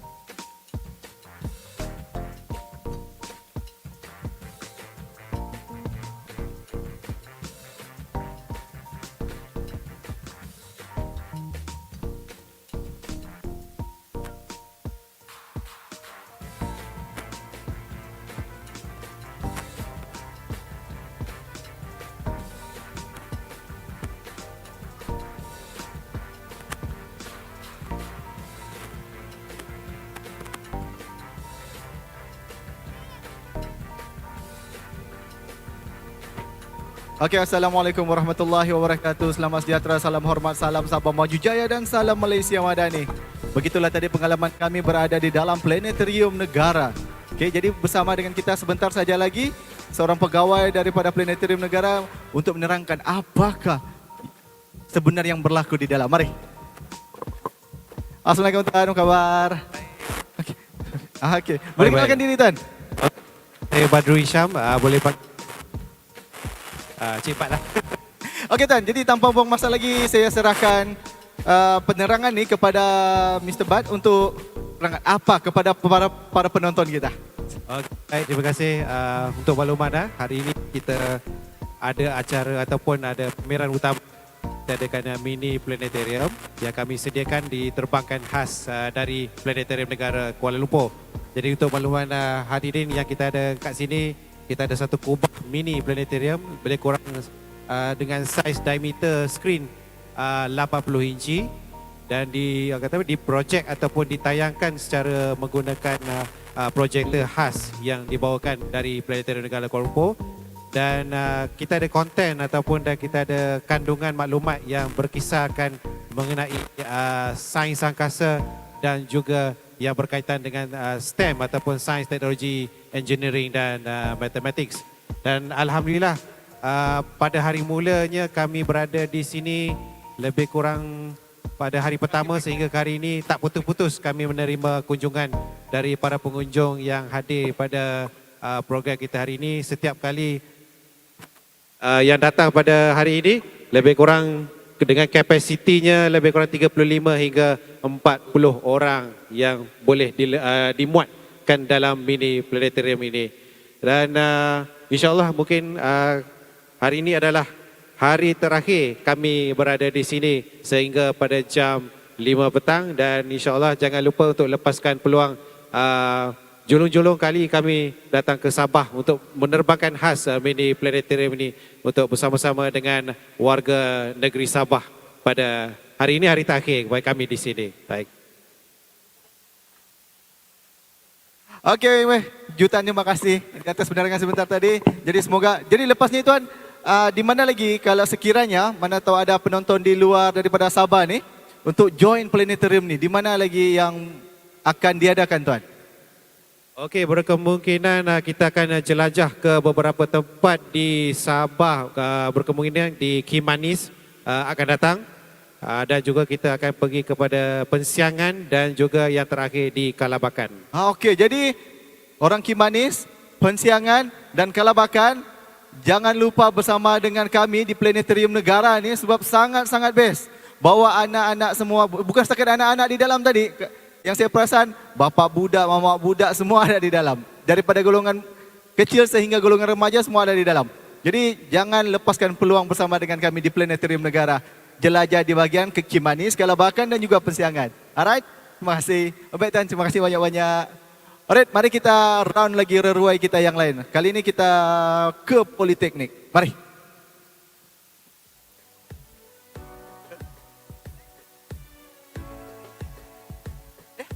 Alright, kita ke Politeknik.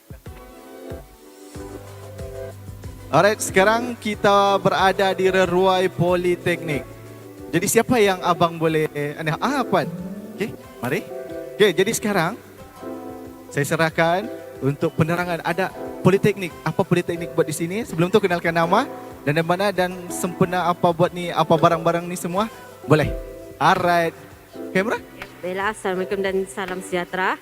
Nama saya Nur Masita binti Abdul Ghafur, pelajar kejuruteraan mekatronik semester 4, pelajar tahun kedua di Politeknik Kota Kinabalu. Ini adalah buat kami Politeknik Kota Kinabalu, di mana anda boleh tengok di belakang ni, kami ada program kejuruteraan dan juga bukan kejuruteraan. Dan barang-barang yang kami pamerkan di sini adalah part of our subject, which is PLC, Programmable Logic Controller. Ini adalah modul processing yang kami tayangkan di sini dan juga di sini ada kompleks PLC di mana kami akan tunjukkan sensor-sensor yang ada di sini. Sebagai contohnya inductive sensor, dia akan menggerakkan load yang ada yang kami tetapkan di sini. Dan juga kami ada mempamerkan microbot yang ada di Politeknik. Seperti ini kami menggunakan Arduino Nano, sama juga dengan yang lain, tapi the latest version kami ada di sini version yang ke-12 lah, microbot yang ke-12. Itu saja device saya. Terima kasih.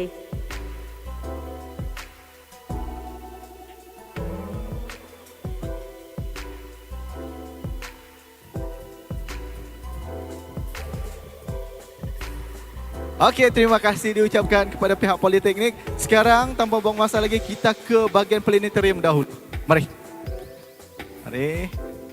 Alright, Tuan. Sekarang kita berada di bahagian planetarium, okey? Okey, Tuan. Siapa nama Tuan? Iskandar Sani Mindarwis. Tuan Iskandar. Okey.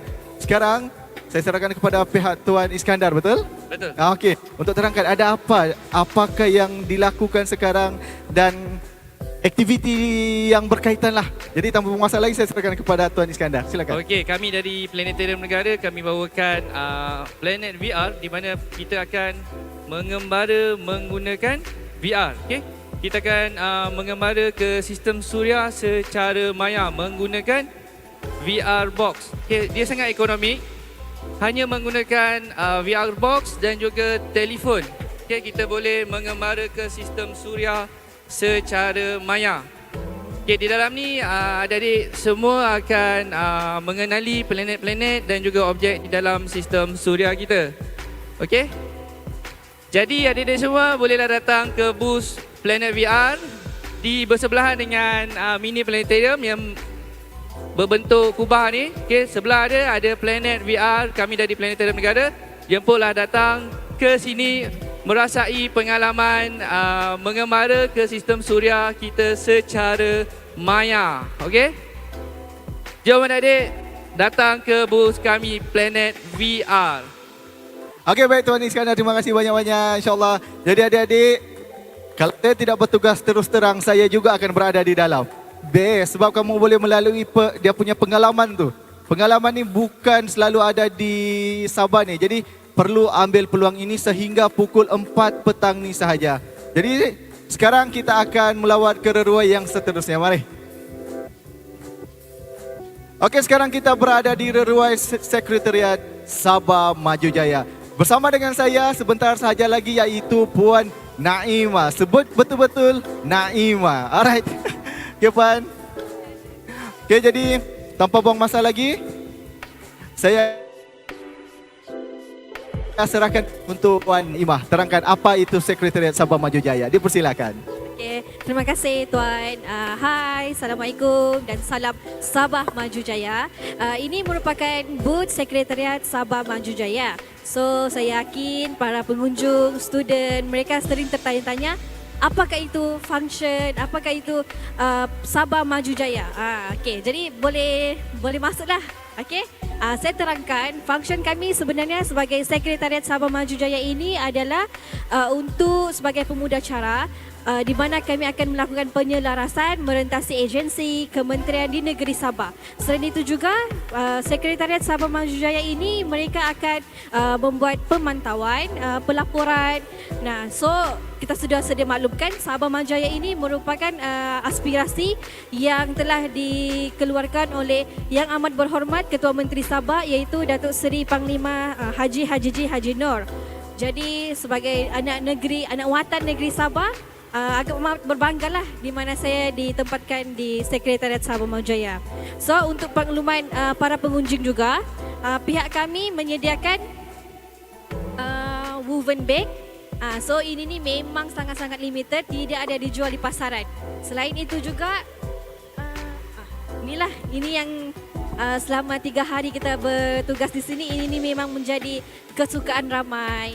So kalau jangan lupa lawati booth kami Sekretariat Sabah Maju Jaya untuk dapatkan hadiah-hadiah ini. Okay, sekian. Dan untuk makluman penonton juga, mereka adalah alumni Universiti Malaysia Sabah. Berikan tepukan untuk mereka. Okay. Terima kasih. Kita anggap siap ada orang tengah beri tepukan walaupun secara online.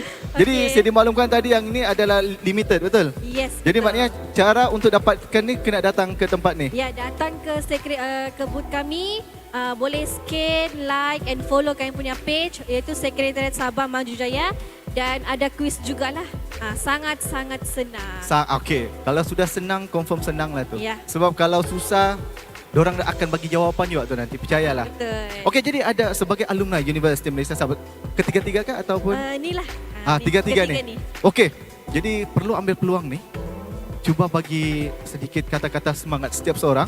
Bagi kata-kata semangat kepada para penonton, kepada adik kita yang terutamanya insya-Allah pada bulan 9 akan ada pengambilan pelajar baharu. Jadi mungkin ada nasihat yang berguna untuk diorang. Jadi setiap seorang boleh bagi satu nasihat yang berguna lah. Okay, silakan. Boleh Tuan. Okey, saya seperti yang sudah diperkenalkan oleh Tuan pengacara tadi, saya Naimah Ahmad. Saya merupakan pelajar kursus hubungan industri, industrial relation daripada fakulti. Kalau dulu masa saya belajar tu, fakulti ini dipanggil sebagai Fakulti Kemanusiaan, Seni dan Warisan. Tapi sekarang dikenali sebagai Fakulti Sains Sosial dan Kemanusiaan. So, sebagai seorang pelajar lepasan daripada Universiti Malaysia Sabah, saya amat berbangga membawa nama baik Universiti Malaysia Sabah dan bekerja di bawah Jabatan Perkhidmatan Awam Negeri. Apa yang saya boleh encourage untuk para pelajar UMS terutamanya adalah kita perlulah bersikap cabar diri sendiri dan keluar daripada comfort zone. Okey? Hello, saya Muhammad Fuad. Saya merupakan pelajar internship di Sekretariat Sabah Maju Jaya. So saya pelajar FPEP. So apa yang saya boleh sampaikan kepada student-student yang baru mau masuk di UMS ni, timba sebanyak mungkin ilmu dan kita sumbang balik untuk negeri kita. Kita bagi idea, strategi untuk negeri kita berkembang pada masa hadapan. Thank you. Okey, saya yang terakhir, saya Muhammad Syafiq bin Abdullah Saleh. Saya merupakan alumni UMS dari FPEP.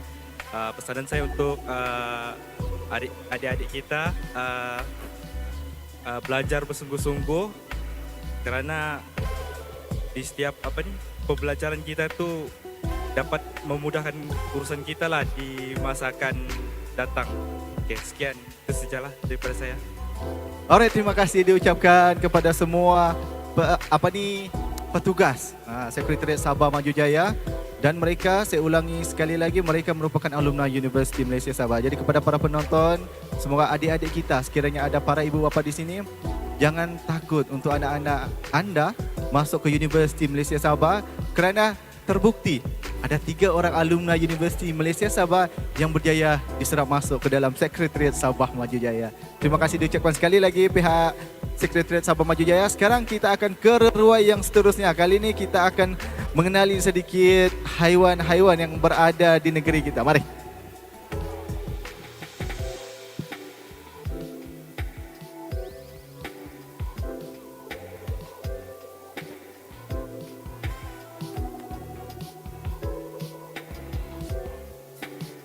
Okey, baiklah, sekarang saya berada di Sabah Wildlife Department.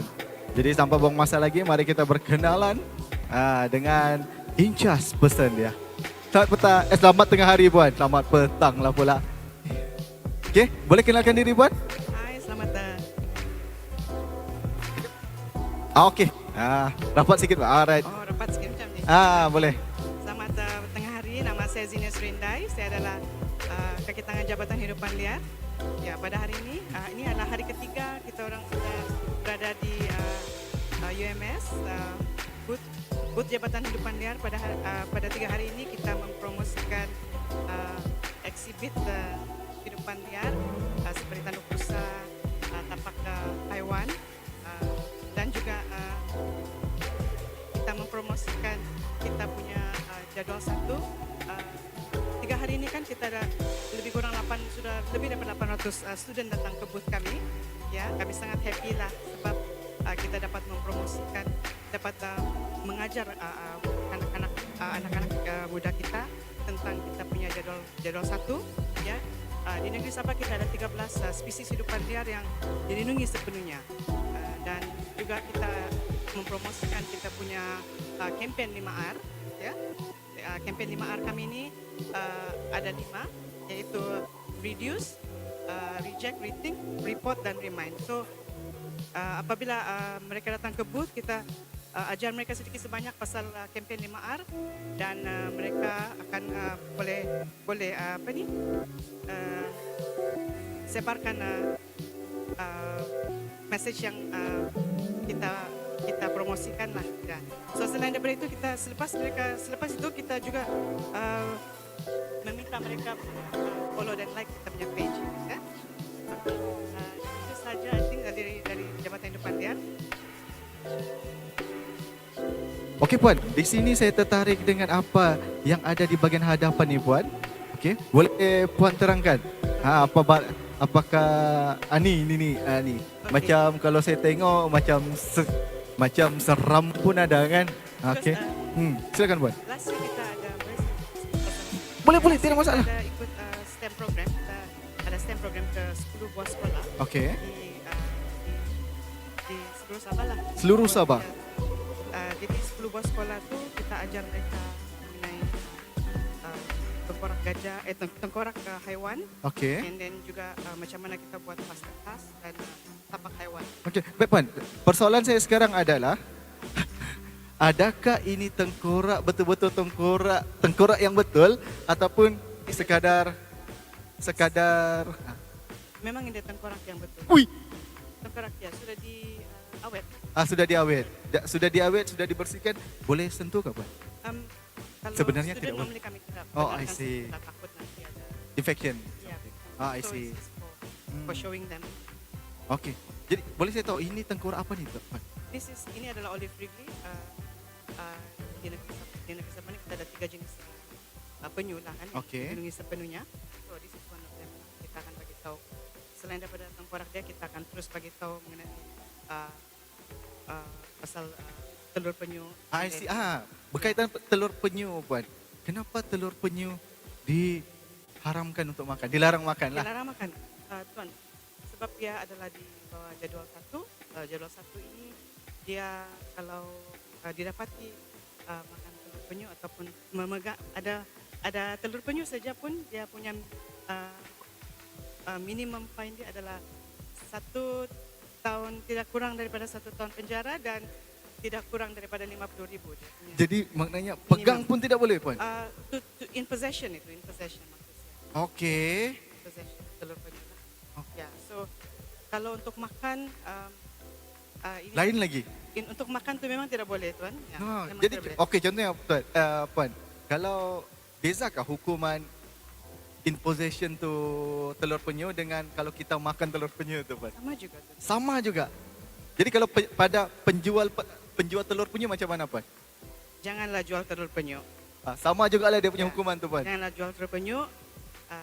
Denda dia adalah minimum 1 tahun penjara, tidak kurang daripada 1 tahun penjara dan tidak fine dia tidak kurang daripada 50,000. Minimum. Kalau 50,000 kita boleh kahwin lagi satu tau. Kadang-kadang boleh kahwin tinggal lagi. Abaikan. Mari. Sebab tempat ni sangat-sangat best. Jadi biasanya yang saya tertarik lagi satu yang ni. Biasanya kalau kamera kita, kamera berbentuk, yalah kalau sekarang kita pakai handphone, betul? Kalau yang ni, kamera apa ni Puan? This is a camera trap. Camera trap ini digunakan untuk kita memerhati haiwan lah di dalam hutan. Untuk kita untuk apa ni? Tangkap gambar haiwan tu lah. Tangkap gambar. Kira kalau untuk penyelidikan.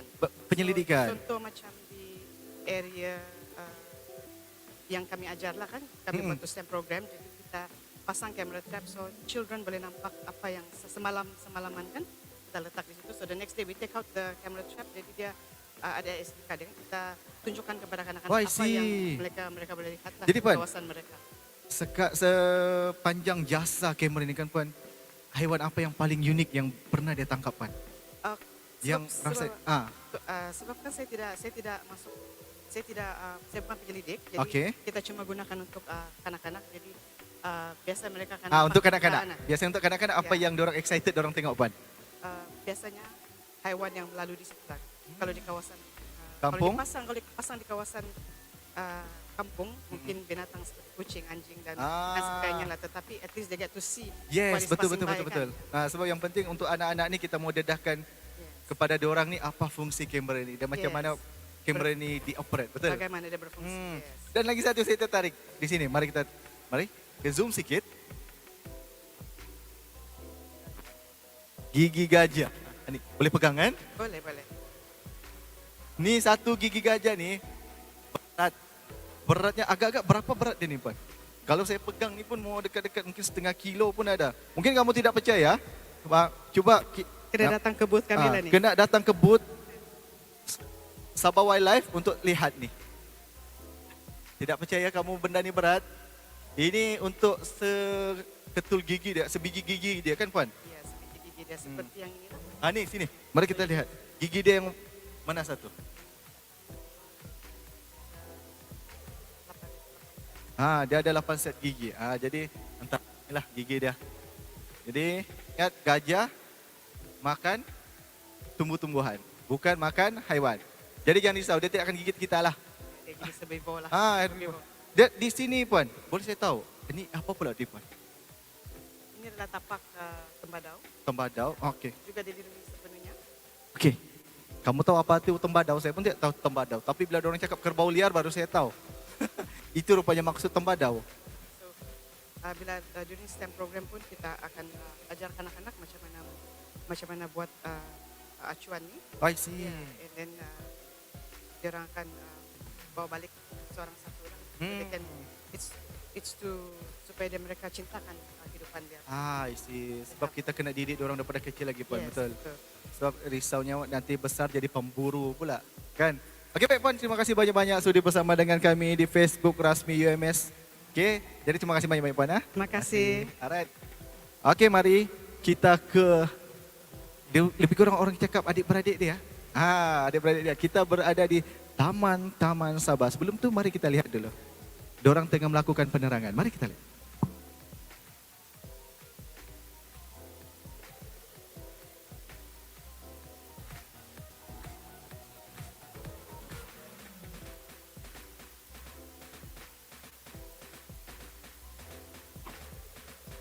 Tapi sebelum tu, saya rasa mereka sibuk. Mari kita ke bahagian program Duta Guru dahulu. Mari. Okey, sekarang kita berada di booth ataupun reruai program Duta Guru. Jadi mari kita berkenalan dengan mereka. Assalamualaikum dan selamat tengah hari, Puan, Tuan. Okey, boleh dengan siapa yang saya boleh bercakap? Puan Ima. Okey, boleh kenalkan diri. Okey, jadi untuk makluman para hadirin, kita di bahagian program Duta Guru. Jadi tanpa buang masa lagi, saya serahkan kepada Puan Emma untuk menerangkan apakah itu program Duta Guru dan sebagainya. Mari. Okey, terima kasih Encik Rudi. Encik Radi ya. Okey, terima kasih. Selamat datang ke booth kami. Booth program Duta Guru. Okey, program Duta Guru ini adalah satu program di mana untuk pembangunan kompetensi guru lah. Okey. Program Duta Guru ini ya, Puan Nancy, Dr. Nancy ya. Okey, sebelum tu saya perkenalkan dulu bersama-sama saya. Okey, PPDG daripada KUDAT. PPDG itu maksudnya pembimbing program Duta Guru. Untuk PPD KUDAT, Puan Sabahia, Encik Sasi, PPDG daripada PPD Keringau, okey, Dr. Nancy, PPDG daripada Beluran. Okey, kami sebenarnya 3 hari ini mengharapkan ramai guru-guru daripada seluruh negeri Sabah untuk datang ke booth kami dan memohon untuk menjadi peserta program Duta Guru. Ya, kohort 5. Sekarang masih buka. Ada 6 hari lagi. 31 Ogos. Marilah sama-sama ramai-ramai. Ramai-ramai apply menjadi peserta program Duta Guru. Okey, program Duta Guru ini sebenarnya adalah satu program untuk pembangunan kompetensi guru. Okey, kita memerlukan guru-guru yang melaksanakan kemahiran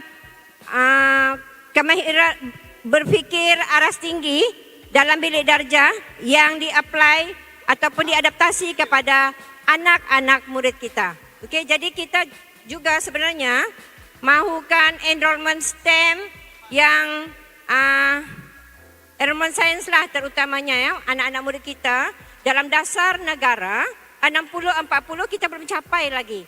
So sekarang ini dengan adanya program Duta Guru ini kita mengharapkan akan adanya peningkatan kepada enrollment STEM murid-murid sains negeri Sabah dan seluruh Malaysia lah. Untuk negeri Sabah, statistik menunjukkan murid-murid sains kita baru dalam lingkungan 20%. Kita sangat jauh lagi mencapai 60%. So kita mengharapkan program Duta Guru ini akan dapat membantu guru-guru kita untuk menarik lebih ramai pelajar-pelajar kita untuk berminat dengan sains. Sebenarnya kalau kita tengok murid-murid kita daripada tingkatan 1, 2, 3 mungkin berminat dengan sains ataupun STEM ini. Tetapi bila mereka naik ke tingkatan 4 masih lagi, tetapi bila mendaftar dalam SPM sudah berubah arah sebab tidak minat ataupun merasakan susah. Ada yang drop subjek. Jadi itu yang kami mengharapkan kepada duta-duta guru ini akan dapat membawa murid-murid ini supaya lebih memahami tentang sains sebab ini adalah kita memenuhi dasar keperluan negara.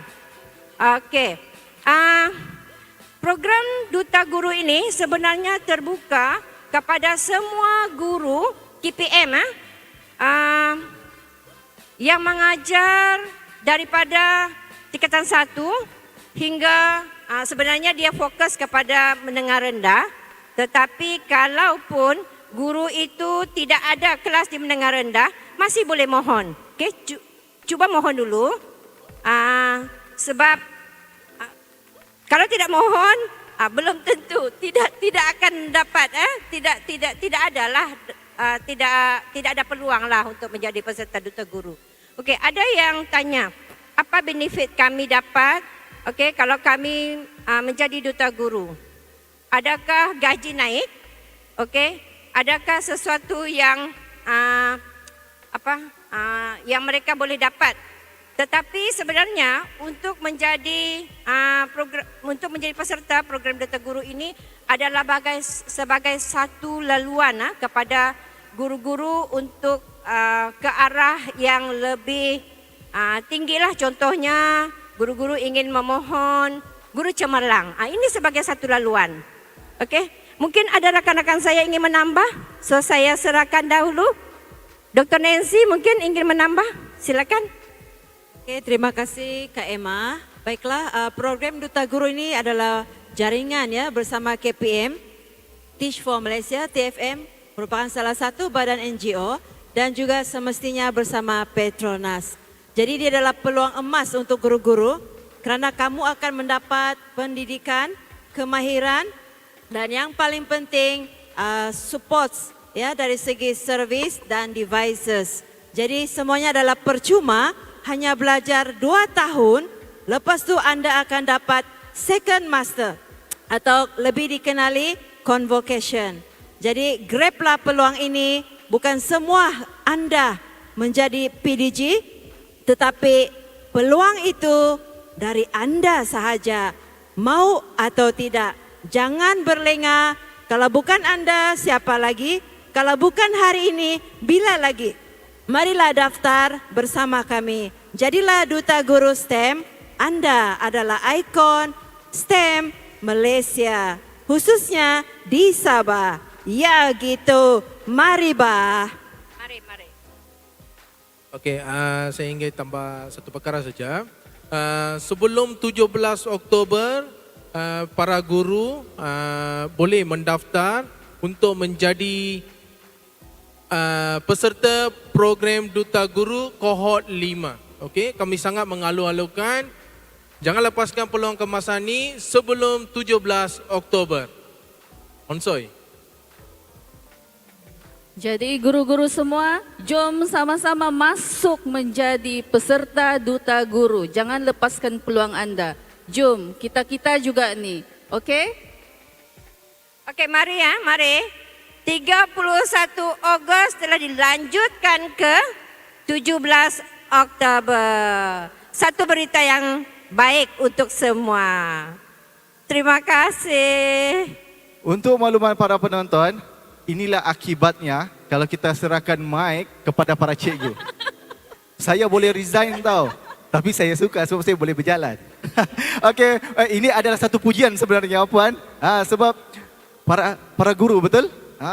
Bila bercakap dengan para guru, nampak sangat mereka sangat mencintai pekerjaan diorang sehingga diorang dapat menerangkan dengan sangat-sangat jelas apakah itu program Duta Guru. Terima kasih diucapkan. Terima kasih puan, terima kasih cikgu, semua. Okey, terima kasih tu. Okey, saya pergi saya ambil back. Terima kasih. Thank you.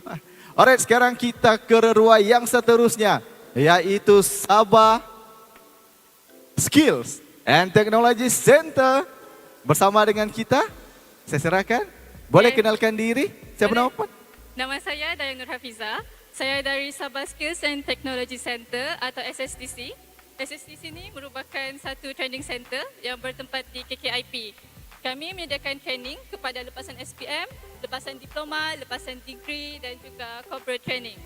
Salah satu training yang kami sediakan ialah Internet of Things atau IoT. Di sini kita boleh nampak beberapa teknologi yang kami sudah bawa. Di sini untuk sesiapa yang baru mau belajar macam mana menggunakan IoT, kita ada starter kit. Jadi inilah barang-barang yang diperlukan kalau orang baru mau belajar lah IoT itu macam mana. Lepas tu memandangkan kami punya company juga berfokus kepada industri, kami juga bawa satu model IoT untuk industri secara big scale. Di sini kita boleh nampak kami ada satu IoT gateway di mana kalau industri tu dia mau implement internet dekat orang punya kilang, orang akan perlukan barang-barang ni lah. Okey, di sini kami juga ada buat hands on di mana kita boleh try sensors. Ini salah satu multi sensor. Dalam satu komponen kecil ni dia ada bermacam-macam sensor. Saya boleh confirm dalam ni ada 5 walaupun dia kecil.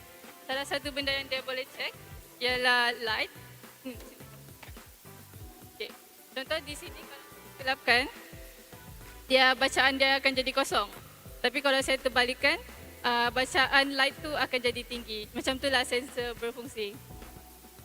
Jadi selain daripada IoT, kami juga sediakan training untuk lepasan SPM. Macam kami ada culinary, kami ada welding, painting and blasting dan macam-macam lagi lah. Kalau mau tahu lagi banyak, datanglah ke booth kami, booth nombor 11. Baiklah, terima kasih di atas penerangan tadi. Cik apa tadi? Dayang. Cik Dayang. Okey, terima kasih Cik Dayang. Okey, jadi tanpa buang masa lagi, kita ke ruang yang seterusnya. Mari. Sekarang undur. Jadi kita ke bahagian UiTM, University Teknologi Marah. Mari. Kita minta pihak dia, lecturer dia, betul? Ya, betul. Okey, boleh perkenalan nama dia. Selamat datang ke UMS. Bukan, itu UiTM di hatiku. UMS Bertekad Cemerlang. UMS Merdeka Cemerlang. Okey. Ya, ini booth kami, UiTM, UiTM Cawangan Sabah. Hello, konnichiwa. Sorry, saya cakap Jepun sekejap. Minasang, konnichiwa. Okey, kyou wa susume shite お願いします。行きましょう。OK。このプロジェクトは、素晴らしいのプロジェクト。Ini project sprinkler air untuk tanaman dekat sikit. Okey, UiTM menghasilkan satu projek. Ini projek yang telah kami menang lah 2016. Boleh tengok sikit. Ini kami menang di Melaka International lah, International tahun 2016. So hari ini kami bawa ni projek untuk share kami punya knowledge lah. Okey, dan kami punya sasaran ni, projek ni untuk farmer luar bandar. Kami fokus kepada yang low income lah di Poti. Okey, dekat sikit. Okey, saya tunjukkan anda untuk operate dia punya mesinnya. So this is dia punya main display lah, dia punya jantung projek ni. So ini ada switch utama. So switch utama ni adalah untuk power supply dia. Jadi power kita guna ni tidak guna elektrik, dia guna solar cell ataupun power bank rechargeable. Ini rechargeable power bank. Okey, kita on dia. Tekan ni button.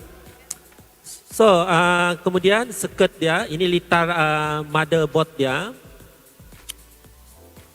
Dia ada lampu hijau.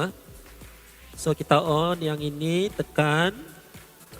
Okay, automatically the temperature, this is a temperature, room temperature is, temperature dalam dewan ni 25 degree Celsius. So dia automatic detect lah guna sensor. Ini smart material, kita panggil stainless steel. So this is a temperature for the this machine ataupun prototype. Dia display 50 degree. Actually this device dia boleh up to 99 degree Celsius. So now we need to set the temperature for this machine to operate. So we press down. So let's say surrounding temperature 26. So in this room the temperature is 25. So now 29. So I set 27 lah. Okay, after we set the temperature for the machine to operate, then we press the button start. So I need someone. Mari sini. Okay, so this is let's say, tuan lah, jadi model sikit. Okay. Jadi model.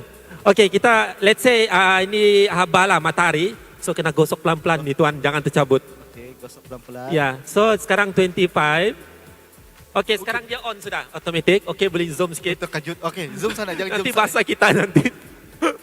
Okey, so yang ini kita boleh siram bunga dan juga tanaman kita jugalah. Dan dia beroperasi ikut temperature yang kita set. Dan dia automatic off lah apabila temperature is below 27. Okey. Okey, another one. Okey, kita boleh connect this kipas, kipas di rumah pun boleh, 220 volt pun boleh juga. So kita boleh cabut, kita masukkan kipas je lah. So bila panas, kipas tu akan on automatic. So kalau tidak panas, dia akan off sendirilah. Jadi kita tidak perlu bangun, tidur, ketik switch. Bangun, tidur, ketik switch. Sejuk, terus kita off. Ataupun kita tukar level dia 3 jadi 2. Jadi tidak payah, dengan guna alat ni automatic. So satu lagi, dia not require for AI ataupun Arduino or software. It's a very simple. And then satu lagi sekarang ni orang guna drone, dia siram bunga. So itu pun satu advanced technology tapi dia consume high cost lah. So this is a cheap, so affordable price. So orang kampung pun mudah dapatlah, mudah dimiliki. Okay, so ini projek kami lah yang sudah invented dan dipatenkan. Itu saja. Terima kasih. Alright, terima kasih banyak-banyak kepada Universiti Teknologi Mara UiTM di hatiku. Okay, terima kasih. Mari kita bergerak seterusnya ke Jabatan Kimia Malaysia Negeri Sabah. Kita perhatikan ada tetamu mereka sekarang.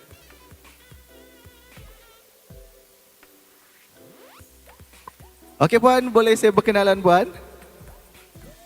Okey, mari. Okey. On sudah tuan. Assalamualaikum. Okay. Waalaikumsalam warahmatullahi. Selamat tengah hari. Okey, mari kita berkenalan terus. Selamat datang ke booth Jabatan Kimia Malaysia Negeri Sabah.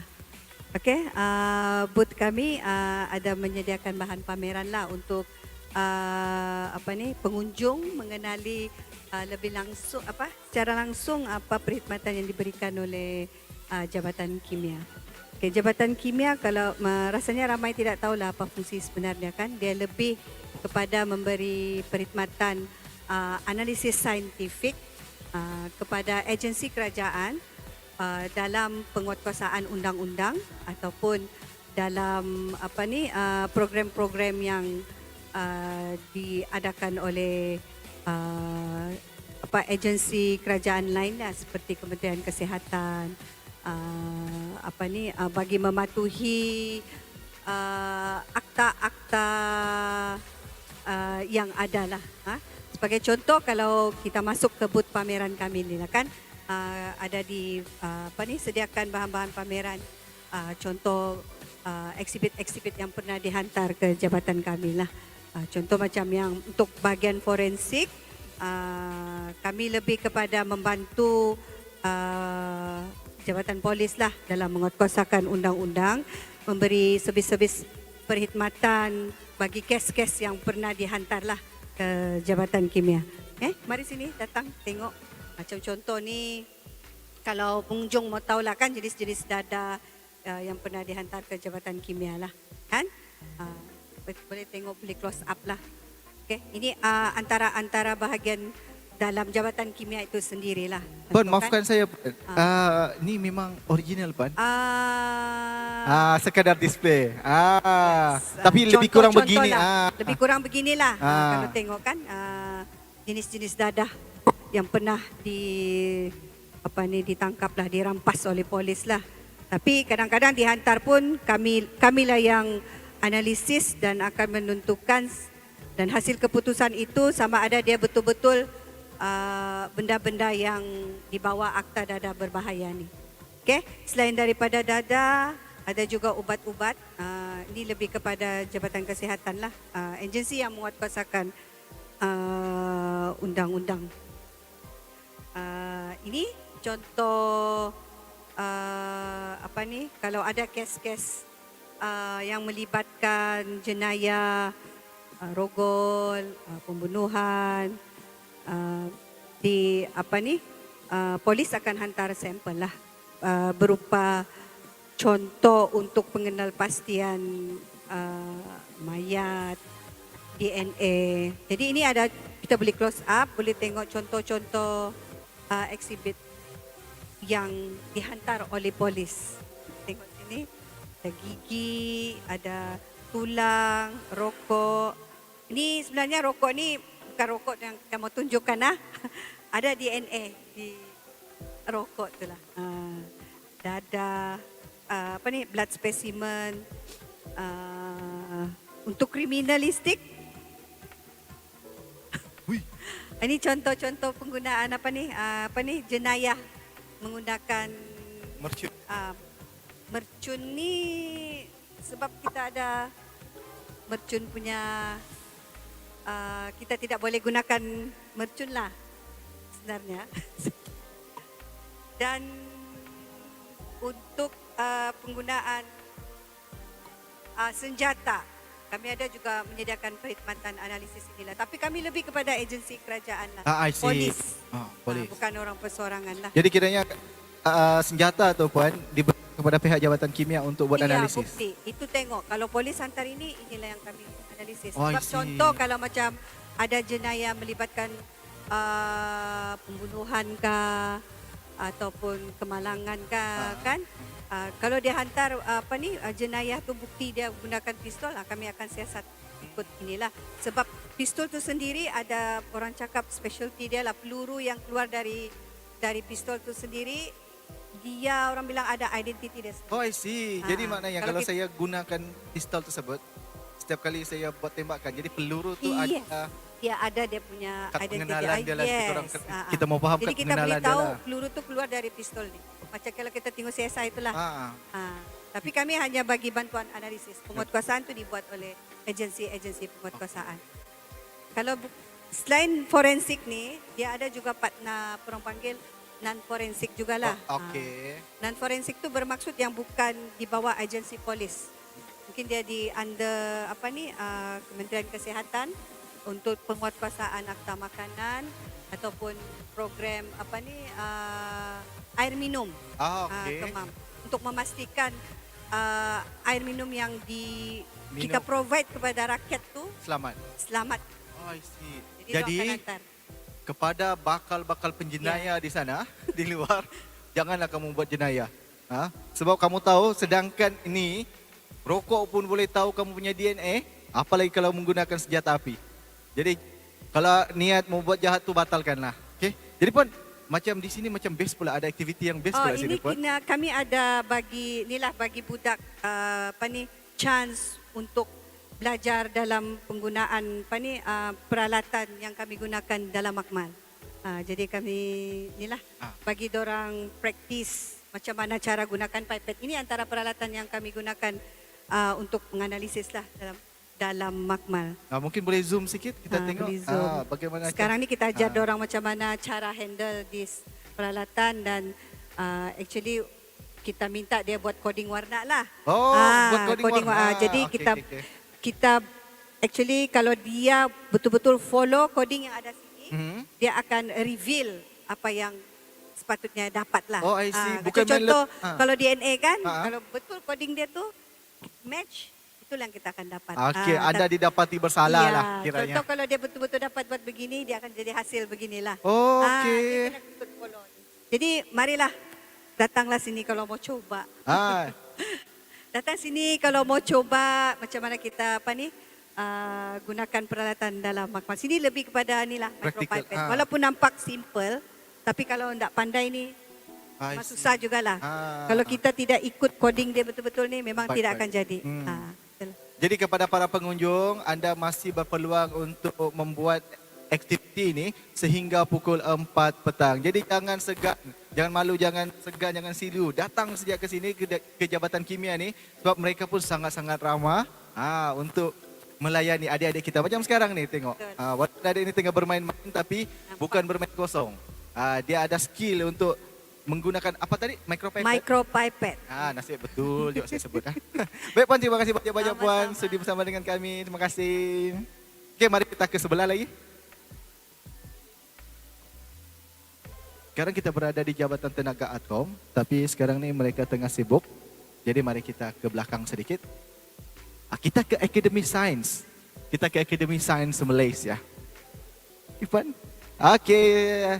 Assalamualaikum Puan, apa khabar? Baik, alhamdulillah. Okey betul Puan, boleh terangkan, kenalkan diri dan apa itu Akademi Sains kepada para penonton kita Puan, silakan.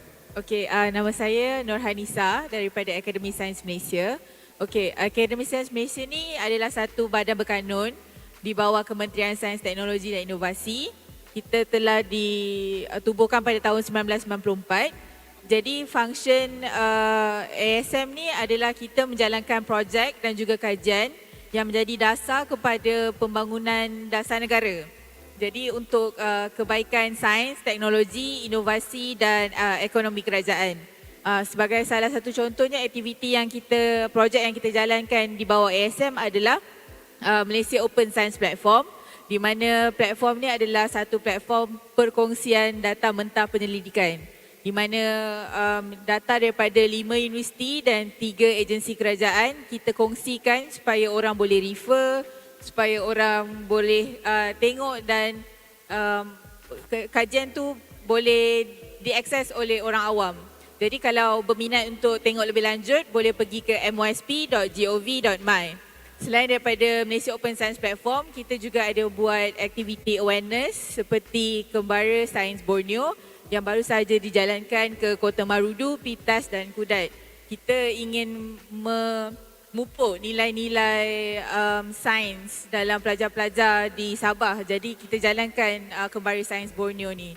Di ASM kita ada lebih 800 pakar dalam bidang sains. Sepertinya Kembara Sains Borneo ni dijalankan oleh Young Scientist Network. Jadi kalau penonton berminat untuk join aktiviti-aktiviti macam ni, boleh memohon di academyscience.gov.my. Okey baik, terima kasih banyak-banyak Puan sudi bersama dan menerangkan apakah itu Akademi Sains Malaysia kepada para viewers kita. Terima kasih Puan. Okey, insya-Allah jumpa lagi.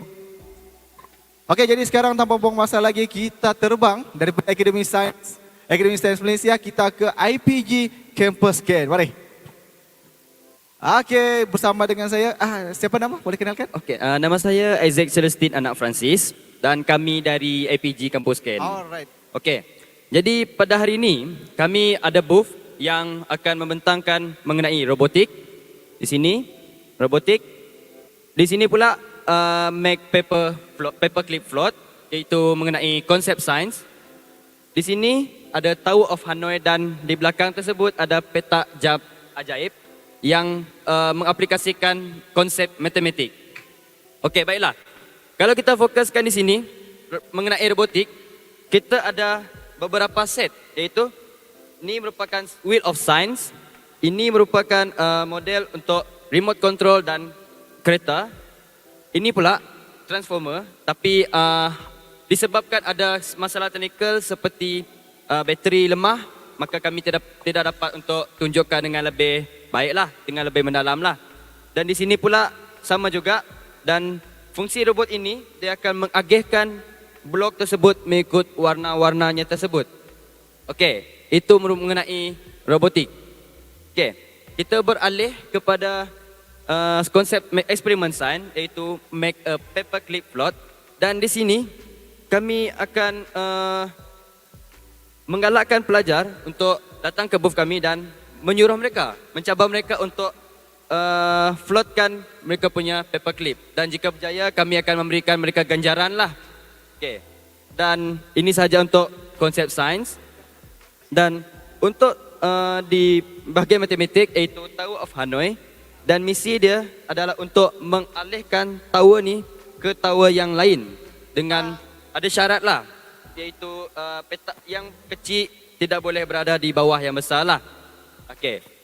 Sebabkan kami tidak ingin meluangkan masa dengan lebih banyak, jadi saya hanya menerangkan sedikit mengenai inilah. Dan di belakang ada inovasi matematik dan saya serahkan kepada cikgu saya untuk menerangkan inovasi beliau. Assalamualaikum, salam sejahtera. Di sini kita kongsikan dua inovasi. Satu ialah petak jam ajaib dan satu lagi ialah F-Text Fakta Tambah Ekspres. Jadi di dalam inovasi ini, petak jam ajaib, kita boleh menulis sifir dengan menggunakan kaedah ajaib itulah. Sifir boleh dituliskan semula di atas itu mengikut kaedah petak jam ajaib. Ada pola-pola yang ini yang kita gunakan untuk menulis semula sifir itu. Jadi dapat ditulis dengan mudah.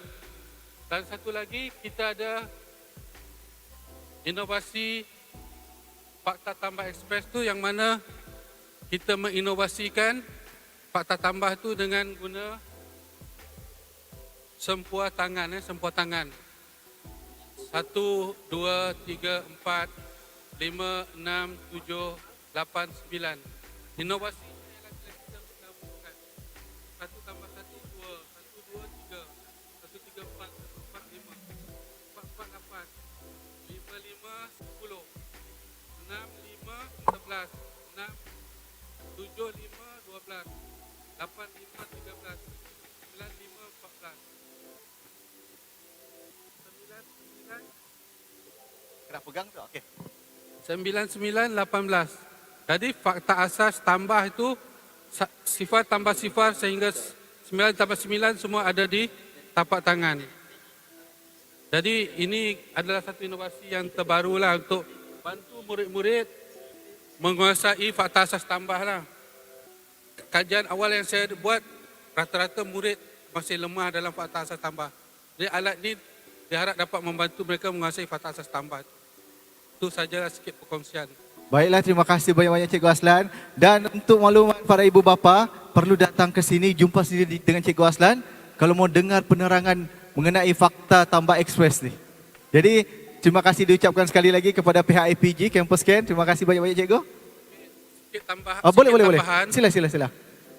Stesen ini kami adalah stesen hub STEM IPG Campus Ken yang ada 3 komponen utama, iaitu satu stesen bahagian komponen tamu STEM. Kita ada digital Ken yang mengajar yang robotik tu. Okey. Kita ada satu stesen lagi Planet People. Yang mana kita menggalakkan pelajar ni menulis buku kecil ni lah. Oh, I see. Dia menggalakkan mereka menulis buku sendiri. Buku itulah ada hasil yang tu. Itu contoh buku yang dia orang buat tu. Okey, baiklah. Ya. Baik Cikgu. Terima kasih banyak-banyak Cikgu sudi bersama dengan kami Cikgu. Terima kasih semua. Okey, alright. Mari kita ke bahagian Petroscience Play Smart pula. Di bahagian Petroscience Play Smart kita akan bermain permainan yang smart, nampak gaya. Jadi saya tertarik dengan permainan drone sini. Jadi mari kita bersama. Oh, nampaknya di bahagian tu ada yang main. Jadi saya tengah mencari. Boleh. Kita ada. Kenalkan Puan. Kenalkan diri Puan. Okey, saya tengah rapatkan saja. Saya Niza dari Petro Sains Plasmat Kota Kinabalu. Okey Puan, boleh terangkan apakah aktiviti yang ada di sini Puan? Apa yang Puan yang disediakan di sini Puan? Okey, untuk kami dari Petro Sains, pertama sekali kami ada aktiviti berbentuk coding lah. Macam ini kita gunakan microbit car. Yang mana di sini kalau kita tengok ini controller dia. Kenapa dia? Ada apa? Tak kejut, kita live lagi tu. Okey, macam ni kan. Okey. Sebenarnya dia ada dia punya sensor lah. Oh, I see. Okey. Hantar data sensor melalui radio signal. Okey. So that's why walaupun dia macam ni kan, kalau saya tonggeng macam ni, gerakan macam ni, dia akan respon lah. Okey. Kalau kita mau stop, macam ni. So ini menggunakan simple block coding. Okey, boleh saya pegang Puan? Boleh. Belakang? Oh, kalau ke depan. Oh, okey. Okey. Dia mau keluar dari kandang. Terlebih-lebih lah pula dia. Sorry. Maklum. Okey.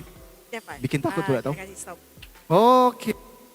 So, selain daripada ini, kita ada aktiviti drone jugalah. Okey. Kalau macam ni yang memang popular dengan Mari kita tengok. Belajar. Especially yang budak-budak kan memang drone minat bagian drone ni. Dia very simple, dia just perlu control dan navigate lah drone tu. Oh, I see. Gunakan apps yang kita sediakan ada di sana. Alright, maknanya, sangat-sangat best ni. Jadi kepada para, sini kita menghadap kamera Puan. Okey. Boleh tengok lihat. Okey. Okey. So, kita boleh buat cabaran juga ni. Oh, buat cabaran. Kalau gitu. Kita kena gerakkan dia. Contoh, Alright. kita gerakkan bentuk segi 4 dan kasih landing di tengah-tengah. Boleh cuba. Iya, macam ni. Ke tepi. Boleh cuba. Boleh. Silakan. Ini dia punya pergerakan kiri kanan lah. Dan kalau kita mahu dia macam berputar, kita guna yang ini. So ini sebenarnya sekarang ni kalau kita nampak ini position kamera. So sekarang dia tengah menghadap ke arah sini. Itu dia punya view dia. Okay, so kalau mahu naik, kita kasih inilah. Take off. Yes, so dia, okay. So macam nampak sekarang ni, dia tengah menghadap kita lah. So kalau kita mahu ubah position kamera, kita boleh gunakan dia lah. See? Yes. Ini kita panggil, dia punya pergerakan jauh lah, dia macam berputar. Ikut position. Ini kiri kanan depan. Itu naik turun. Kiri kanan ni. Macam. Okey. Tapi jangan risau, ada cache jadi dia tidak akan terkeluar lah. Tidak. Dia ni boleh katakan boleh sturdy jugalah. Dia punya kipas walaupun tercabut, dia masih senang untuk assemble balik. So, dia sekarang betul-betul menghadap kita sekarang.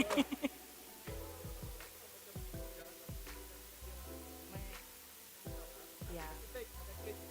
Betul. So kita rasa macam pilot juga lah. So ini UAV kan, dia jenis UAV yang dia ada manusia di dalam tapi kita boleh kawal dari jauh. Macam kita lah yang pilot ya. Macam tuan lah pilot sekarang. Begitu.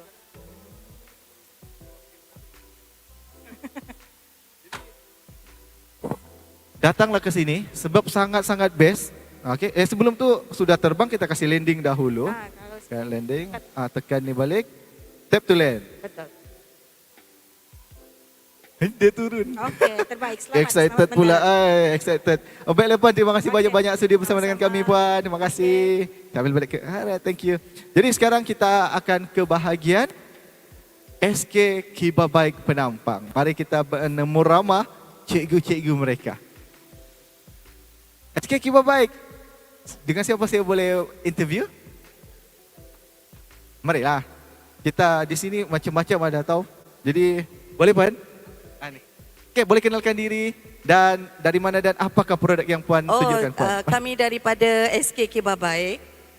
kami membawa beberapa hasil cipta murid PBL mereka lah yang kami ada untuk STEM yang kami sudah lancarkan di sekolah. Kami juga ada bahagian 3D animasi dan juga animasi untuk murid. Dan kami juga ada replika drone. Ini kami wujudkan untuk mencongkil bakat-bakat murid untuk lebih memahami kepentingan sains dan untuk masa akan datang lah. Terima kasih.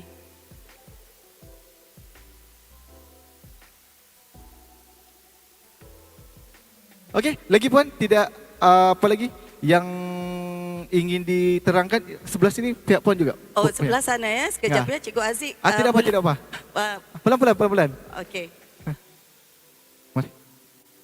Okey. Boleh kenalkan diri cikgu? Okey, saya tu. Tinggal rapatkan. Saya Cikgu Haziq daripada SK Kibar Baik Penampang. Okey, di hadapan ni kami ada program-program di bawah STEM. Okey, antaranya drone, 3D dan juga animation. Jadi yang kami bawa ni semua yang adalah hasil tangan murid sendiri. Hasil murid sendiri? Ya, cikgu? hasil murid sendiri. Dan contohnya macam drone ni, replika drone ni adalah murid yang hasilkan bentuk pemasangan dia. Memang murid yang hasilkan tetapi dengan bimbingan cikgu. Betul cikgu? Ya, betul. Sebab kalau orang hasilkan sendiri ni sangat tu. Ya, betul. Betul. Okey, jadi cikgu di sini bagian 3D design. Ya, bagian 3D ni boleh terangkan, cikgu? untuk desain-desain yang boleh nampak di hadapan ni semuanya Okey. adalah desain daripada murid sendiri. Okey, murid apabila dia sudah siap desain, kami akan printkan untuk mereka. Okey, yang print pula dia mengambil masa mengikut desain yang murid hasilkan. Paling cepat kalau yang macam I'm Groot dia bilang. Ya. Okey, kalau yang ni cikgu berapa lama cikgu? Okey, contoh yang Groot ni dia mengambil masa selama 3 jam. So makin besar desain dia, makin lama masa dia ambil. Contoh yang Star Wars ni, Stormtrooper ni, dia mengambil masa selama 6 jam. 6 jam? Ya. Boleh sentuh ke cikgu? Boleh. Okey. Mesti mohon izin dahulu. Ah. Oh, I see. Jadi maknanya cikgu, sebab saya first time tengok benda ni depan-depan. Dia macam mana apa dia terhasil ni sebenarnya ni? Oh, macam mana boleh terhasil tak? Sebab memang yalah nakkan tiba-tiba keluar kan? Okey, dia sebenarnya ada step by step. Cara first kali kita perlu design dia. Design dia kami perlu design di Tinkercad. Okey, Tinkercad tu murid akan buka dan di situlah murid akan design hasil kreativiti mereka. So lepas dah design, mereka akan slash untuk apa? Untuk dapatkan masa actual untuk berapa lama yang perlu diambil untuk print. Okey, lepas tu, lepas dah siap dapatkan slash tu, dia akan transfer ke mesin ni. Mesin ni pula dia menggunakan plastik PLA, polyactic acid. Okey. Boleh sentuh cikgu? Boleh. Okey. So, dari sini dia akan masuk ke nozzle. Nozzle ni akan memanaskan plastik ni untuk mencairkan supaya boleh terhasil desain dia. Oh, I see. Jadi maknanya sebelum tu anggap tiada apa-apa. Ya. Kaki kosong. Jadi ni dia akan cairkan PLA ni. Lepas tu dia akan membentukkan desain yang mereka buat. Begitu. Jadi maknanya dia terus jadi shape yang beginilah ni cikgu. Ya. Jadi dengar tu. Sangat sekali bukan setakat printer biasa kita yang ada sekarang macam di office. Sekarang ni kita pun ada 3D printer. Jadi contohnya cikgu. Ya. Excited mau buat muka sendiri wah cikgu. Memang boleh lah cikgu. Boleh, cumanya dia perlu juga belajar daripada permulaan sehingga terhasilnya. Baiklah. Okey cikgu, ada ingin dikongsikan dengan viewer cikgu? Sekiranya ada? Okey, di sebelah sini pula ada animation. Okey. Okay, animation kita boleh bersama dengan penyelaras dia. Penyelaras dia. Okey. Cikgu Judi. Okey cikgu. Sorry puan. Okey, bagi cikgu. bagi bahagian animation pula. Okey. Sinilah. Mari. Adik ni tahun 1 kan? Mari dia kita tahun kenalkan 1. adik kita sekali. Okey, kita guna aplikasi Scratch untuk buat animasi. Okey, Scratch ni dia ialah percuma. Okey. Semua orang boleh download dan gunalah. Untuk ini, jadi adik ni baru tahun 1, dia pun boleh buat animasi sudah. Boleh cuba tunjuk animasi? Mari kita fokus dengan adik kita untuk dia buat animasi.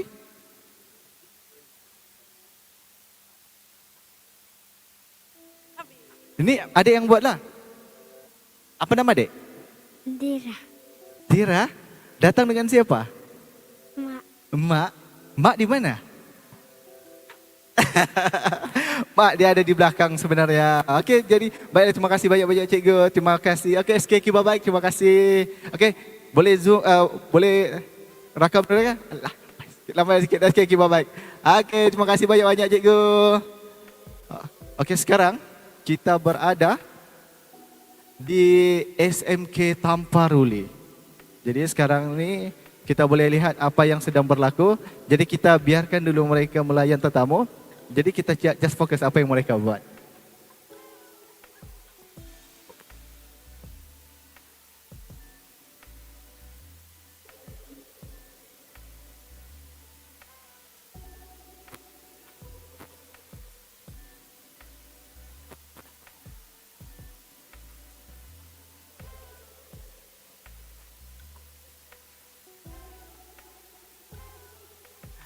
Okey, sekarang saya berada di depan reruai SMK Tamparuli. Mari kita berkenalan dengan mereka. Hai semua. Okey, siapa yang saya boleh interview, cikgu-cikgu atau student-student? Okey. Boleh. Okey. Siapa rapatkan dulu. Okey, kenalkan diri cikgu-cikgu dan rakan-rakan. Boleh dikenalkan. Silakan. Nama saya Ebner Samuel dan kita mula dari sini. Sini Cikgu Julia, cikgu kami dari SMK Tamparuli, dan ini adalah Chloe. Dia juga pelajar Form 4. Dan ini Shelby. Dan saya Ebner. Ini Airi Russell. Itu Elvera. Itu si Hester dan yang di belakang sana si Airil. Sini Cikgu Kemis kami, Cikgu Rushi. Di situ Jessica. Yang di sana Rosa. Dan Tuna adalah kami punya Krisha. Dan di sini yang sedang rakam adalah ustazah kami. Oke. Kita akan start dari sini. Saya akan bersendirian, saya akan meminta bantuan tim saya untuk membentang.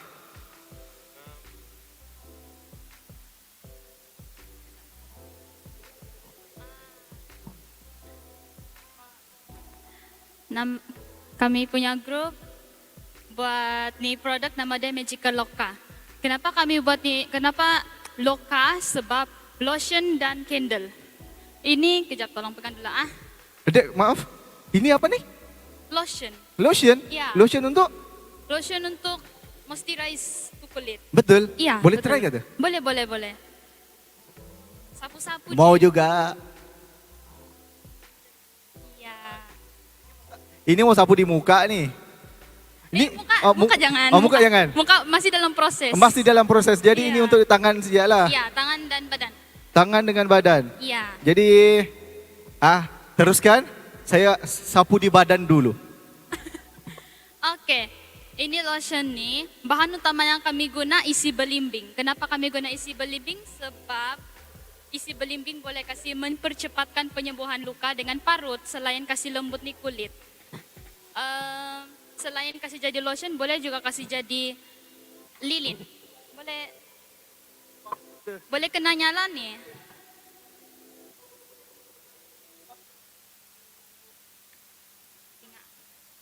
Bila kena nyala, dia cairkan dia punya permukaan sini.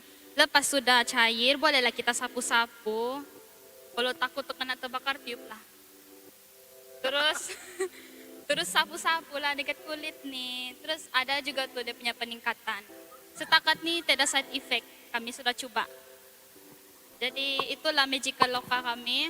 Bahan-bahan yang kami guna nih cocoa butter, shea butter, beeswax, olive oil dan essential oil. Dia memang tidak berapa wangi lah. Sebab ada cocoa butter dengan shea butter dia bau dia kuat. Tapi selain itu memang oke. Itu saja dari Magical Loka kami. Dan produk kedua,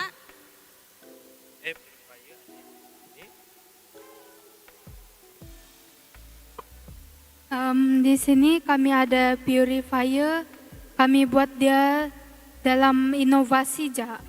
Tapi kami bahan-bahan yang kami guna untuk buat nih, kami punya purifier, pemegang bateri, kipas, sama motor di dalam.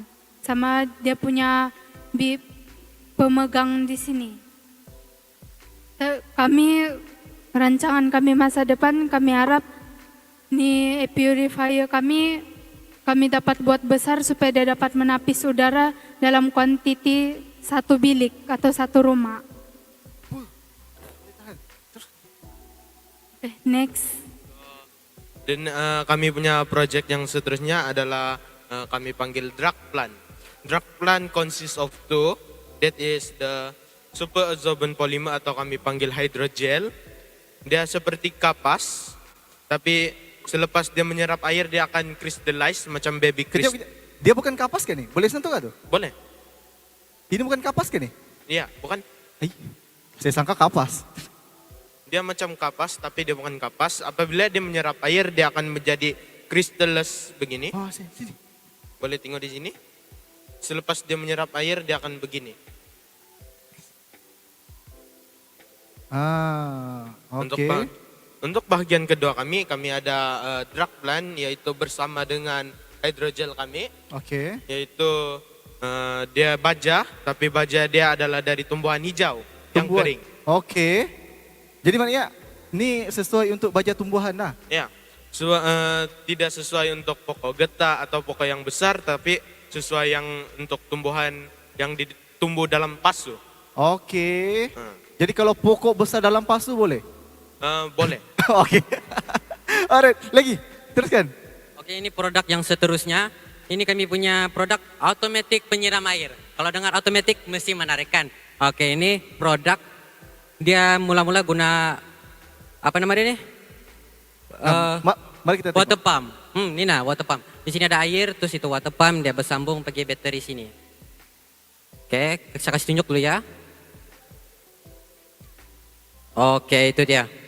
Terus di sini, ini produk kami buat khas untuk petani yang di atas bukit, yang naik turun untuk menyiram air saja. Jadi kami buat ini produk untuk tekan switch dan dia siram semua tanaman.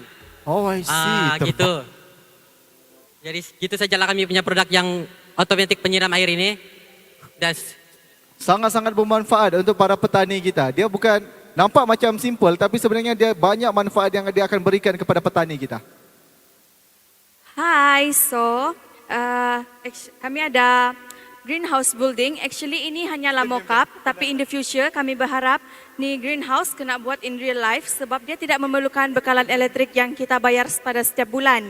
Dia hanya memerlukan cahaya matahari pergi ke solar dan solar akan menghasilkan tenaga di dalam rumah seperti kipas dan lampu. Dan tumbuhan pada atas atap ini dia akan menyejukkan keadaan di dalam rumah. Selain itu pada waktu malam kan tiada matahari, jadi ada juga kincir angin pada belakang rumah untuk angin menghasilkan tenaga sampai ke rumah. Oke, projek terakhir kami ialah serum. Asyik. Oke, teruskan. Serum kami ini diperbuat daripada biji bambangan. Biji bambangan ah? Oke, teruskan.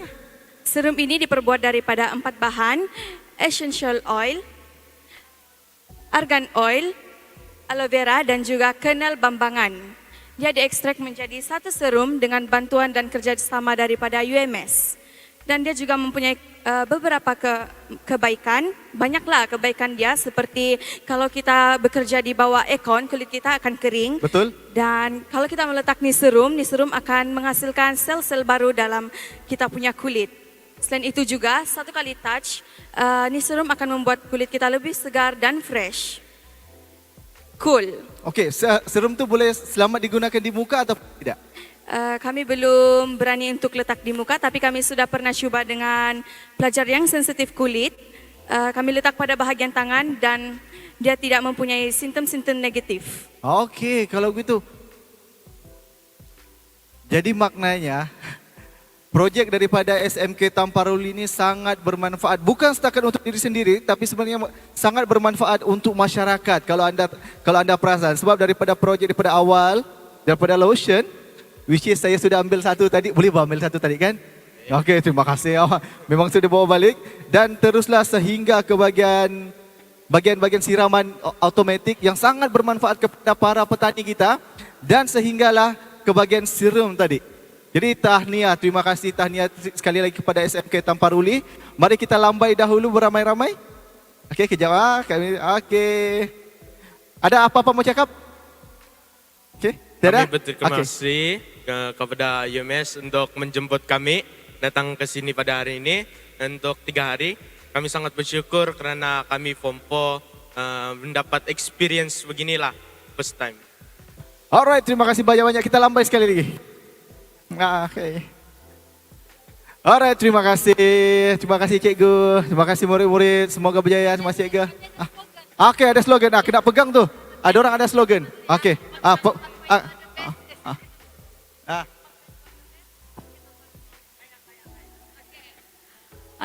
2, 3, 4.2 the best SMK Tamparuli. Terbaik. Alright, mana mikrofon dia? Alright, terima kasih banyak-banyak SMK Tamparuli. Jadi mari kita bersama dengan Sekolah Jenis Kebangsaan Cina, Chinese Anglo, Chinese Kota Kinabalu. Alright, boleh kenalkan diri cikgu? Okey, selamat petang. Nama saya Cikgu Kenneth Liu. Kami dari Sekolah Anglo-Chinese Kota Kinabalu, Sabah. Selamat petang, salam Malaysia Madani, salam sepakat, Sabah hebat. Jadi hari ini di sini kami telah membawa beberapa projek lah untuk Minggu Sains Negara. Yang pertama di sini kita boleh nampak kita telah membawa satu 3D printer di mana sedang mencetak satu model yang begini. Okey. Di sini juga kita boleh mengenali bagaimanakah 3D printer berlaku di plat inilah. Jadi kita boleh nampak infill dia. Di sebelah sini pula ada projek daripada murid. Ini murid yang mencipta smart toilet ini. Jadi smart toilet ini bila kita dekat dengan pintu toilet akan buka.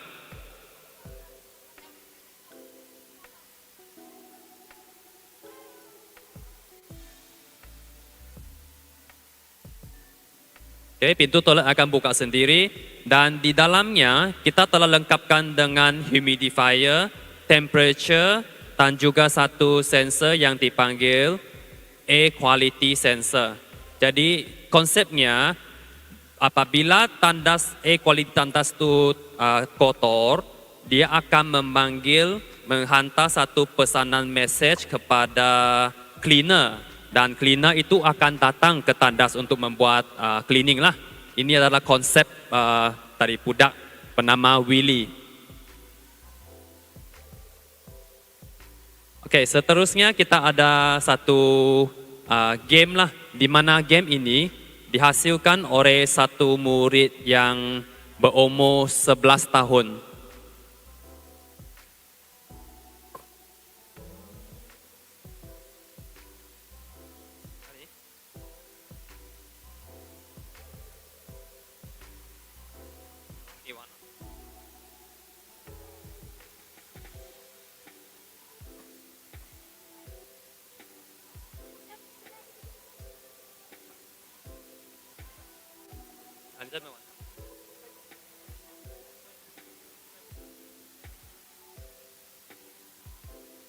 Okey, ini adalah satu game yang dicipta oleh murid dan kita boleh cuba main lah. Dan game ini dicipta dengan menggunakan aplikasi Scratch, di mana Scratch ini akan dipelajari oleh murid pada tahun 5 dan juga tahun 6. Baik, yang seterusnya ialah satu projek yang dipanggil Microbit, di mana murid tahun 5 dan 6 akan belajarlah cara untuk membuat coding yang ringkas. Di sini kita telah siap satu coding ringkas, di mana apabila kita goyangkan Microbit ini, dia akan berinteraksi dengan apa yang telah kita hasilkan dalam paparan skrin. Inilah projek yang dibawa oleh SKC Anglo-Chinese. Wih, terbaik. Sangat-sangat terbaik. Jadi, boleh saya try? Boleh. Macam, just check it. Just check it. Wih, best pergi sini. Sini kamu tengok. Okay. Bila kita shake, dia menetas. So, sangat-sangat inovasi. Alright, terima kasih banyak-banyak cikgu. Terima kasih. Thank you so much. Alright. Kita lambai dulu. Okay, daripada SJK Sekolah Jenis Kebangsaan Cina Anglo-Chinese Kota Kinabalu. Alright, terima kasih cikgu. Okay, kita bersama dengan sekolah yang last kali, iaitu SMK Lokyuk Kota Kinabalu.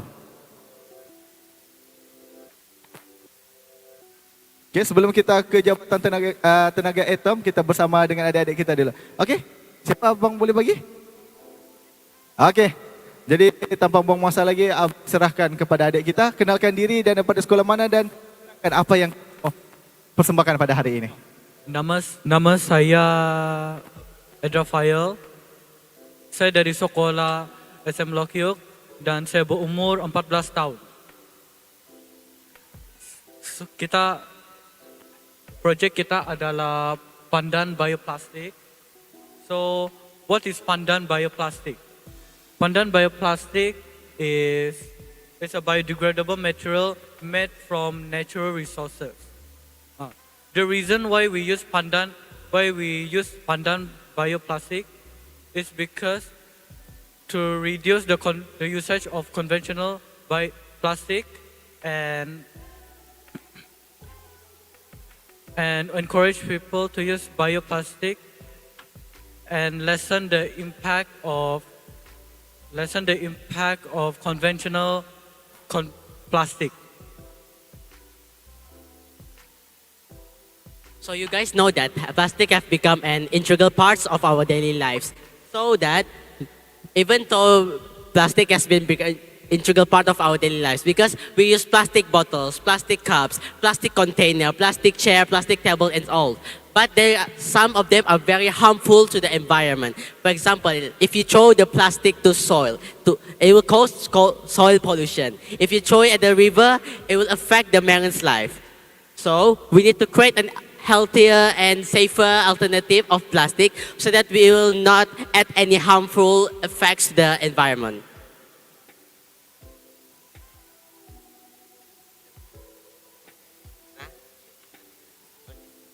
So we'll move on to the process of making our bioplastic.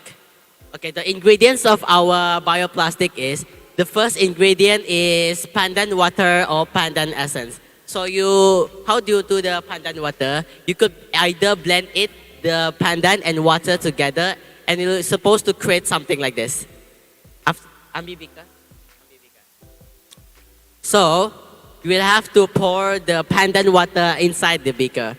After that, you have to add the cornstarch. So why we add the cornstarch? Because it's supposed to thicken and harden the bioplastic mixture in order so that the plastic will have a shape.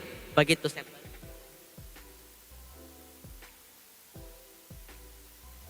So that when we add cornstarch, it will have a shape. Otherwise, it will not have a shape or something like this. Next, we're going to put glycerin. So what is glycerin? Glycerin is supposed to recover your ulcer if you do have some. So you can find it at your nearby pharmacy. So the function of glycerin is supposed to make the plastic more flexible. If the plastic is not flexible, otherwise it will rip off and tear apart. And then our last ingredient is vinegar. The function is also the same. It's supposed to make the plastic more flexible. So yeah. And then we'll have food coloring. This is optional. This is just to make the plastic more prettier lah. So you have to mix everything in the beaker. Once it's thickened,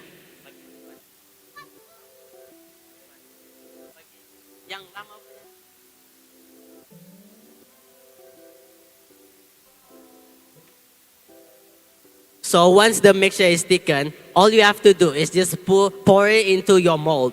So you must have a mold. If you don't have a mold, you cannot create the plastic to have a shape. That's why. So you have to put it in room temperature only. So if you leave it at your room temperature, it will take time until 2 to 3 days to dry off lah. So it's supposed to come out like this in 3 days or 2. That's all. Anything else? Okay, that's it. Yes. for now. Okey. Terima kasih banyak-banyak kepada adik kita daripada SMK Lokyuk, betul? Okey, berikan tepukan untuk diri sendiri, Dek. Tahniah walaupun guru pembimbing kamu berada di luar, tapi kamu berjaya menyampaikan dengan sangat-sangat menarik dan sangat-sangat petah. Tahniah diucapkan. Okey. Untuk makluman para hadirin, pada pukul 3 petang ini kita akan membuat cabutan bertua yang terakhir.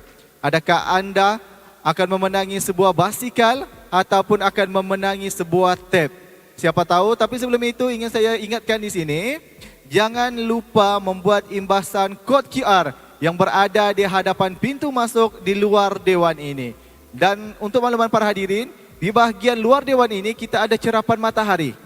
Jadi bolehlah bawa anak-anak kita untuk melihat bagaimana cara kita membuat cerapan matahari.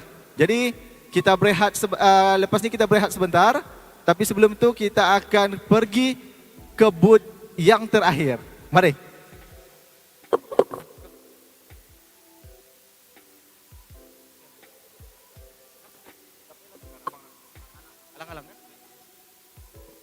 Mari. Gerak.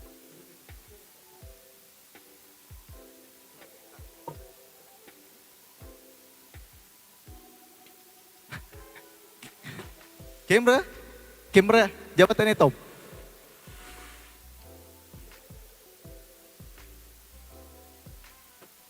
Mari.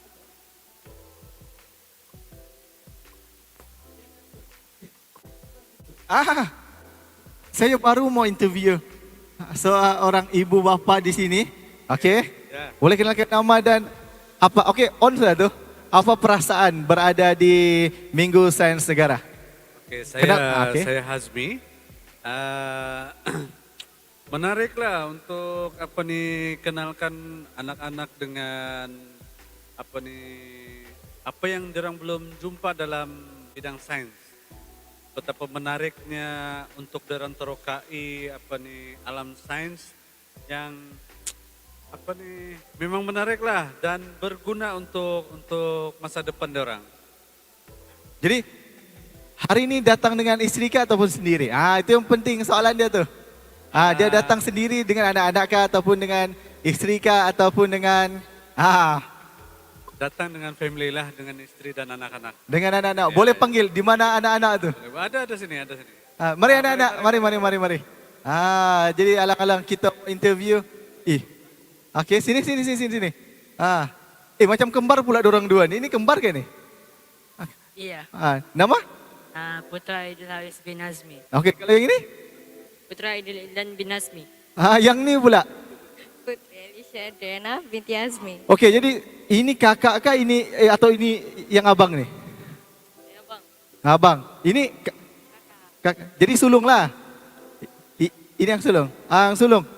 Kalau kamu mau tengok Upin Ipin yang sebenar ada dengan kita. Ini kakak, ini adik, dua-dua kan? Kalau kamu perasan, dengamlah kan? Jadi terima kasih diucapkan sudi bersama dengan kita. Ada apa-apa kata-kata semangat untuk anak-anak kita ni lah. Kata-kata semangat untuk mempelajari sains ataupun apa-apa saja. Anak-anak sini dek. Kalau boleh terukai lah alam sains ni yang sebenarnya sesuatu yang menarik untuk kita terokai dan pelajari lah. So enjoy sebenarnya kalau belajar pasal sains ni. Kalau boleh di sekolah tu ambillah orang cakap jurusan sains. Bukan. Apa tu? Kita sahut cabaran. Sahut cabaran. Salah lagi. Apa tu? Turut serta, ambil bahagian. Ambil bahagian dalam apa-apa aktiviti yang sains berkenaan dengan sains lah. Okey lah. Okey baik, terima kasih Tuan Azmi sudi bersama dengan kita. Okey, terima kasih. Mari kita ke jabatan atom.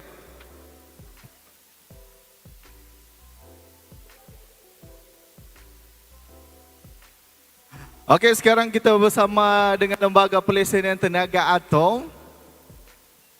Okey Puan. Okey, sila perkenalkan diri Puan dan apakah fungsi utama Lembaga Pelesenan Tenaga Atom ni Puan? Silakan. Okey, dah on? Tak ada. Okey, hari ini saya Nur Faiza bersama dengan rakan saya Puan Azimah. So kami daripada Jabatan Tenaga Atom di bawah Kementerian Sains, Teknologi dan Inovasi lah. So kami Jabatan Tenaga Atom adalah jabatan yang mengawal tenaga atom di Malaysia. Satu-satunya jabatan yang mengawal tenaga atom di Malaysia. So hari ini kita ada bawa bahan reaktif, kita ada bawa detektor yang dapat detect bahan reaktif tersebut. Berapakah aktiviti yang ada dekat sini lah. So ini contohnya bahan reaktif yang ada. Di sini. So kalau perasan, dia ada radioactive science ni dah. Radiation science kat sini. So ini adalah alat yang dapat mengawal ya. Dia daripada berapa? So dia akan naik. Itu adalah aktiviti bacaan dia. So dia lagi tinggi, dia akan ada efek kesihatan pada kita lah. Okey, contoh ya. Okey. Ini adalah contoh yang boleh detect lah dan dia akan detect apa bahan radioaktif tersebut. So aktiviti ini antara yang kita bawa dan kita ada yes. Ini adalah consumer product, ini adalah daripada tanah. Okey. Bahan semula jadi yang ada bahan radioaktif juga. So di sana adalah aktiviti yang kita buat lah di Jabatan Tenaga Atom. So ini adalah kawasaliaan aktiviti yang kita buat di kilang-kilang. Yang ini kita buat untuk sebuan dan rampasan. So bila dia tidak mengikut kita punya Akta 304 Tenaga Atom, kita akan sita lah macam polis jugalah, kita akan sita. Oh, I see. Yang mengganggu saya sekarang ni, dia membuat tarikan dengan saya sekarang. Bunyi itu puan. Bunyi apa puan tu? Dia bunyi itu, dia bagi kita alert. Ada bahan bahaya dekat sini. So Okey. kita akan alert lah ada bahan bahaya. Ada kadang-kadang dia ada bukan saja bunyi, dia ada keluar lampu kelip-kelip juga. Oh, I see. So kita akan tahu. Dan bukan itu je, kita ada vibrate juga. Okey. So kalau kita pakai dekat sini, dia akan vibrate, dia akan ada bunyi, dia akan dia bagi kita semua alert. Oh, I see. So kita tahu, oh bahaya, jangan dekat macam tu. Okey. Ada apa-apa demo pun tiada? Ada apa-apa demo yang ingin ditunjukkan? Okey, mari. Ni pun ada bunyi, semua ada bunyi. Ya, betul. Memang dia create ada bunyi. Okey. Alright. Bling-bling punya apa? Signal. So dengan bacaan dia lah. Okey, puan. Maksudnya kalau ini dah tinggi lah. Lagi dalam keadaan selamat. Masih dalam keadaan selamat. Sebab bila berkata pasal atom ni bikin gusar hati tau. Terpaksa menjauhi. Sebab di sini pun ada apa ni gambar yang macam akibat ini radiasi. efek daripada radiation. Oh, I see. So ini contoh salah seorang dia tak tahu itu adalah bahan reaktif. Dia letak dalam poket dia. Oh, I see. So selepas 11 hari bawa dia kesan macam ni, black. Lepas 21 hari dia akan jadi macam ni. Dan ini adalah kesan selepas 6 bulan. So bila berjumpa dengan rambang ini hati-hatilah. Baiklah. Sebab kadang-kadang bukan setakat kami yang bukan setakat anak-anak, dengan yang dewasa ni pun kadang-kadang kalau tengok ni kadang-kadang excited tu. Jadi kadang-kadang benda berbahaya tapi dibuat main puan. Itu yang kita risau. Jadi ada apa-apa nasihat kepada para penonton kita puan? Okey, dia sebenarnya kalau radiation ni, bahan reaktif ni, dia banyak kegunaan sebenarnya dalam industri, dalam medical. So kalau kita guna mengikut cara yang betul, banyak sangat kegunaan. So tak perlu takut kalau kita guna dengan cara betul. Tapi kalau kita guna dengan cara yang tak betul, dia akan jadi kesan-kesan yang tidak elok lah. Jadi berhati-hati. Jadi untuk orang awam, kalau jumpa lambang ini, kalau ada bahan reaktif di tepi-tepi jalan, boleh hubungi talian hotline kami lah. Jabatan Tenaga Atom. Okey, sekian. Okey, baik, terima kasih. Ada dari okey, tak ada. Alright. Okey, terima kasih puan, terima kasih. Okey, para hadirin, para penonton yang dihormati sekalian, sekarang kita akan beralih ke bahagian pentas utama untuk aktiviti seterusnya, iaitu Science Show oleh pihak Petro Science Prismat Kota Kinabalu. Mari.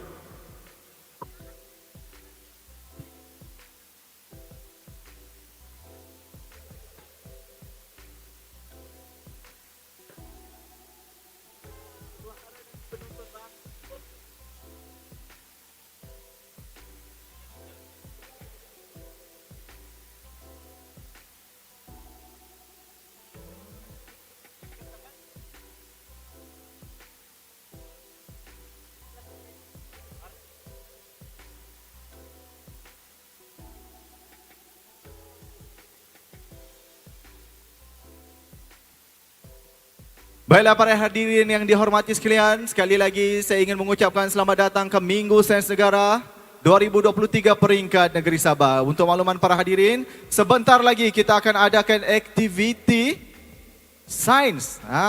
Jadi diminta para hadirin, para penjaga, para ibu bapa, adik-adik kita untuk memenuhi ruangan di bahagian hadapan untuk bersama dengan kita melihat Science Show yang akan disampaikan oleh pihak Petro Science Placement.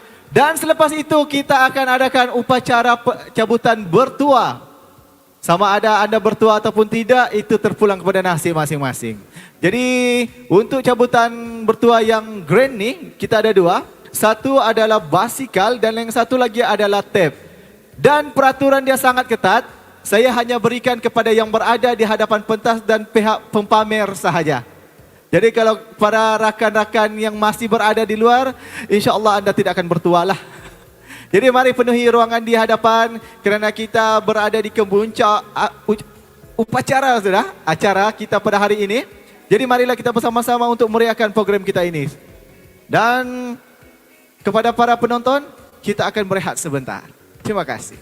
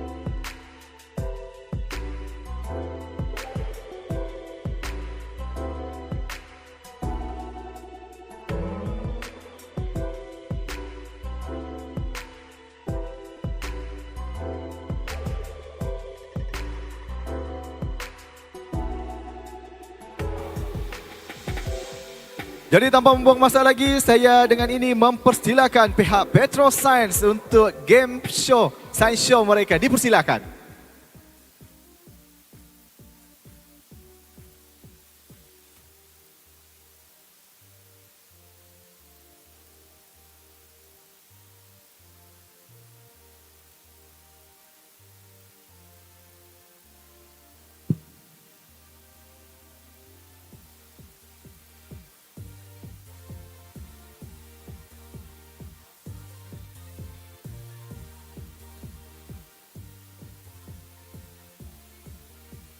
Assalamualaikum dan selamat petang. Hello. Okey, nama saya Niza. Kamu boleh panggil Niza, kakak Niza, anti Niza. Okey, tapi makcik Niza tak seberapa. Anti, standard sikit. Biasa, gurau-gurau je. Okey, so untuk hari ini sebenarnya Kak Niza mau buat persembahan tentang pembakaran, proses pembakaran. Okey, kalau anti mau tanya, kalau kakak mau tanya kamu lah, pernahkah kamu cuba nyalakan mancis ataupun lilin sendirilah? Cuba angkat tangan. Kamu pernah menyalakan lighter tu sendiri? Kalau yang adik-adik kecil, pernah? Wow, berani. Tak boleh buat sendiri ya, mesti tanya mami sama daddy kamu. Jadi sebelum kakak start, kita punya science show, kakak mau bagi tahu dulu, ada disclaimer. Memang kamu nampak cara macam senang, mungkin boleh cuba, tapi jangan sesekali cuba sendiri. Mesti ada pemantauan ibu bapa ataupun cikgu. Boleh kata? Boleh, alright, very good. So sebenarnya kakak akan start dengan eksperimen yang sangat mudah. Kita gunakan lilin, alright. So di sini kita tengok yang props kakak yang pertama, kakak hanya gunakan satu batang lilin sahaja. So kalau kita mau nyalakan sesuatu ataupun buat pembakaran lah kan, apa yang biasa kamu perlukan? Bahan bakar. Siapa yang sebut bahan bakar tadi? Okey. Betul, bahan bakar. Lagi? Apa lagi kita perlukan? Oksigen, very good. Siapa yang sebut? Saya. Sebenarnya banyak kamu sebut, tapi kakak pilih lah yang suara paling kuat tadi. Dia bilang saya. Okey, kamu. Betul, oksigen. Last apa lagi? Minyak pun bahan bakar, bolehlah. Dan kalau kakak boleh tambah satu lagi, adik kecil bilang bahan bakar dia minyak, boleh. Dan yang paling penting kamu kena ada api. Haba. Very good. Siapa tu sebut? Pandai. Mami kamu bagi tahu kah? Okey, acilah bah, dia bilang, acilah. Okey, so sekarang ni Kak akan cuba satu simple eksperimen menggunakan lilin. Okey, let's say macam ni kita kasih jauh dulu. Apa-apa benda mudah terbakar kita jauhkan dulu. Alright, lilin kalau kita nyalakan macam ni. Okey, jangan risau, tiada letupan, tiada kebakaran. Tiada, belum lagi. Memang Kak tahu itu yang kamu mau. Pap macam tu, tapi belum. Okey. Sekiranya, okey, nanti ada satu glass jar macam ni. Kalau saya telangkupkan, apakah yang akan terjadi pada nyalaan api tadi?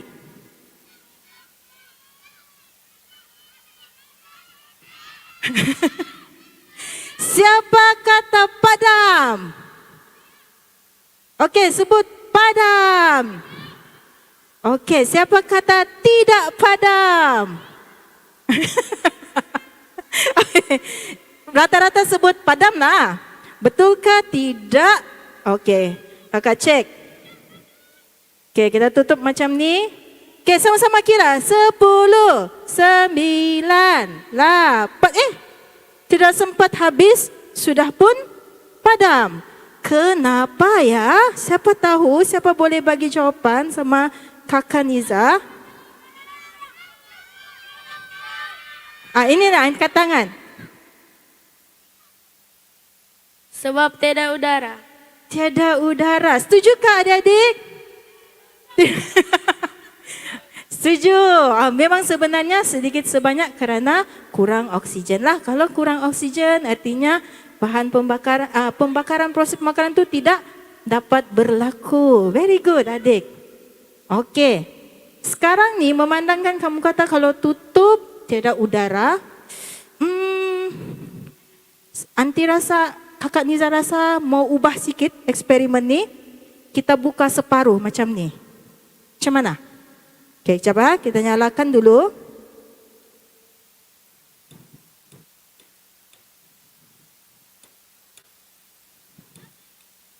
Habis. Okey, dapat. Ada. Ada. Okey. Sudah menyala macam ni. Okey, supaya kamu nampak lebih jelas, kita alihkan dulu di sini. Okey. Kalau saya, Kakak Niza, tutup separuh sahaja, macam mana? Tidak padam. Okey, anti mau siapa yang yakin tidak padam? Angkat tangan tinggi-tinggi. Tidak padam. Wow, yakin. Very good. Anti suka, kakak suka. Bagaimana pula yang mungkin ada jawapan lain? Padam. Siapa sebut? Siapa yang percaya dia akan padam? Oh, ada adik kecil yang baju kuning. Dia bilang padam. Padamnya, Dek? Padamnya? Okey. Mari kita tengok. Kita tutup separuh. 2 orang saya cakap padam. Okey, stand by Uncle. Kita kena bagi 10 pen kah 2 pen saja? Kita tengok. Kita bagi 2 hadiah kah 10 hadiah? Sebab ramai yang tadi angkat tangan, dia akan tidak padam. Okey, kita tutup separuh macam ni. Cuba kira sama-sama kakak. 1, 2, 3.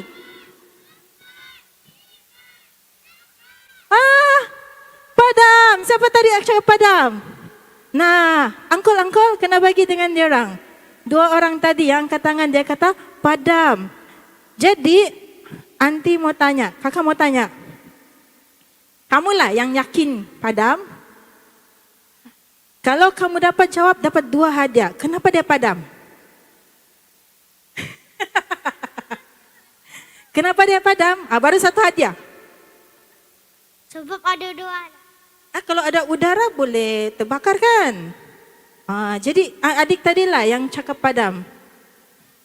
Kenapa kamu kata padam? Anti mau tahu kenapa kamu tanya padam? Mami kamu bagi tahu nih kan? Mami kamu bagi tahu ya?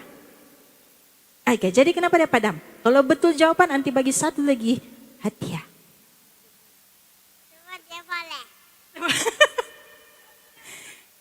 Sudah memang begitu dia bilang. Sebab dia boleh. Bolehlah dia padam. Bolehkah tu terima jawapan?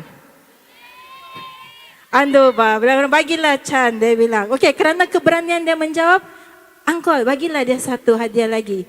Dia berani menjawab. Kamu pun boleh juga. Bagilah dia orang dua hadiah. Dua-dua berani menjawab. Tapi jawapan yang anti cari ialah, sebabnya bila berlaku pembakaran di dalam sini, udara di sebelah atas ni akan menjadi panas ke sejuk? Panas. Bila udara panas, dia akan paksa diri dia keluar sebab ada tekanan yang tinggi di dalam. Bila dia tolak keluar, bolehkah oksigen paksa masuk ke dalam dari bawah? Tidak boleh. Sebab tu kamu kekurangan udara. Jadi jawapannya sama juga. Kamu kekurangan oksigen. Air. Kekurangan oksigen. Ingat nanti cakap kekurangan apa dia? Very good. Begitu ba? Okay. So sekarang ni satu eksperimen. Kamu sudah belajar pasal oksigen diperlukan dalam pembakaran. So ini kalau kamu nampak bentuk segitiga, kamu tahu apa tu? Api di tengah-tengah kan? Ini kalau kamu jumpa nanti di luar, kita panggil fire triangle. Fire triangle. Kamu nampak dia perlukan oksigen, haba dan bahan bakar. Jadi, mari kita buat lagi satu eksperimen menarik. Nanti ada satu buku. Okey. Yang ini buku dia ni, kamu suka membacakah? Adakah yang tidak suka membaca? Dia lagi angkat tangan tidak suka membaca. Okey. Walaupun kamu tidak suka membaca, jangan sesekali buat macam yang kakak bakal buat. Kakak mau cuba bakar ni buku. Bolehkah? Okey, untuk eksperimen ni, kakak cuba bakar buku ni, tapi kamu jangan buat begitu ya di rumah, bolehkah? Sebab bakar buku tidak bagus, tapi untuk eksperimen ni kita mau buat uji kaji. Okey, buku ni special. Dia tidak macam buku-buku yang lain. Okey, nanti ada kertas di sini. Okey, masukkan ke dalam buku. Ini bahan yang mudah terbakar. Mana sudah mancis kita? Yang ini. Okey, inilah. Okey, so masukkan bahan bakar dalam. Ini mudah terbakar nih. Dan sebelum tu, susah pula pegang mic sambil memegang. Okey, tak apa. Angkol nyalakan. Saya akan pegang sini. Bye-bye mancis, saya sudah isi dia. Ada di bawah? Ya.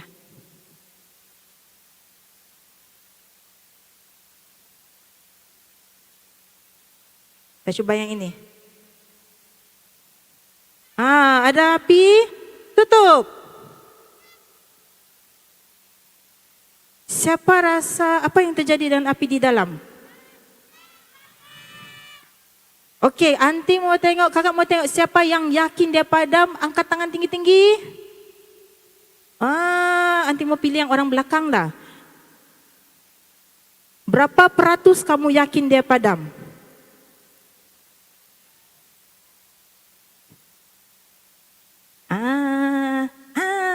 Anti nampak dia ada princess.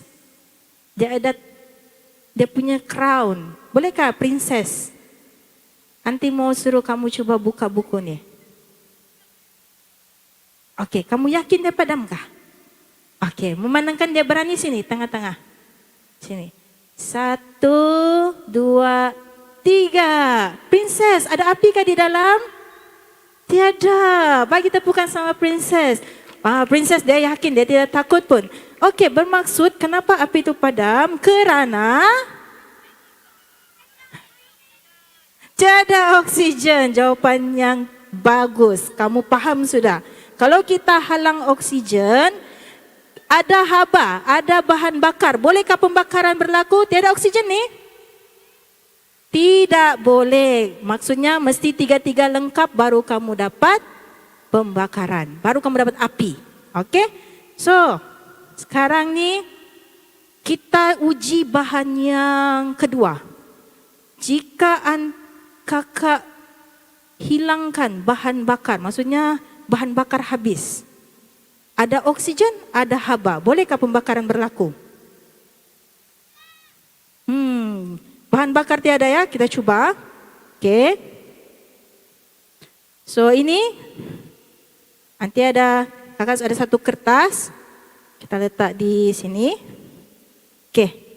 Kita tuangkan bahan, ini memang cecair ini sangat mudah terbakar. Kita tuangkan semua, si basah ni kertas. Benda ni angkol kita kena buat di bawah. Sebab dia bahaya di sini ni, banyak benda mudah terbakar. Okay, kita pergi turun bawah angkol. Kasih basah lagi, basah lagi. Okey. Okey, jom angkol. Laju-laju. Meletup? Okey, tidaklah meletup. 1, 2. Hilang. Okey, siapa mau pegang kertas yang... Okey, pegang. Panaskah? Tidak, okey, di sebelah lagi. Angkol, kita cuba buat lagi sekali. Kenapa kertas itu tidak terbakar? Sekali lagi. Tadi ada api kan? Tapi kertas dia masih sama. Okey, kasih basah banyak-banyak angkol. Letak semua bahan bakar tadi yang cecair tu. Okey, mari kita pergi sebelah sini angkol. Bakar. 1, 2. Okey, sila pegang. Panaskah? Sorry. Panaskah? Tidak, dan kertas masih sama. Dia tidak terbakar. Kenapa begitu boleh terjadi? Ada. Kamu perasankah? Kakak buat sesuatu tadi. Pemadam api. Oh, anti jadi pemadam api lah tadi. Okey, boleh diterima. Tiada haba. Tiada bahan. Ya, bahan bakar tadi sebenarnya yang cecair tu dia punya ignition temperature kita panggil. Suhu untuk dia start pembakaran rendah berbanding kertas. Jadi bila kita kibas macam ni, kertas tidak sempat pun untuk panas suhu dia dan terbakar. Sebab tu bila bahan bakar yang cecair sudah habis, kertas kamu terselamat. Okey, jadi bahan bakar penting dalam proses pembakaran. Yang ini anti suka eksperimen ni sebab dia menarik. Pernah nampak benda ni? Okey, ini kena pakai kacamata sikit. Kacamata keselamatan saat dia punya api marak. Okey, macam matrix sudah anti rasa di sini. Okey, benda ni kamu biasa nampak di mana?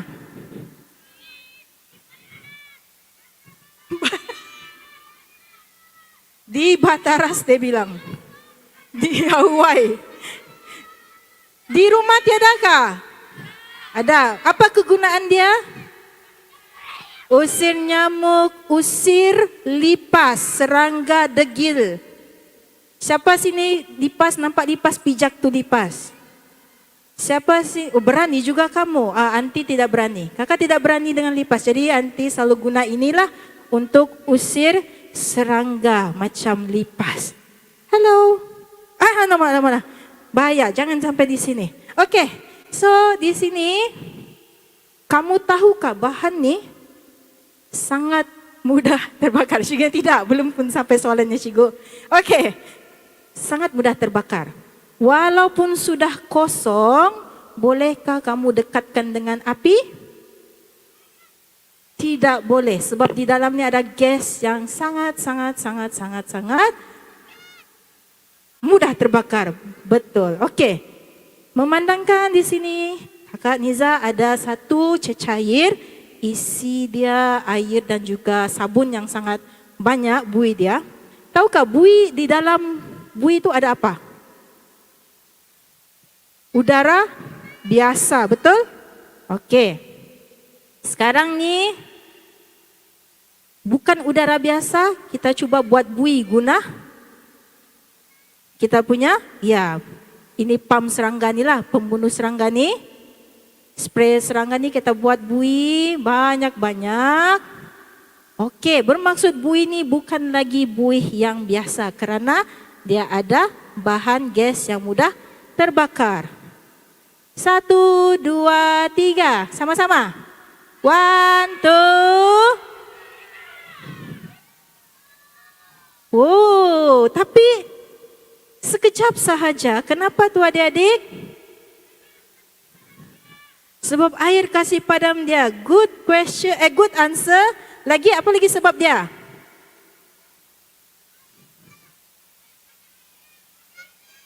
Dia tadi terperangkap dalam bubble kan?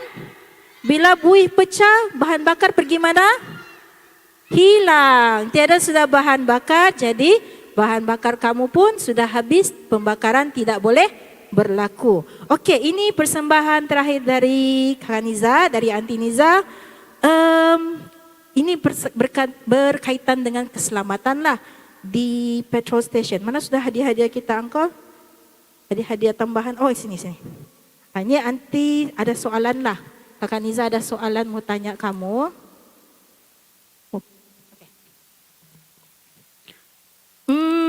Biasanya kalau kamu pernahkah pergi petrol station bersama dengan mami atau daddy kamu? Okey, ada benda-benda yang kamu boleh dan tidak boleh buat di petrol station. 100%. Siapa tadi itu? Okey, nah betul. Itu sebenarnya belum pun kakak cakap soalan. Tahu saya dia. Apa lagi tidak boleh buat? Merokok. Tidak boleh merokok. Okey, Aunty bagi canda orang belakang dulu. Apa lagi kita tidak boleh buat? Tidak boleh bertelefon. Tidak boleh bertelefon. Kalau mami kamu bertelefon, kamu bagi tahu apa? Jangan mami, jangan bertelefon. Betul? Bagus. Okey, apa lagi? Apa yang kamu boleh dan tidak boleh buat?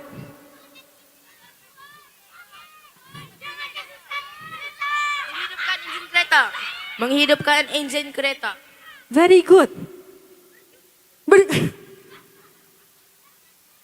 Jawapan dia unik. Dia bilang jangan berjudi. Tidak kaitannya adik.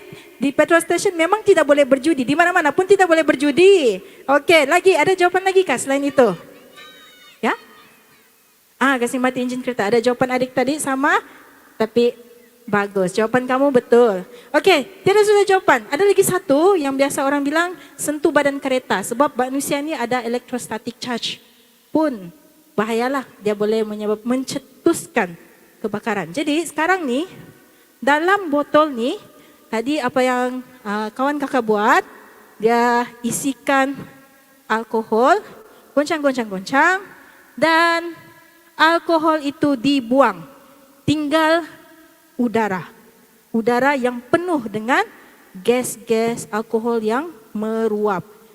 Dalam masa ini, kakak akan bagi sedikit amaran, mungkin akan ada bunyi yang kuat, kadang-kadang jadi, kadang-kadang tidak. Okey, alah patah.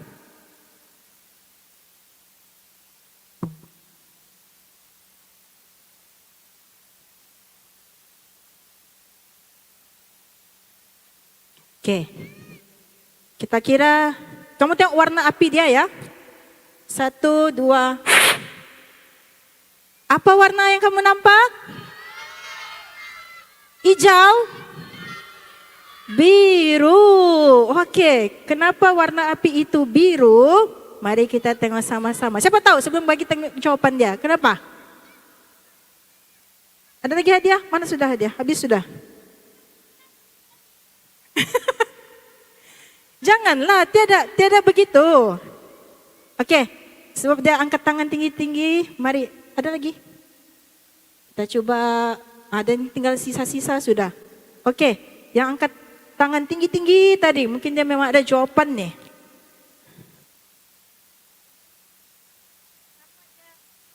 Tiada oksigen. Oh, tiada oksigen jadi warna dia biru. Cubaan yang bagus tapi kurang tepat. Betul, terlampau panas dia punya.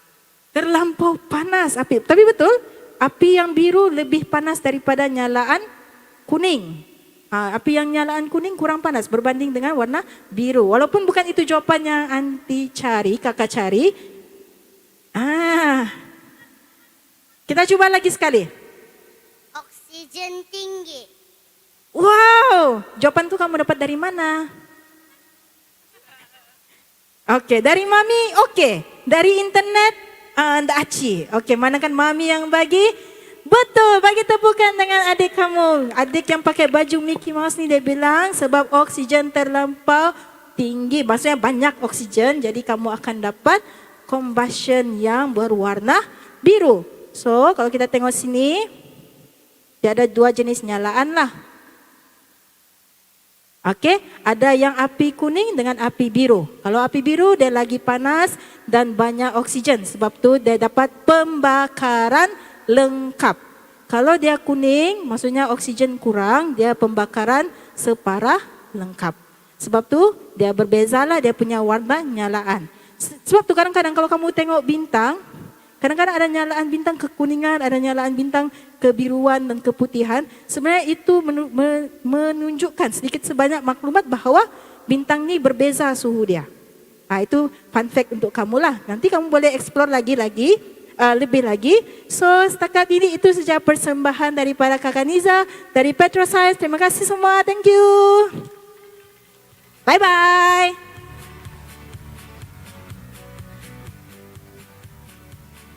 Majlis mengucapkan jutaan terima kasih kepada pihak Petro Science Play Smart Kota Kinabalu di atas Science Show mereka sebentar tadi. Okey, baiklah hadirin hadirat yang dihormati sekalian, sebentar lagi kita akan bersama-sama untuk membuat cabutan bertuah yang utama. Kita ada dua cabutan bertuah yang utama, iaitu sebuah bicycle dan satu lagi sebuah tape. Jadi pastikan anda telah mendaftar dengan cara scan mengimbas kod QR yang telah disediakan. Jadi, alamak. Okey, maafkan saya. Jadi diminta kerjasama kepada para hadirin agar dapat memenuhi ruangan tempat duduk di bahagian hadapan kerana sebentar lagi kita akan bersama-sama untuk membuat cabutan bertuah.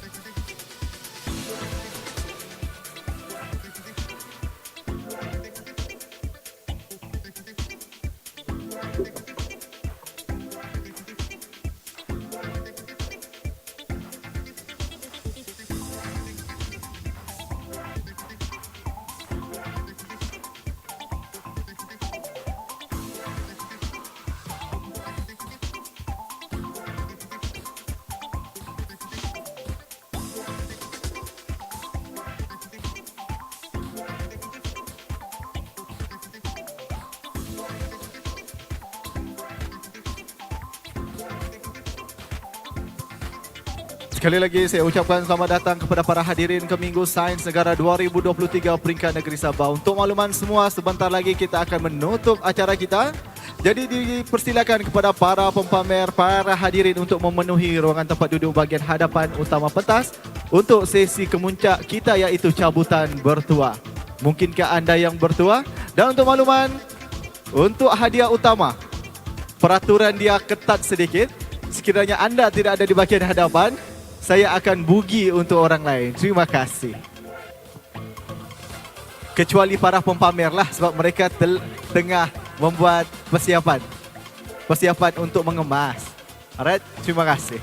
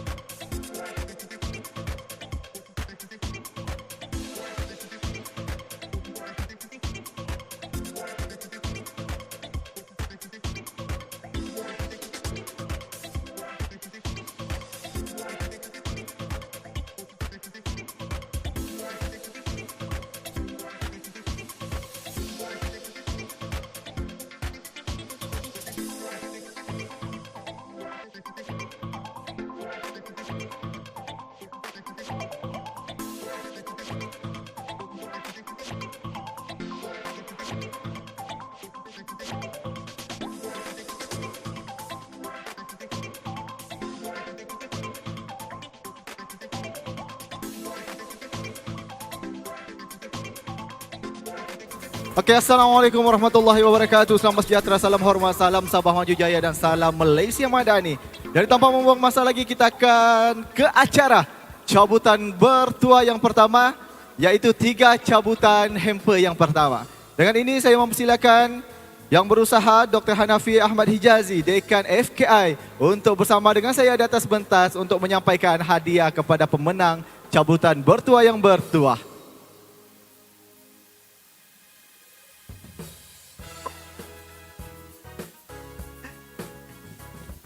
Okey, Pak Doktor. Selamat datang. Alright, tanpa buang masa lagi, dipersilakan. Mari kita lihat di bahagian paparan siapakah pemenangnya, siapakah yang bertuah.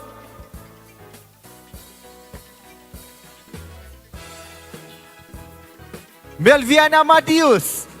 Adakah dia? Malviana Madius.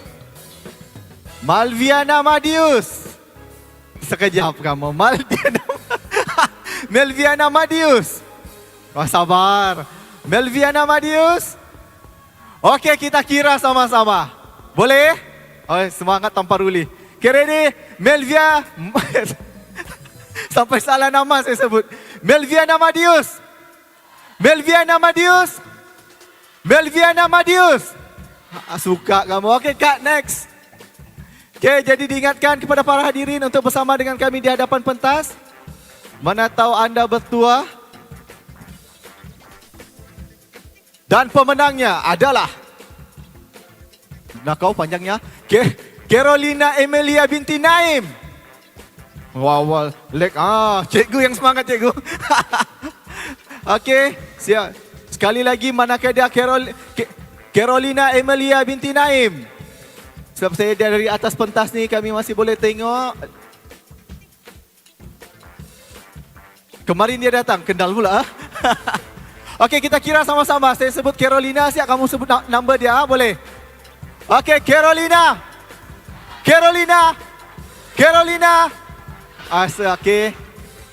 Okey, tiada kan? Okey. Diorang angkat tangan, terkejut saya. Okey Kak, next.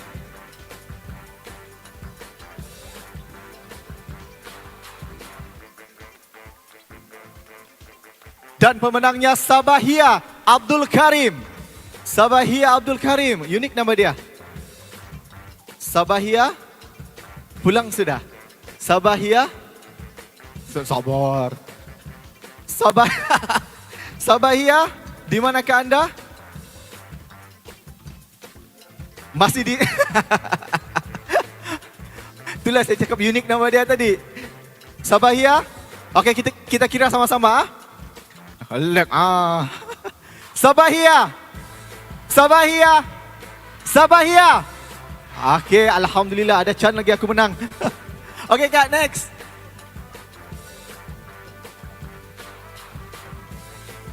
Dan pemenangnya adalah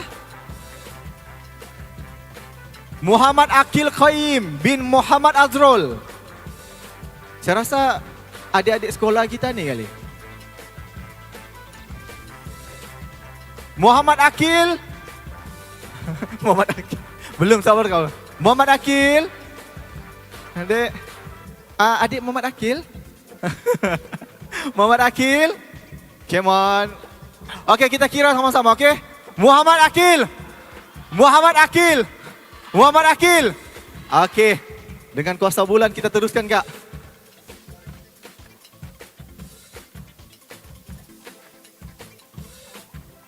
Dorang ni tidak mau hadiah kan ya? Nia Syakira Zulkifli.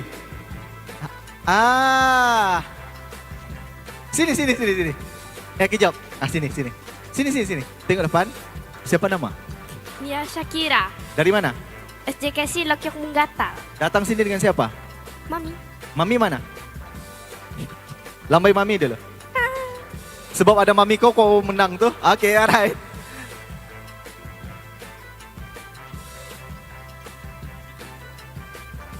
Alright, tahniah adik. Okay, hati-hati. Alright, kita teruskan Kak untuk jabatan yang kedua.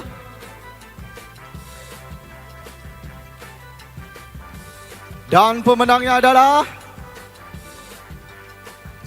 Alisha Fakiha binti Muhammad Fahmi.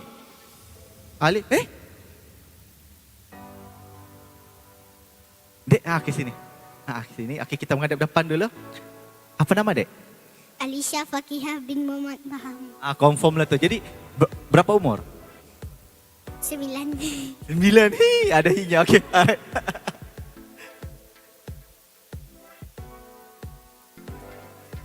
Okey, tahniah. Boleh kau angkat? Boleh. Kalau tidak boleh, abang ambil. Alright, tahniah.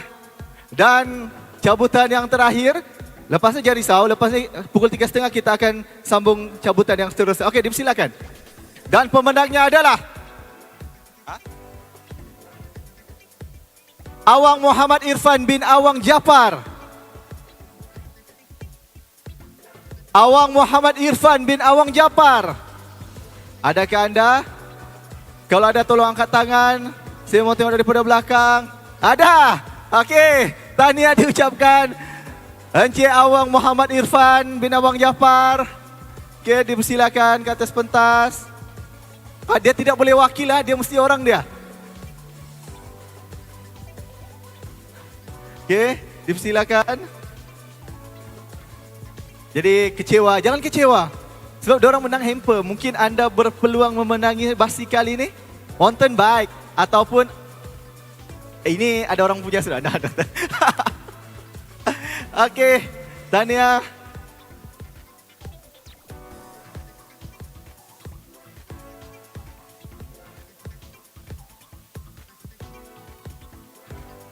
Alright, tahniah. Terima kasih diucapkan kepada dekan FKI di atas kesudian bersama dengan kita. Okey, kita akan berehat sebentar. Kita akan bersiaran dalam tempoh 5 minit sahaja lagi. Terima kasih.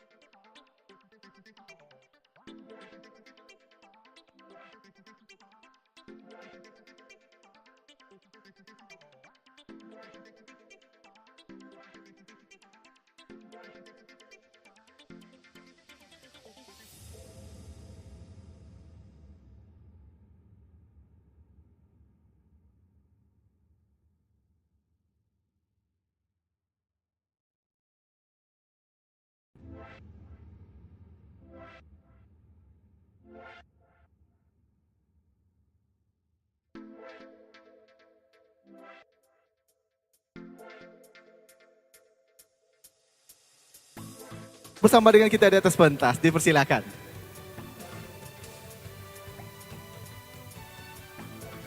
Okey, makluman kepada para hadirin, para pempamer, sekiranya sudah siap berkemas, bolehlah bersama dengan kita di bahagian tempat duduk hadapan pentas utama untuk bersama-sama dengan sesi cabutan bertuah.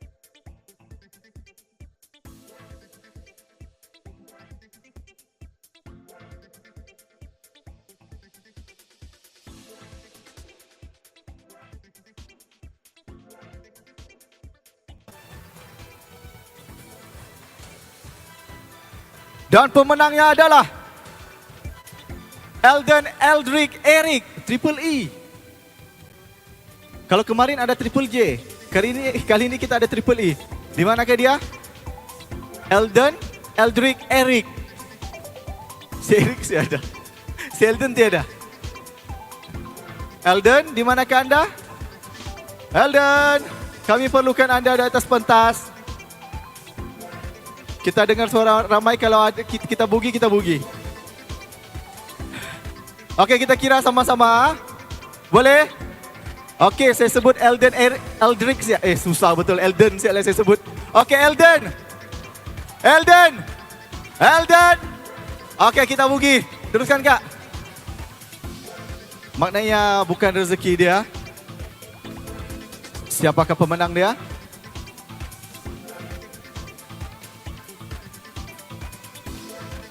Nakkan betul Norazila binti Tuman. Saya kenal betul orang ni. Di mana dia Norazila binti Tuman? Encik Azmi, boleh tolong gambarkan untuk bukti Encik Azmi? Norazila binti Tuman. Sebab dia bersama dengan anak dia tadi. Saya perasan ni.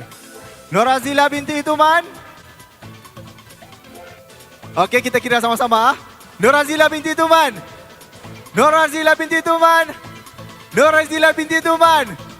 Maafkan daku. Balik ke ofis kena marah ni. Okey, seterusnya Kak. Silakan.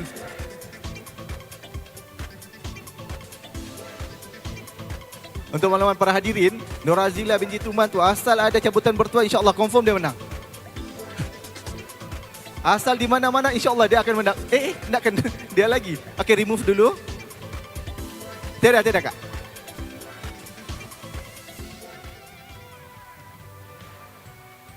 Dan pemenangnya adalah Syarum bin Muhammad Said. Siapakah? Syarum bin Muhammad Said. Jamuan.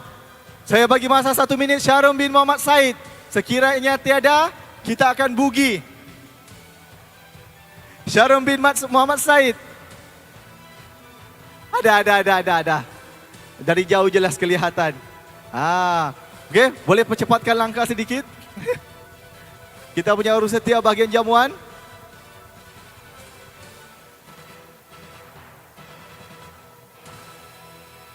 Kita tahniah diucapkan Bang Syarum, tidak sia-sia berusaha selama 3 hari ini. Dan bertuah memenangi hamper pada hari ini. Tahniah diucapkan. Terima kasih. Silakan Bang. Depan sikit Tuan. Okey, tahniah.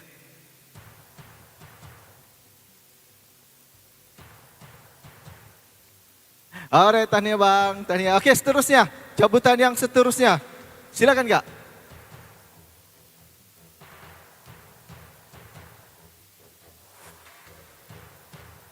Okey, dan pemenangnya adalah Jeffty.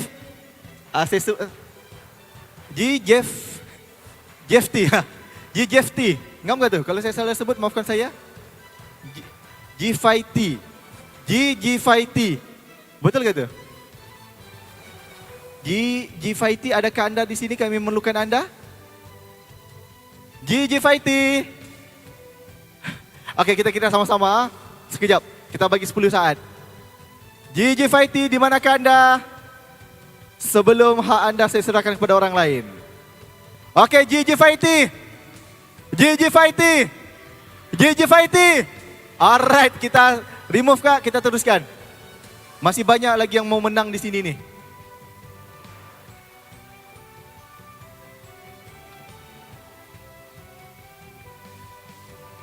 Hasma binti Matusin. Mungkinkah adik beradik dengan Cik Samsari? Hasma binti Matusin. Di manakah anda?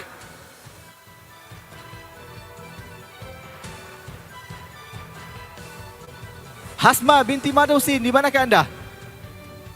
Ada? Okey, tiada. Mari kita percepatkan, kita rancakkan pada petang ini. Penutup kita kira sama-sama. Hasma binti Matusin. Hasma binti Matusin. Hasma binti Matusin. Okey kak, kita teruskan kak. Banyak lagi yang mau menang ni. Kalau tidak pun mungkin saudara kita punya Cik Simon boleh menang juga. Dan pemenangnya adalah Fauzia Matsin. Fauzia Matsin. Adakah Fauzia Matsin? Fauzia? Okey, ada. Dia tengah berlari-lari. Kenapa orang jamuan hari ini ramai yang menang? Memang hasil kerja keras tu saya rasa.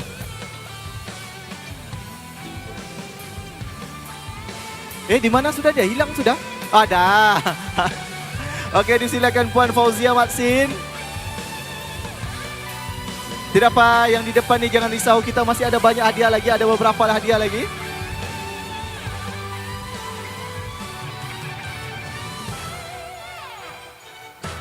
Excited tu kak? Kenapa kak? Pelan-pelan kak, pelan-pelan kak. Kami memahami kepenatan AJK Jamuan.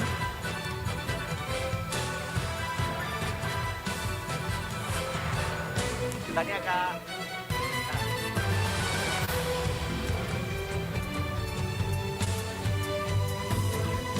Alright, tahniah diucapkan. Okey, cabutan terakhir. Dipersilakan.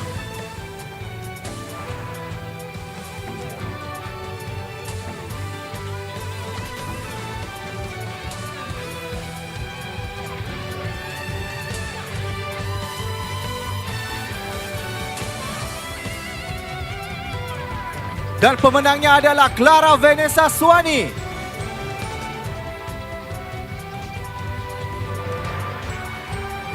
Clara Vanessa, di manakah anda?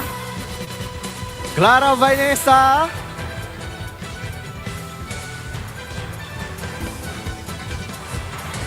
Clara Vanessa. Tolong angkat tangan sekiranya ada. Okey, ada yang melambai-lambai tiada ada bilang. Okey, jadi Clara Vanessa, ada tiada? Okey, kita kira sama-sama. Clara Vanessa. Clara Vanessa. Clara Vanessa. Okey kak, next.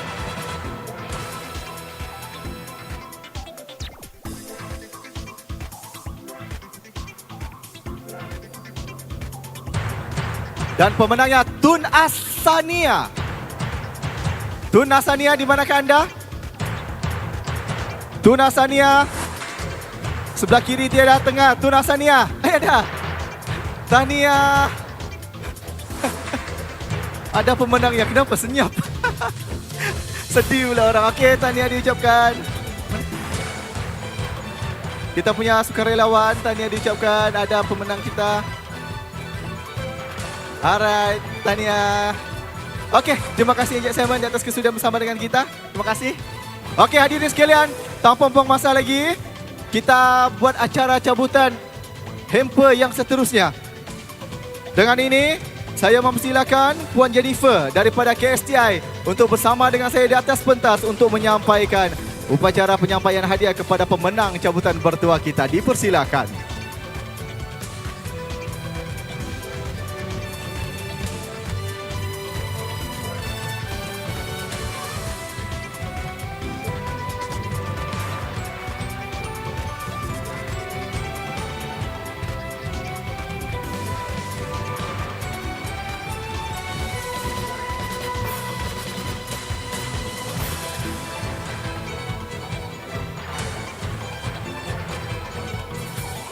Okey, tanpa buang masa lagi dipersilakan Kak. Untuk 4 cabutan bertuah. Dan pemenangnya adalah Sharifah Isyazia binti Muhammad Idris. Sekali lagi, Sharifah Isyazia binti Muhammad Idris. Adakah dia di sini? Saya lihat sebelah kanan. Sharifah, saya perlukan anda. Sharifah. Okey, mari kita kira sama-sama. Sharifah. Sharifah. Sharifah. Okey, tiada, kita next. Silakan Kak. Ramai lagi yang menunggu untuk menang di sini. Depan saya ini ramai yang mau menang dan pemenangnya. Mari kita lihat pemenangnya.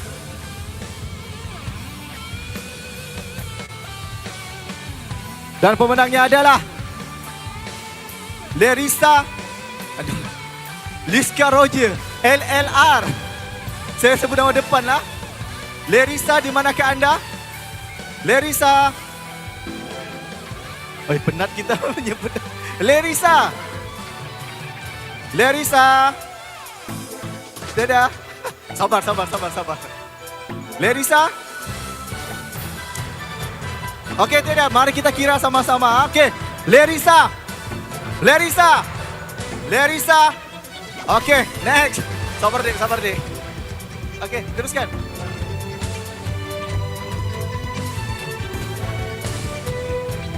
Mogalah ada pemenang dah. Rosna Dungkas. Di manakah anda? Rosna Dungkas. Saya perlukan anda di atas pentas. Okey, tidak, kita kira sama-sama, okey? Rosna Dungkas. Okey, next Kak, silakan.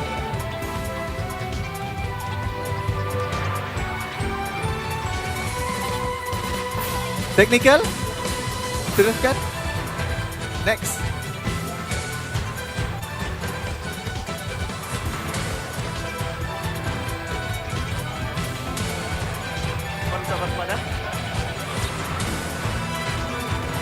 Rafida Kamat.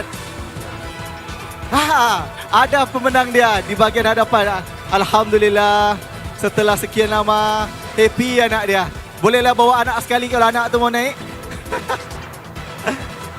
Anak-anak yang excited. Okey, mari kita ke atas pentas. Hati-hati. Tahniah diucapkan.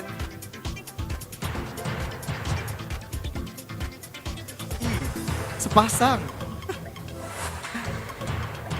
Anak yang excited, betul. Okey.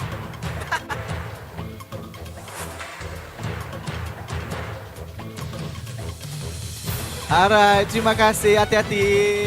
Semangat orang. Okey, tanpa buang masa lagi Kak, silakan Kak.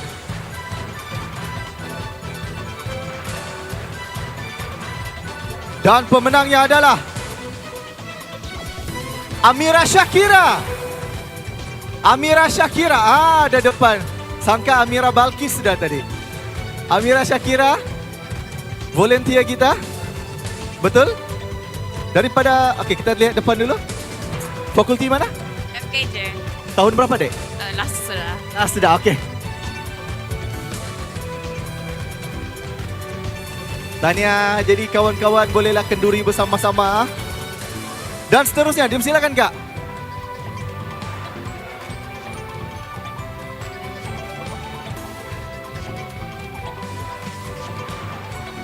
Salsabila Nadifa.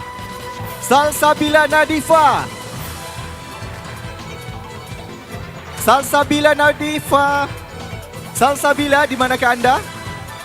Salsabila, okey, tiada. Mari kita kira sama-sama. Salsabila 3. Okey Kak, next. Kita bagi peluang yang berada di depan ni untuk menang.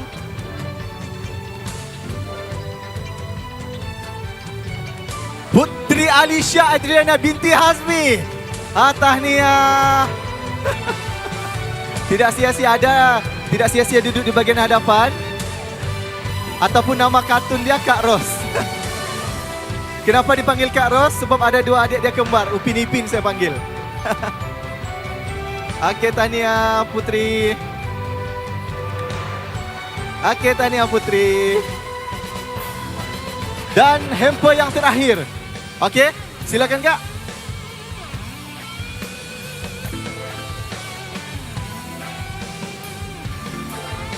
Heron Monsiong. Heron Monsiong, di manakah anda? Heron. Heron, di manakah anda? Saya lihat sebelah kanan dulu, Heron. Tengah Heron. Kiri Heron. Okey, tiada, kita kira sama-sama. Heron. Heron. Heron. Ui, jahat MC dia, kasih laju sih. Okey, next.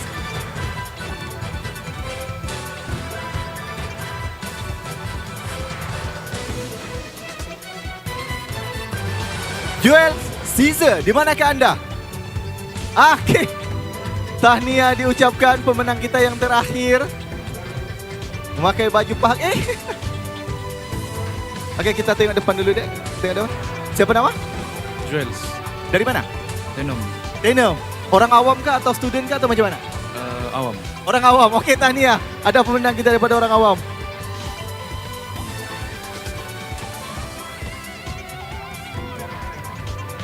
Okey, Magis mengucapkan jutaan terima kasih kepada Puan Jennifer di atas kesudian bersama dengan kita sebentar tadi. Okey, hadirin sekalian, kita berehat 5 minit.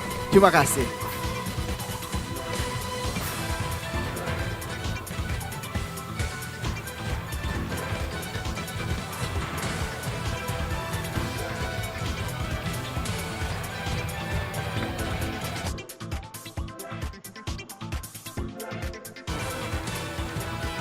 Nasib baik saya tidak boleh naik di atas pentas.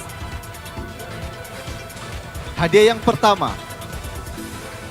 Okey. Akan membawa pulang sebuah basikal mountain ataupun mountain bike. Jadi berdoalah untuk adik-adik. Abang ingatkan kamu, kalau ada ibu bapa kamu di sebelah, minta doa daripada dorang. Mana tahu kamu yang menang. Dan yang paling grand adalah Galaxy Tab S7 Lite. Mungkinkah menjadi milik anda? Jadi kita tunggu sebentar. Jadi kepada para hadirin, sila peka dengan nama anda masing-masing. Dan kalau boleh bersama dengan kami di hadapan pentas ini, mungkinkah tab ini menjadi milik anda ataupun basikal ini bakal menjadi milik anda? Kita berehat sebentar selama 3 minit.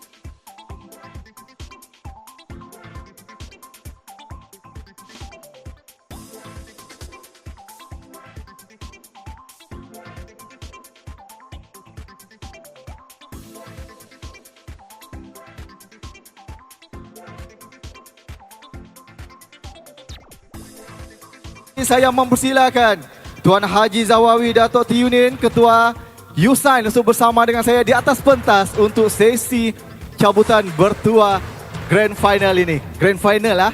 Okey, untuk makluman, kita ada 2 cabutan bertuah.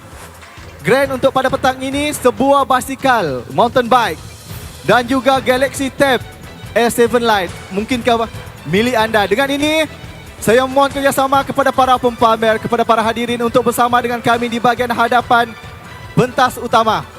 Jadi sebelum itu, saya mempersilakan Tuan Haji Zawawi untuk mungkin ingin menyampaikan sepatah 2 kata kepada para pengunjung kita. Dipersilakan. Assalamualaikum, salam sejahtera semua. Apa kabar? Gembirakah? Ada yang tidak gembira? Ada yang tidak gembira? Diharap gembira lah, kalau tidak nanti saya bawa balik lah ni.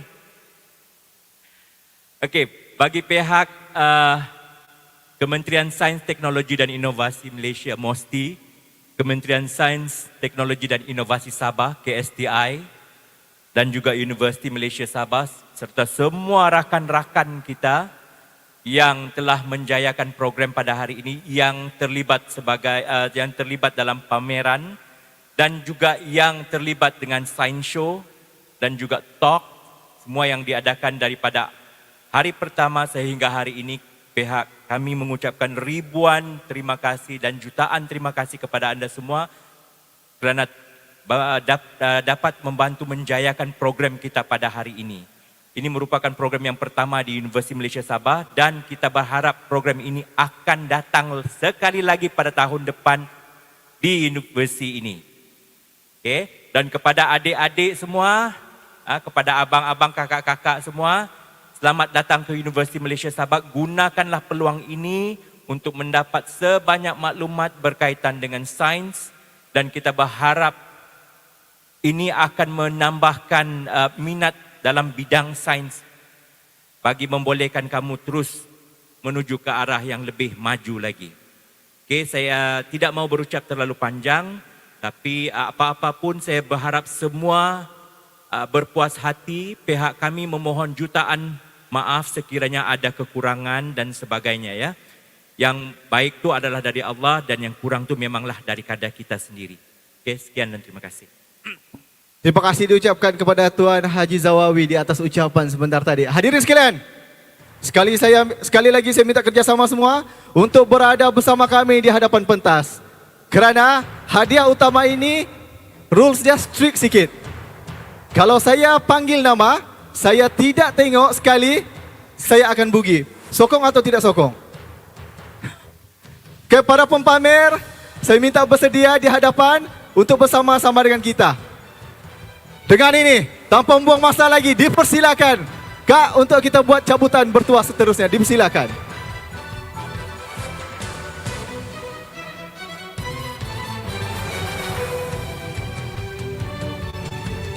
Dipersilakan. Dan pemenangnya akan membawa pulang sebuah mountain bike. Siapakah dia? Subeda Soding. Sobida Soding. Sobida Soding. Sobida Soding. Minta maaf. Okay, kita buat. Sudah saya cakap, kamu adalah saksi saya. Kita remove nama terus. Ingat peraturan ini ketat sikit. Kena berada di hadapan. Dan pemenangnya adalah Amanda Grace Malcolm Gillimin. Macam saya kenal ni. Amanda Grace Malcolm Gillimin. Amanda Grace Malcolm Gillimin. Kita kira satu. Sama-sama. Mari. Amanda Grace. Amanda Grace. Amanda Grace. Okay, next. Padahal saya kenal orang ni. Dan pemenangnya adalah, come on, sebuah basikal. Izam Zakaria. Izam Zakaria. Ada. Tahniah diucapkan. Sangat sesuai dengan orang dia. Seorang lelaki tampil ke atas pentas tuan.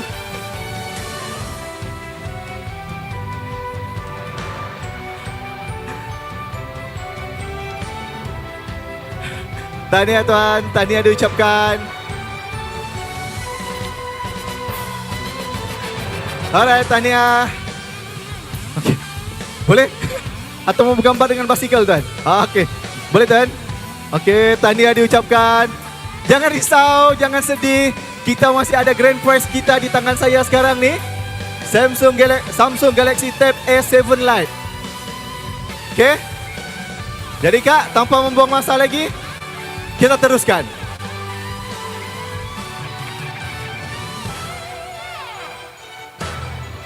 Dan pemenangnya adalah Nur Arisa Maisara binti Roslan. Tiada, kamu tidak ada di depan saya. Kita kira Nur Arisa. Nur Arisa. Nur Arisa. Yes, kegembiraan untuk kita semua. Sekali lagi, silakan Kak. Ingat, kamu mesti berada di depan kami. Siti Umairah binti Muhammad Razwan.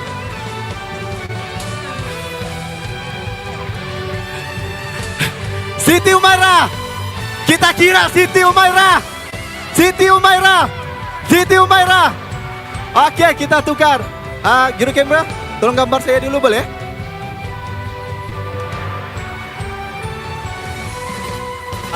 Ada pemenang dah. Okey. Sekali lagi Kak, dipersilakan. Dan pemenangnya adalah Muhammad Nur Afdal bin Nazahuddin. Kita kira Muhammad Nur Afdal. Muhammad Nur Afdal. Muhammad, ada pemenangnya, tahniah. Kelam kabut dia berlari. Dek, hati-hati. Jatuh di lantai tidak seindah jatuh cinta. Tetapi Anda telah memenangi sebuah hadiah yang grand ini. Ingatlah dek, kegembiraan anda adalah kekecewaan kami semua. Tahniahlah.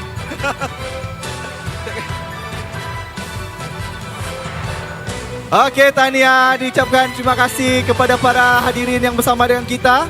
Dengan ini, saya mempersilakan kepada para pempamer dan juga para petugas untuk bersama dengan kami di atas pentas untuk sesi bergambar. Kepada para hadirin, saya selaku wakil pihak penganjur ingin mengucapkan terima kasih di atas kesudian anda bersama dengan kami sepanjang 3 hari program ini berlangsung. Semoga kita dapat berjumpa lagi di tahun-tahun hadapan dan memberikan impak yang positif kepada rakyat Sabah, iaitu merakyatkan sains, menginsankan teknologi. Jadi tanpa membuang masa lagi, saya mempersilakan ke semua petugas untuk bersama dengan kami di atas pentas untuk sesi bergambar. Dipersilakan. Mari semua. Untuk audiens kiranya ingin bergambar dengan kami, boleh mari kita semua berada di atas pentas. Mari kita bergambar di atas pentas untuk kenangan-kenangan. Sian, Tamparuli ada menang kemarin. Okey. Mari. Ini semua petugas, semua.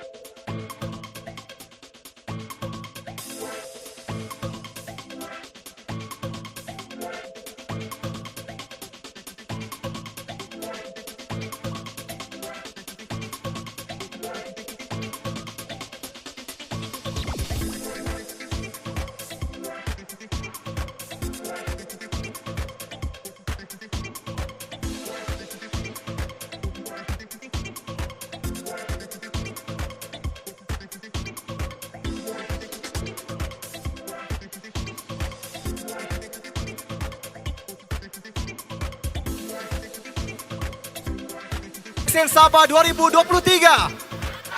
MSN Sabah 2023. MSN Sabah 2023.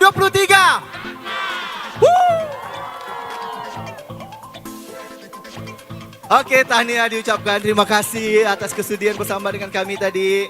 Tahniah. InsyaAllah jangan jerak bersama dengan kami sekiranya ada lagi pada tahun hadapan. Tanpa anda petugas semua, siapalah kami?